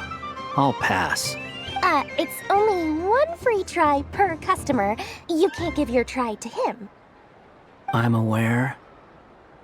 How has Elder Almond been lately? He's in great shape. He goes for a run in the forest every morning to stay fit and healthy. He tried to go boat racing with Firecracker a while back, but he couldn't even make it onto the Lotus Leaf. Firecracker was in fits of laughter. How about you, little dragon? Can you still fly? Yes, I can. But you've become less chatty. Has growing up been tough on you? We call that maturity. You know, the thing people sing about. The knight wields a sword of stone to defend those hearts that are made of gold. Stone is very heavy. That's what keeps him from talking too much. That's awesome! I want to be a knight when I grow up too. Ring, here I come!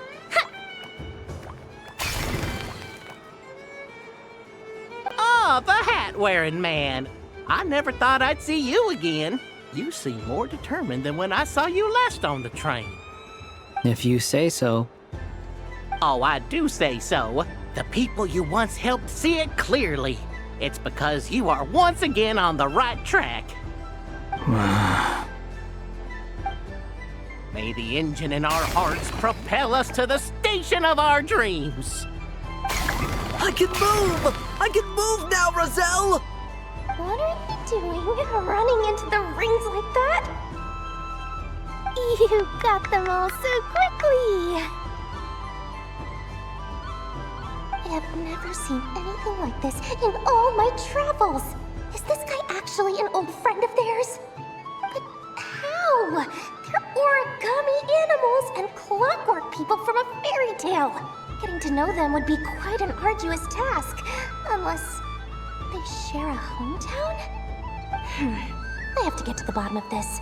Next time I see the Great Mage Alice, I shall demand answers. Thank you, Dory. I had a lot of fun. Now for your prize. Where did I put it? Give me a moment to dig it out. Oh, sweet grand prize. How I wish I didn't have to let you go. Good thing I've already turned a profit from the customers earlier in the night. Otherwise, I'd have wasted all my hard work. Okay, I'm back. What? I leave for 2 seconds and someone's already claimed the grand prize? Oh, well, these things happen, you know?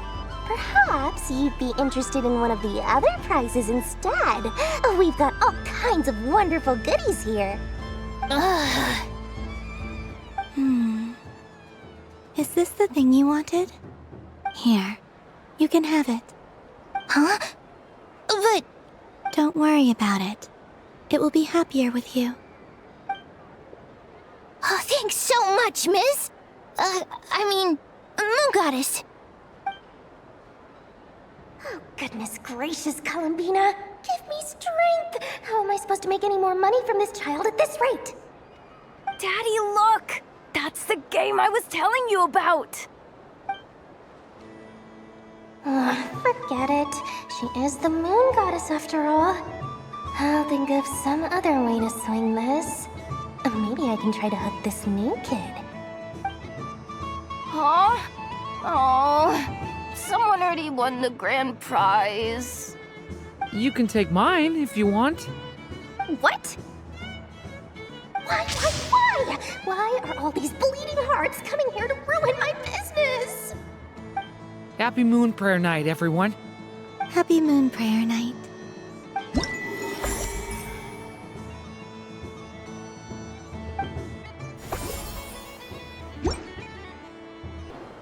Moon Prayer Candy! Beautiful, tasty Moon Prayer Candy!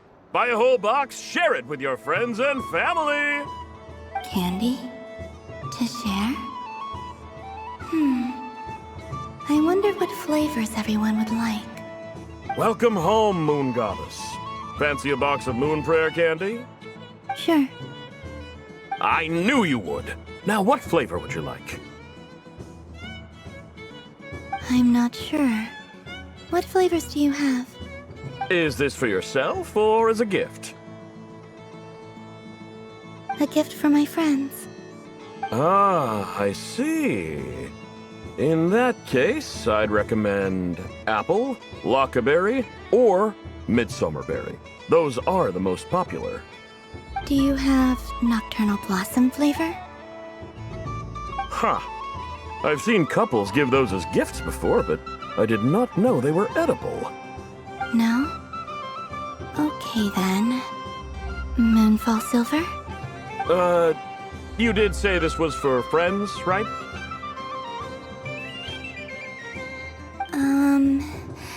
Maybe smetana then. Hey, now that's a creative idea!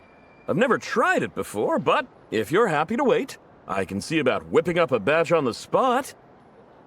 While we're at it, you got any other ideas?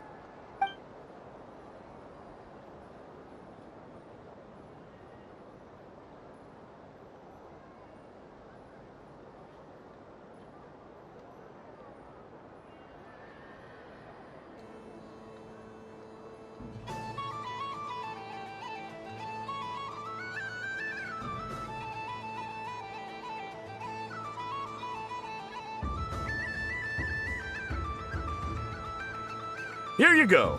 Every flavor you asked for is in there.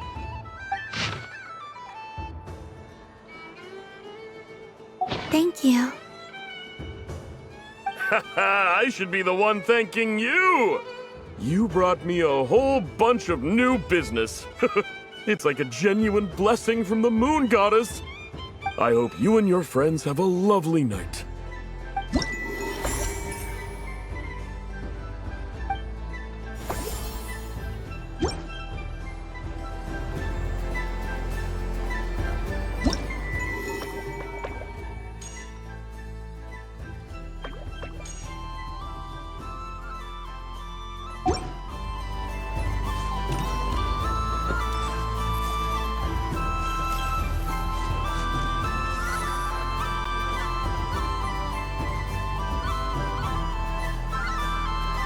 Well, well, look who it is. I heard someone went and disappeared on us the moment we let her out of our sight. They looked all over for you. Frankly, I didn't think you'd be back for Moon Prayer Night. Were you worried about me, Sandrone? You would like that, wouldn't you? Do you even hear what you're saying? It seems to me like you disguised yourself with festive headgear, just so that you could come see me on Moon Prayer Night and make sure I'm okay. You didn't even bring Polonia with you. You? I thought you couldn't see! I cannot. But I sense the confusion of those around us rippling through the Kuvaki currents. Based on what I know about you, let me guess what you're wearing. Is it cat ears? Shut up! I'm only here to protect the Fatui's interest in this territory. Running into you was pure bad luck. Really? But you were the one who asked Arlecchino to help everyone find my name. Columbina! Ugh! Just one more word, and I'll unscrew your vocal cords. It's Columbina hyposelenia now. Tell someone who cares. I've missed you, Sandrone. The whole time I was gone, I was thinking. I hope I get a chance to say some ugly words to you. Is that supposed to be a joke? Anyway, let's go play that game. What? You mean that frostfin whale? Yes. It's some kind of game where you get bitten if you step on the wrong tooth. Seems like fun. Who in their right mind would wanna... Because you're not a scaredy cat. Fine! You wanna play? Let's play. Don't complain when I kick your sorry butt. Lovely. You old geezer! I'm gonna beat the pants off you! Just you watch! I almost forgot. Sandrone? What is it now? You'd better not lose, or I'm going to beat your head in.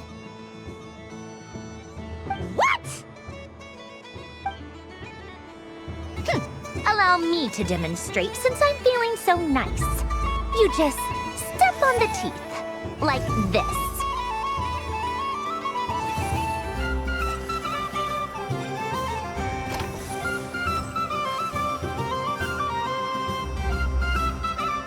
Which should I pick?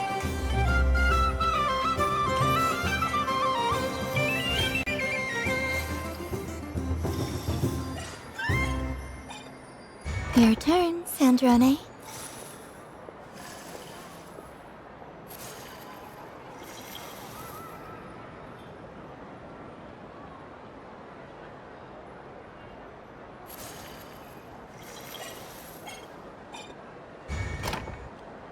Don't come crying to me if you get bitten.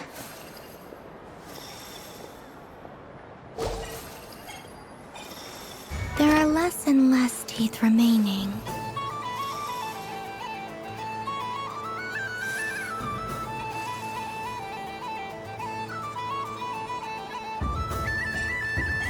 Huh? What's that noise?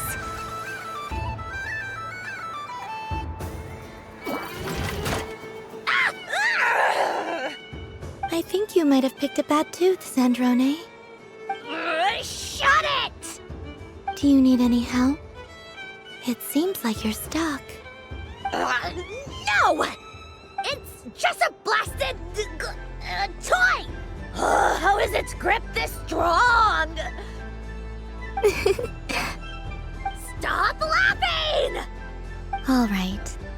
Well, you lost. So just like I promised. Hey! What are you doing? Are you seriously? Hiya! Why you? Oh, just you wait! Rematch! Are you all right, Sandrone? That was quite a strong bite. Are your clockwork parts? Quit your fussing! I don't need it!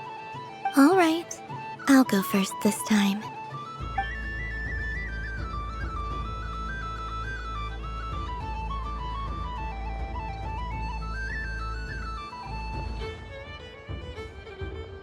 I see it now. She can sense which teeth are rigged. So I just need to avoid the same ones that she does.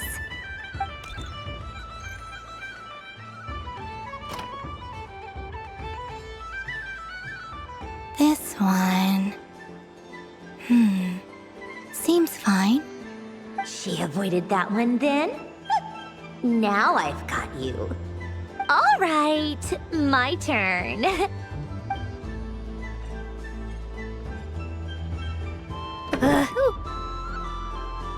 What?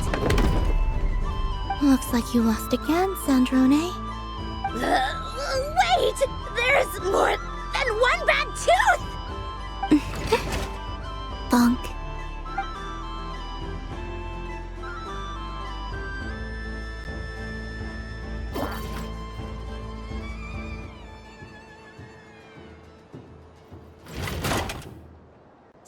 Stupid game! What idiot came up with this? Are you all right, Sandrone? You said some nasty things just now. Oh, I'm peachy. Should I let you bonk me on the head as well? Ah, forget it. Come on, bonk away. It can be your consolation prize for losing so badly. I told you, forget it! Gah, you've always been so annoying. Singing right outside my door, inviting yourself to my tea parties, going AWOL. And now you're off to the moon or something. Of all my days with the Fatui, the times I spent with you, Arlecchino, and Rosaline, they were my favorite. I will not forget them.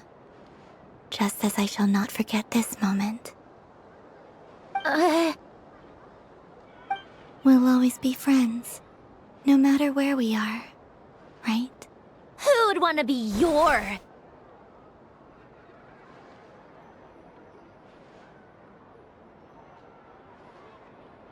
I'll miss you, Sandrone.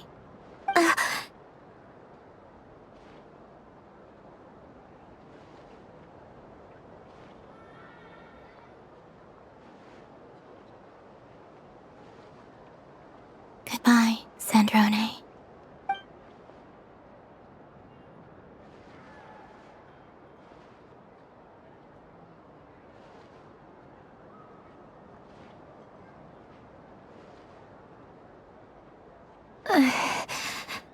I'll miss you too, Columbina. Sorry, what was that? Ah! Ah! Yeesh! No need to freak out. What's wrong? We've been looking everywhere for you. What do you want? Oh, nice ears.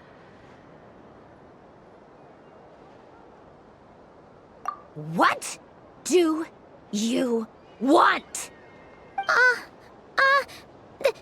This! Huh? It's your turn to draw something. You're one of her friends too, aren't you?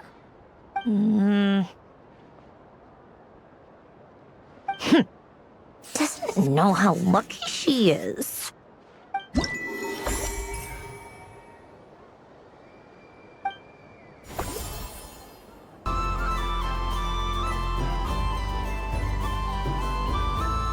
This doesn't make any sense. How am I losing every single time? Wait, Inefa, you're cheating, aren't you? Yeah, that must be it. I am not cheating, Aino. Uh-oh, sounds like Inefa's turning into a big baloney bot.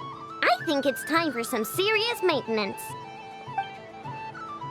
Moon Goddess, help me. Miss Columbina, Aino is attempting to cheat. What the? I'm not the cheater. You're the cheater. How dare you throw it back at me?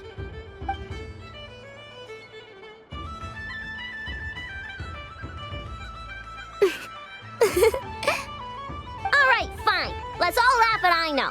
Just you wait till I get home, because I'm gonna make a game bot that can win 100% of the time. Let's see you laugh when I come back and beat your butts. You'll all have your heads covered in stickers when I'm through with you. We came to check everything was okay after all that yelling, but,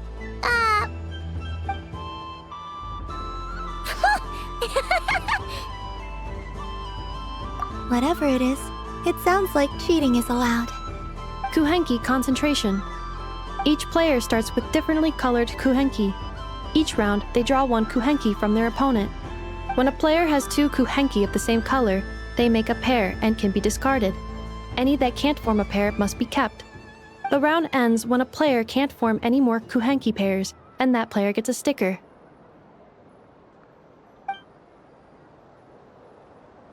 ooh, can 4 people play as well? That is fine, so long as the turn order is fixed beforehand. Alrighty then. In that case, the 2 of us will join as one team. Okay, but if you lose, you're both getting stickered. I don't want to hear any excuses. Sure. And if we win? If you win, only one of you gets to sticker someone else. I have taken to calling this. I know logic. Hey, lay off me, alright? Okay, so we're starting the game from scratch again, which means all my stickers so far don't count. Looks like Luonatar is the Kuhenki of honor for this game. Anyway, let's go clockwise, starting from Inefa.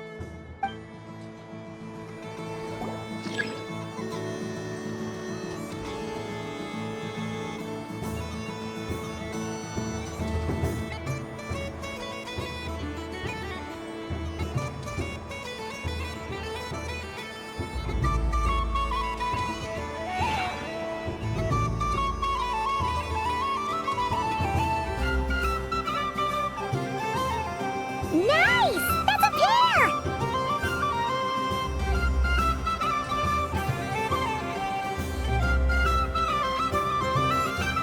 Go, go! Fly!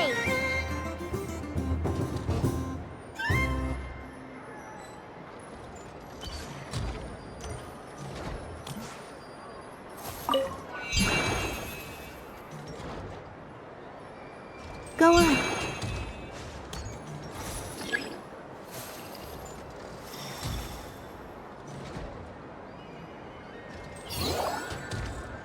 I have a pair.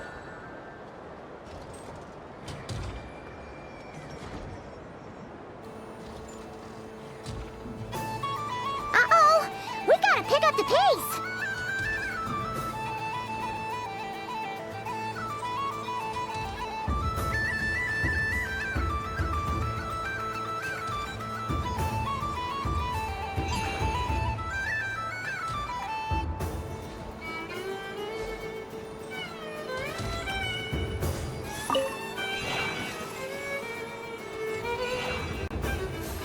I win.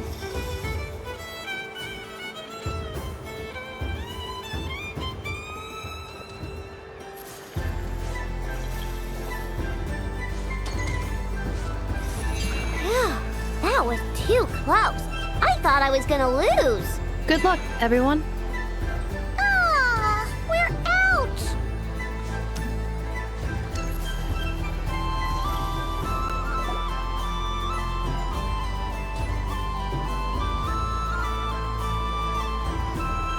Let me pick a good one. What's it gonna be? You're looking very pleased with yourself there. What happened to being a huge Grumposaurus? I won. Duh.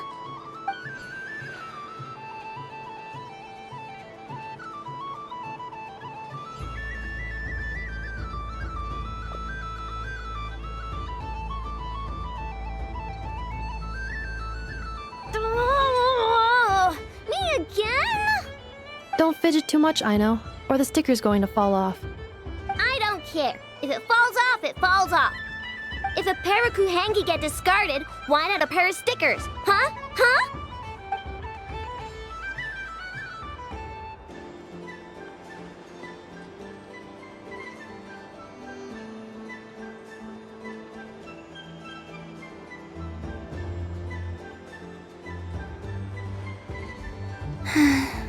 I've lost. Sticker, sticker, sticker!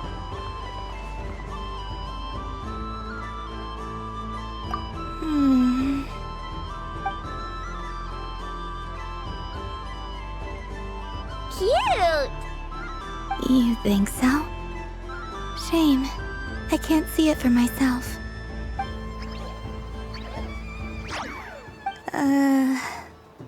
What did Luanatar say?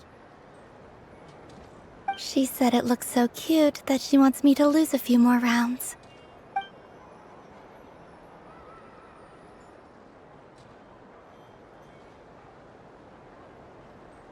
Who put these stickers on Paimon's eyebrows? Ugh, she can barely see! Alright, now, I think we got enough evidence to prove that there's a serious problem here. Yes, I agree as well. The culprit is... Ineffa! Culprit? What did I do? Quit acting dumb, Ineffa! You're not wriggling your way out of this one. I've been watching you. Not only did you remember whose side Luanatar started at, but every time someone drew a Kuhenki, you were logging it and calculating every last possibility. Which Kuhenki pairs were gone, who had what color Kuhenki in their hand, even our facial expressions. You were keeping track of it the entire time. Exactly! Why I know... Putting aside the fact that running calculations is not against the game rules, do you have any evidence to support your allegations? But that's not against the rules either. So she admits it. She certainly does. Alright, everyone grab a sticker. It's time to get Ineffa back. But... Take that!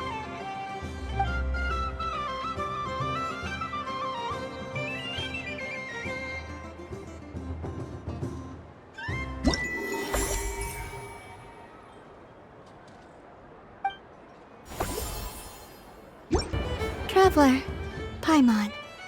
Columbina! Finished with the festival already? Really? You're sure you don't want to have a little more fun out there? Final answer. Yes, I am sure.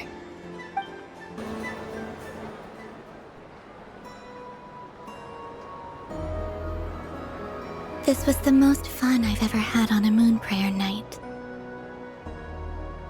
Everywhere I went, people were saying, "Welcome home," and there were friends at every turn. I only wish it could last longer than one night. Oh. Yes, you're right. The moon prayer blossoms. Ooh, look! Look! Moon prayer night has come.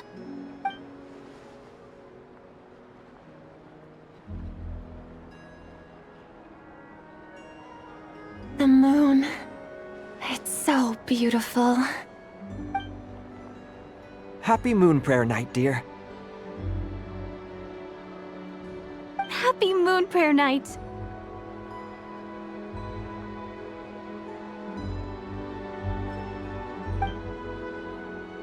Happy Moon Prayer Night.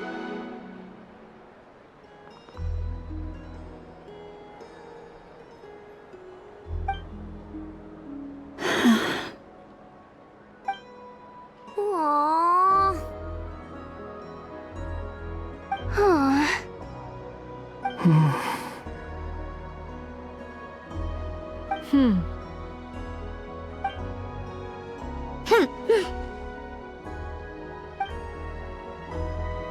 Time flies when you're having fun.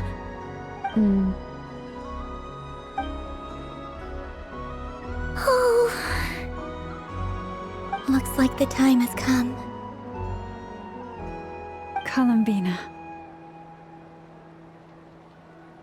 You're heading off then? Yes, to the ruins you mentioned, and from there, back home to the moon. Wait! I know? At least... Take one of our craft shop's crumb cookies up to the moon with you. You know, for a snack. Sure. Why not? The Curatorium of Secrets believes in proper farewells. No story should be left without a satisfactory endnote. Never. Farewells are an important affair for the Ratniki, too. We never know when we might meet again. Haha! And here I thought grand farewells wouldn't suit tonight's mood. But I suppose friendly passion is not to be stopped, eh?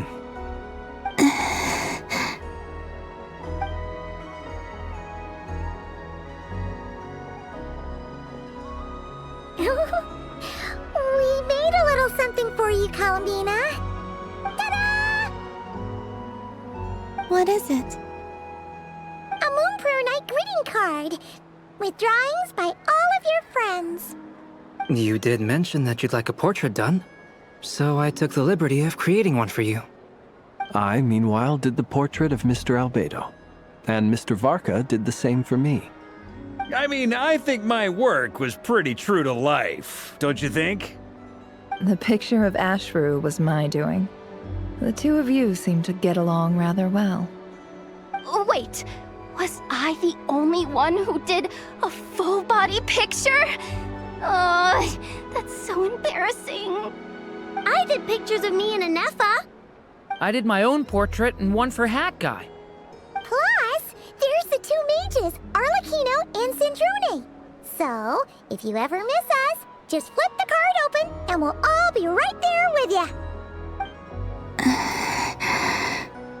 I don't know what to say. Thank you so much, everyone.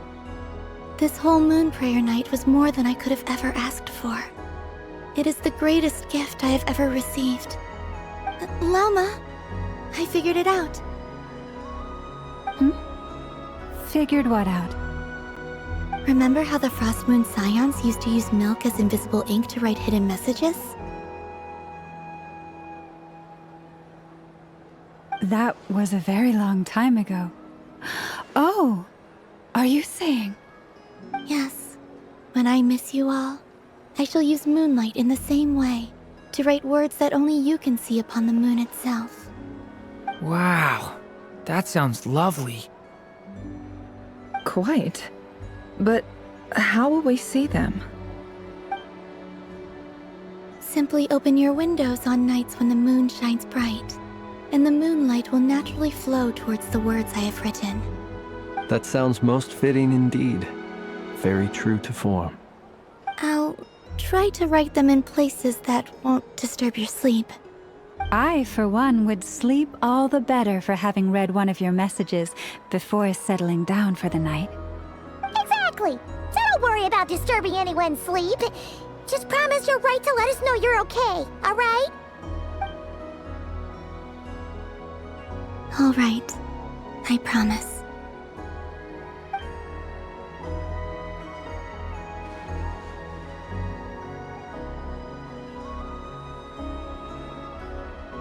In that case, Columbina?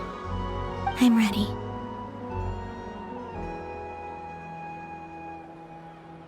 Very well. Let's go.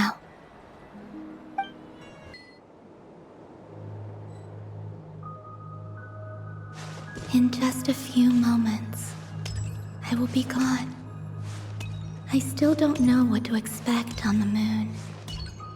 Will I really be able to send messages to my friends?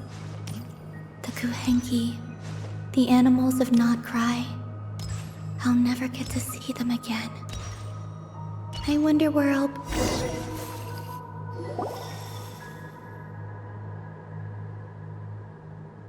This is where the people of Hyperborea used to communicate with the moons.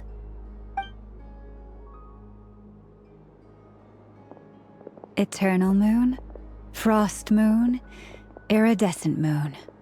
When the power of all three converge, the gate to the moons shall open. Moon marrow preparations are complete. Only the final step remains. I'm sure Nasha Town is livelier than ever at this moment. Yeah, it's a shame you couldn't be there for it, but it's now or never, right? It's fine. I'm more than happy with this. My last piece of luggage. My only piece of luggage.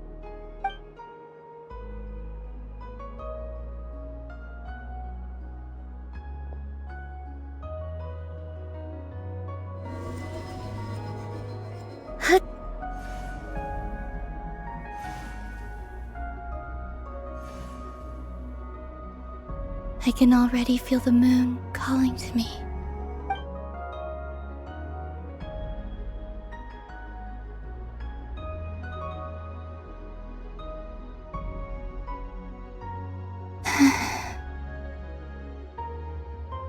Your home lies on the far side of this light, Columbina.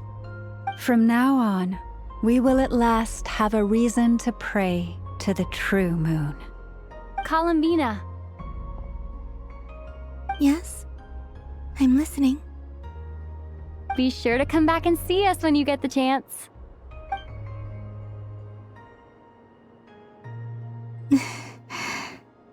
Of course. But if that chance doesn't come, then remember that you have friends on this planet. People who will miss Columbina. Yes, I will.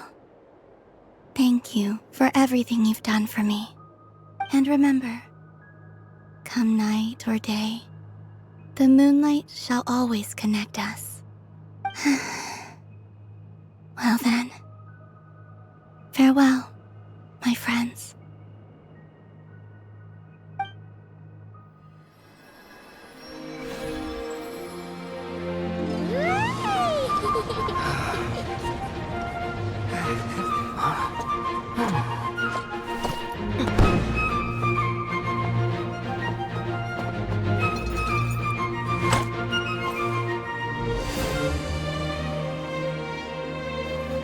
Thank you. This was my happiest night in Tevat. Farewell, Columbina.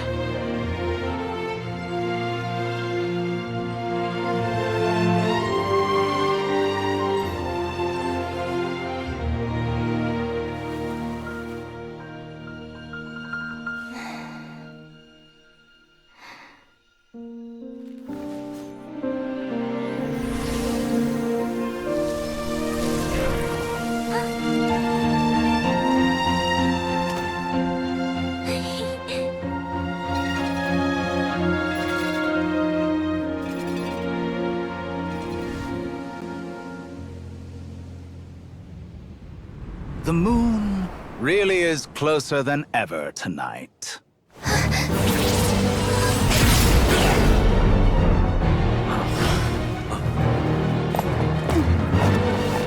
Columbina.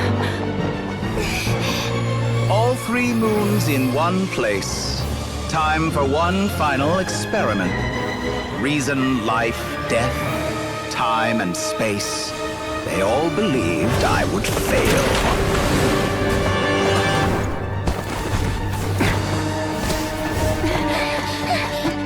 How could this happen? But Tevat's primordial power never did belong to the throne of heaven. And now, they are mine.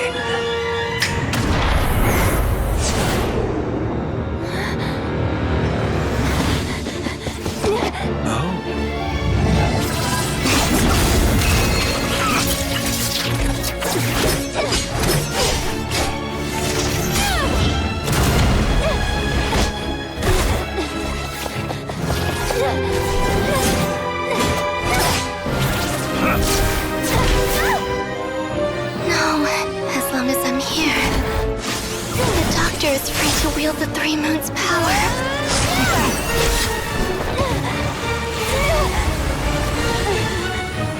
It's the only way.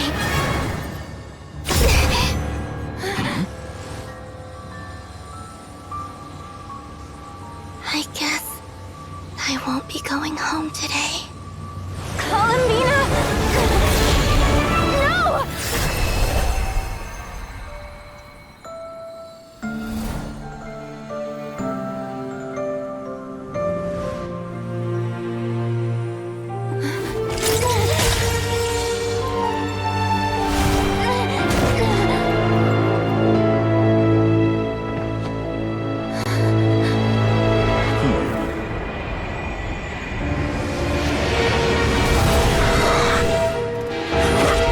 Stubborn world, do not try to control me!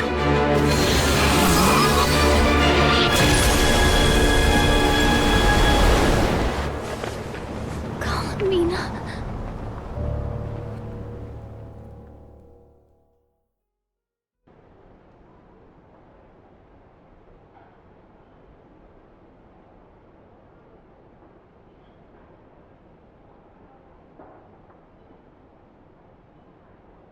Are you all right? Do your wounds still hurt? I had someone prepare a little medicine that could prove effective. Take it if you need to. In that case, let me relate the contents of the call we made to Alice after the incident occurred. Oh, that Dottore is a crafty one. He distracted the Hexen Circle by creating a huge fuss at Tevat's borders. I'd assumed that the cause was an abyssal intrusion from the outside world, which in fairness is a rather common occurrence. But after learning that you managed to influence the phantoms in Nordcry, I realized that perhaps this interference could have come from within Tevat instead. But we weren't able to change their fates. True, you couldn't change how their stories ended, but you did build some variables around yourself. Variables? Yes. Things you heard that you could not otherwise have learned. Ideas that would otherwise have never crossed your mind. All these things are variables. Of course, most variables usually pale into insignificance with the myriad of possibilities floating around. But the moment you start treating them as building blocks and intentionally stacking them, that changes things. That's what Dottore did, and it's how he created the necessary conditions so that when you activated the portal tonight, it played right into his plan. However, we have no way of knowing exactly what he did. Yeah, we also need to ascertain Columbina's status. And that about sums it up. As I suspected, Dottore has disappeared completely. If it's any consolation, he wasn't able to control Columbina as he might have wished to. Oh no!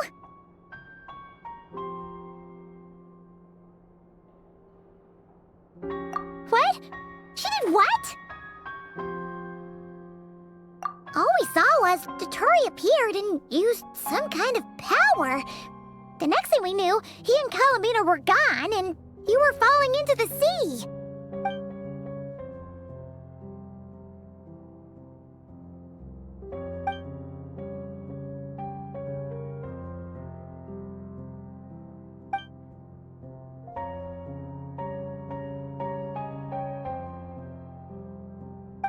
So, Columbina intentionally opened the moon gate and escaped into the same mysterious world as Rarier and Thalindus.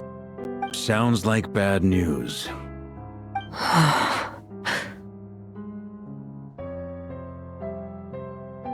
Seen in that way, the trilunar syzygy and Rarier's emergence, Dottore might have been pulling the strings in both cases. According to Miss Alice, he is attempting to transcend his destiny and finish an experiment that only a god might complete. An utter lunatic. Wait a sec. Where's Hat Guy? Seems like he'd want to be here for this. He took off with the Dodo communication device after we spoke to Alice. He said he had a hunch that he wanted to investigate by himself. The look on his face was terrifying. I've never seen him like that before.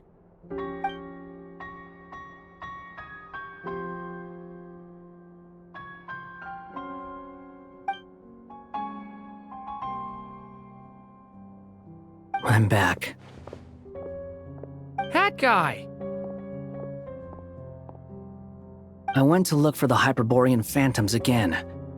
I think I've gotten to the bottom of it. I got them to talk to Nicole on the other end of the communications line. Turns out, the history they describe is different from how Nicole remembers it. Really? But how? Surely Nicole can't have been wrong. Because the phantoms are the ones who are deceived. They speak of a savior who appeared in their history. One who never should have existed. This savior promised to create a new moon within the false sky, and even bring back their moon goddesses. Foolishly, they believed in him, and told him everything he wanted to know about the moons. It's obvious that this was Dottore's doing. Now you mention it, the first time we entered the Hyperborean ruins, we heard the phantoms discussing their history, and I remember Nicole commenting that something sounded a little strange. But Dottore shouldn't have been able to get in there in the first place. He didn't. Nicole said that this was an anomalous state triggered by disruptions in the causal connections between phantoms from the same era. The variables that Dottore put in place were substantial enough that they even affected phantoms that he never met. So it's not that their memories were unclear. They'd been tampered with. That's exactly the possibility Dottore was trying to manufacture. He turned these variables into knowledge and engineered the situation so all that knowledge would fall into his hands. Then, he harnessed that knowledge on Moon Prayer Night to truly create a false moon. How is that even possible? To be precise, he exploited a weakness in the way the spell works. The spell senses Kuvaki to detect the moon's location. So, as long as the false moon more strongly resembled the moon than the frost moon beyond the skies, the gate would teleport Columbina to the false moon's location. In other words, to Dottore's side. Once he had her under control, the teleportation spell remained active, and he manipulated her power to seize both moon marrows. At that moment, the moon marrows disappeared right before our eyes. It was already too late, even as we were leaving the ruins. By then, Dottore had already amassed the power of all 3 moons. So, where does that leave us? What do we do now? I'd certainly like to know what Her Majesty thinks, now that the concerns I expressed to her have come to pass. But we cannot simply sit and wait for her to decide the matter. And in any case, it is not the Fatui Harbinger Damselette who sees us as her friends, but rather Columbina Hyposelenia. If, even in such extreme circumstances, Her Majesty will not lift the prohibition on Harbingers drawing steel against one another, Then I will do as my heart demands. I will fight as Peruware instead. Oh, Arlecchino! Time is short, so I'll make the first move.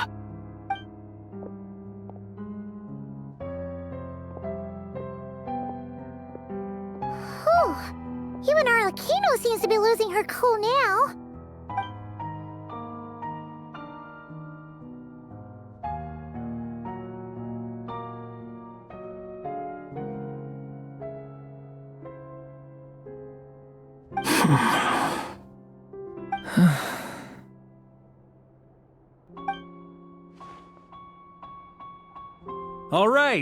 All right.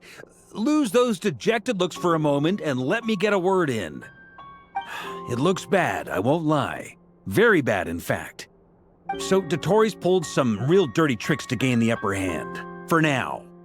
And yeah, it's to the point where even the mages say that his variables have affected destiny. I'm not so sure, though. Many have told me that Tevat's destiny is fixed, and that does appear to be the case. Well, what makes Dotori so sure he'll be the exception? And since he was able to stack these variables up, who's to say we can't do the same? You of all people should not be discouraged, traveler from afar. This isn't over yet.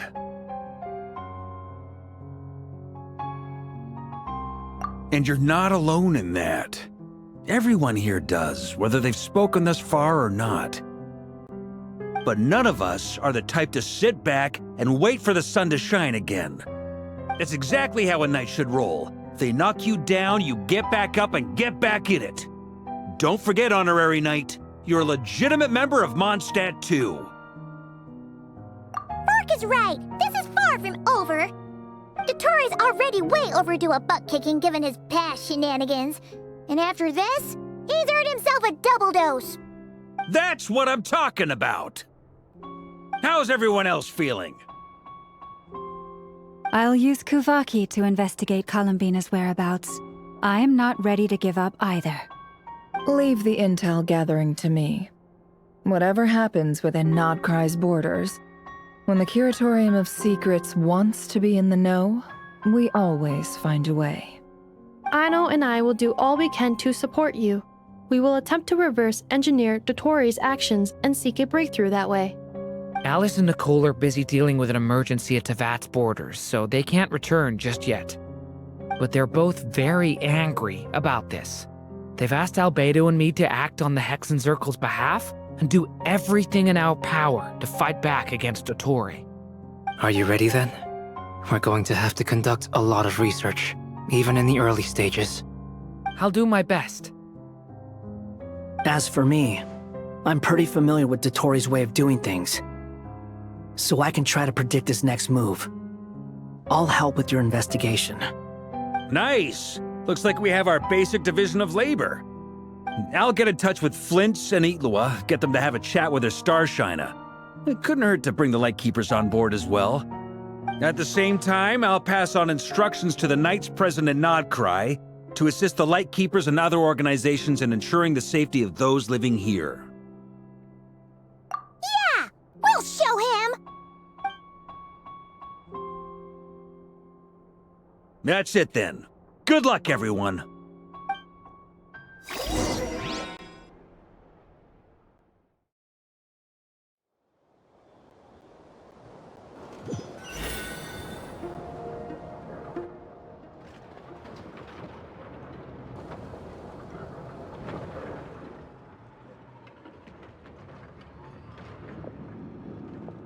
I never thought that Columbina would become my real name. It went from being a Fatui code name to something my friends call me. And remember, come night or day, the moonlight shall always connect us.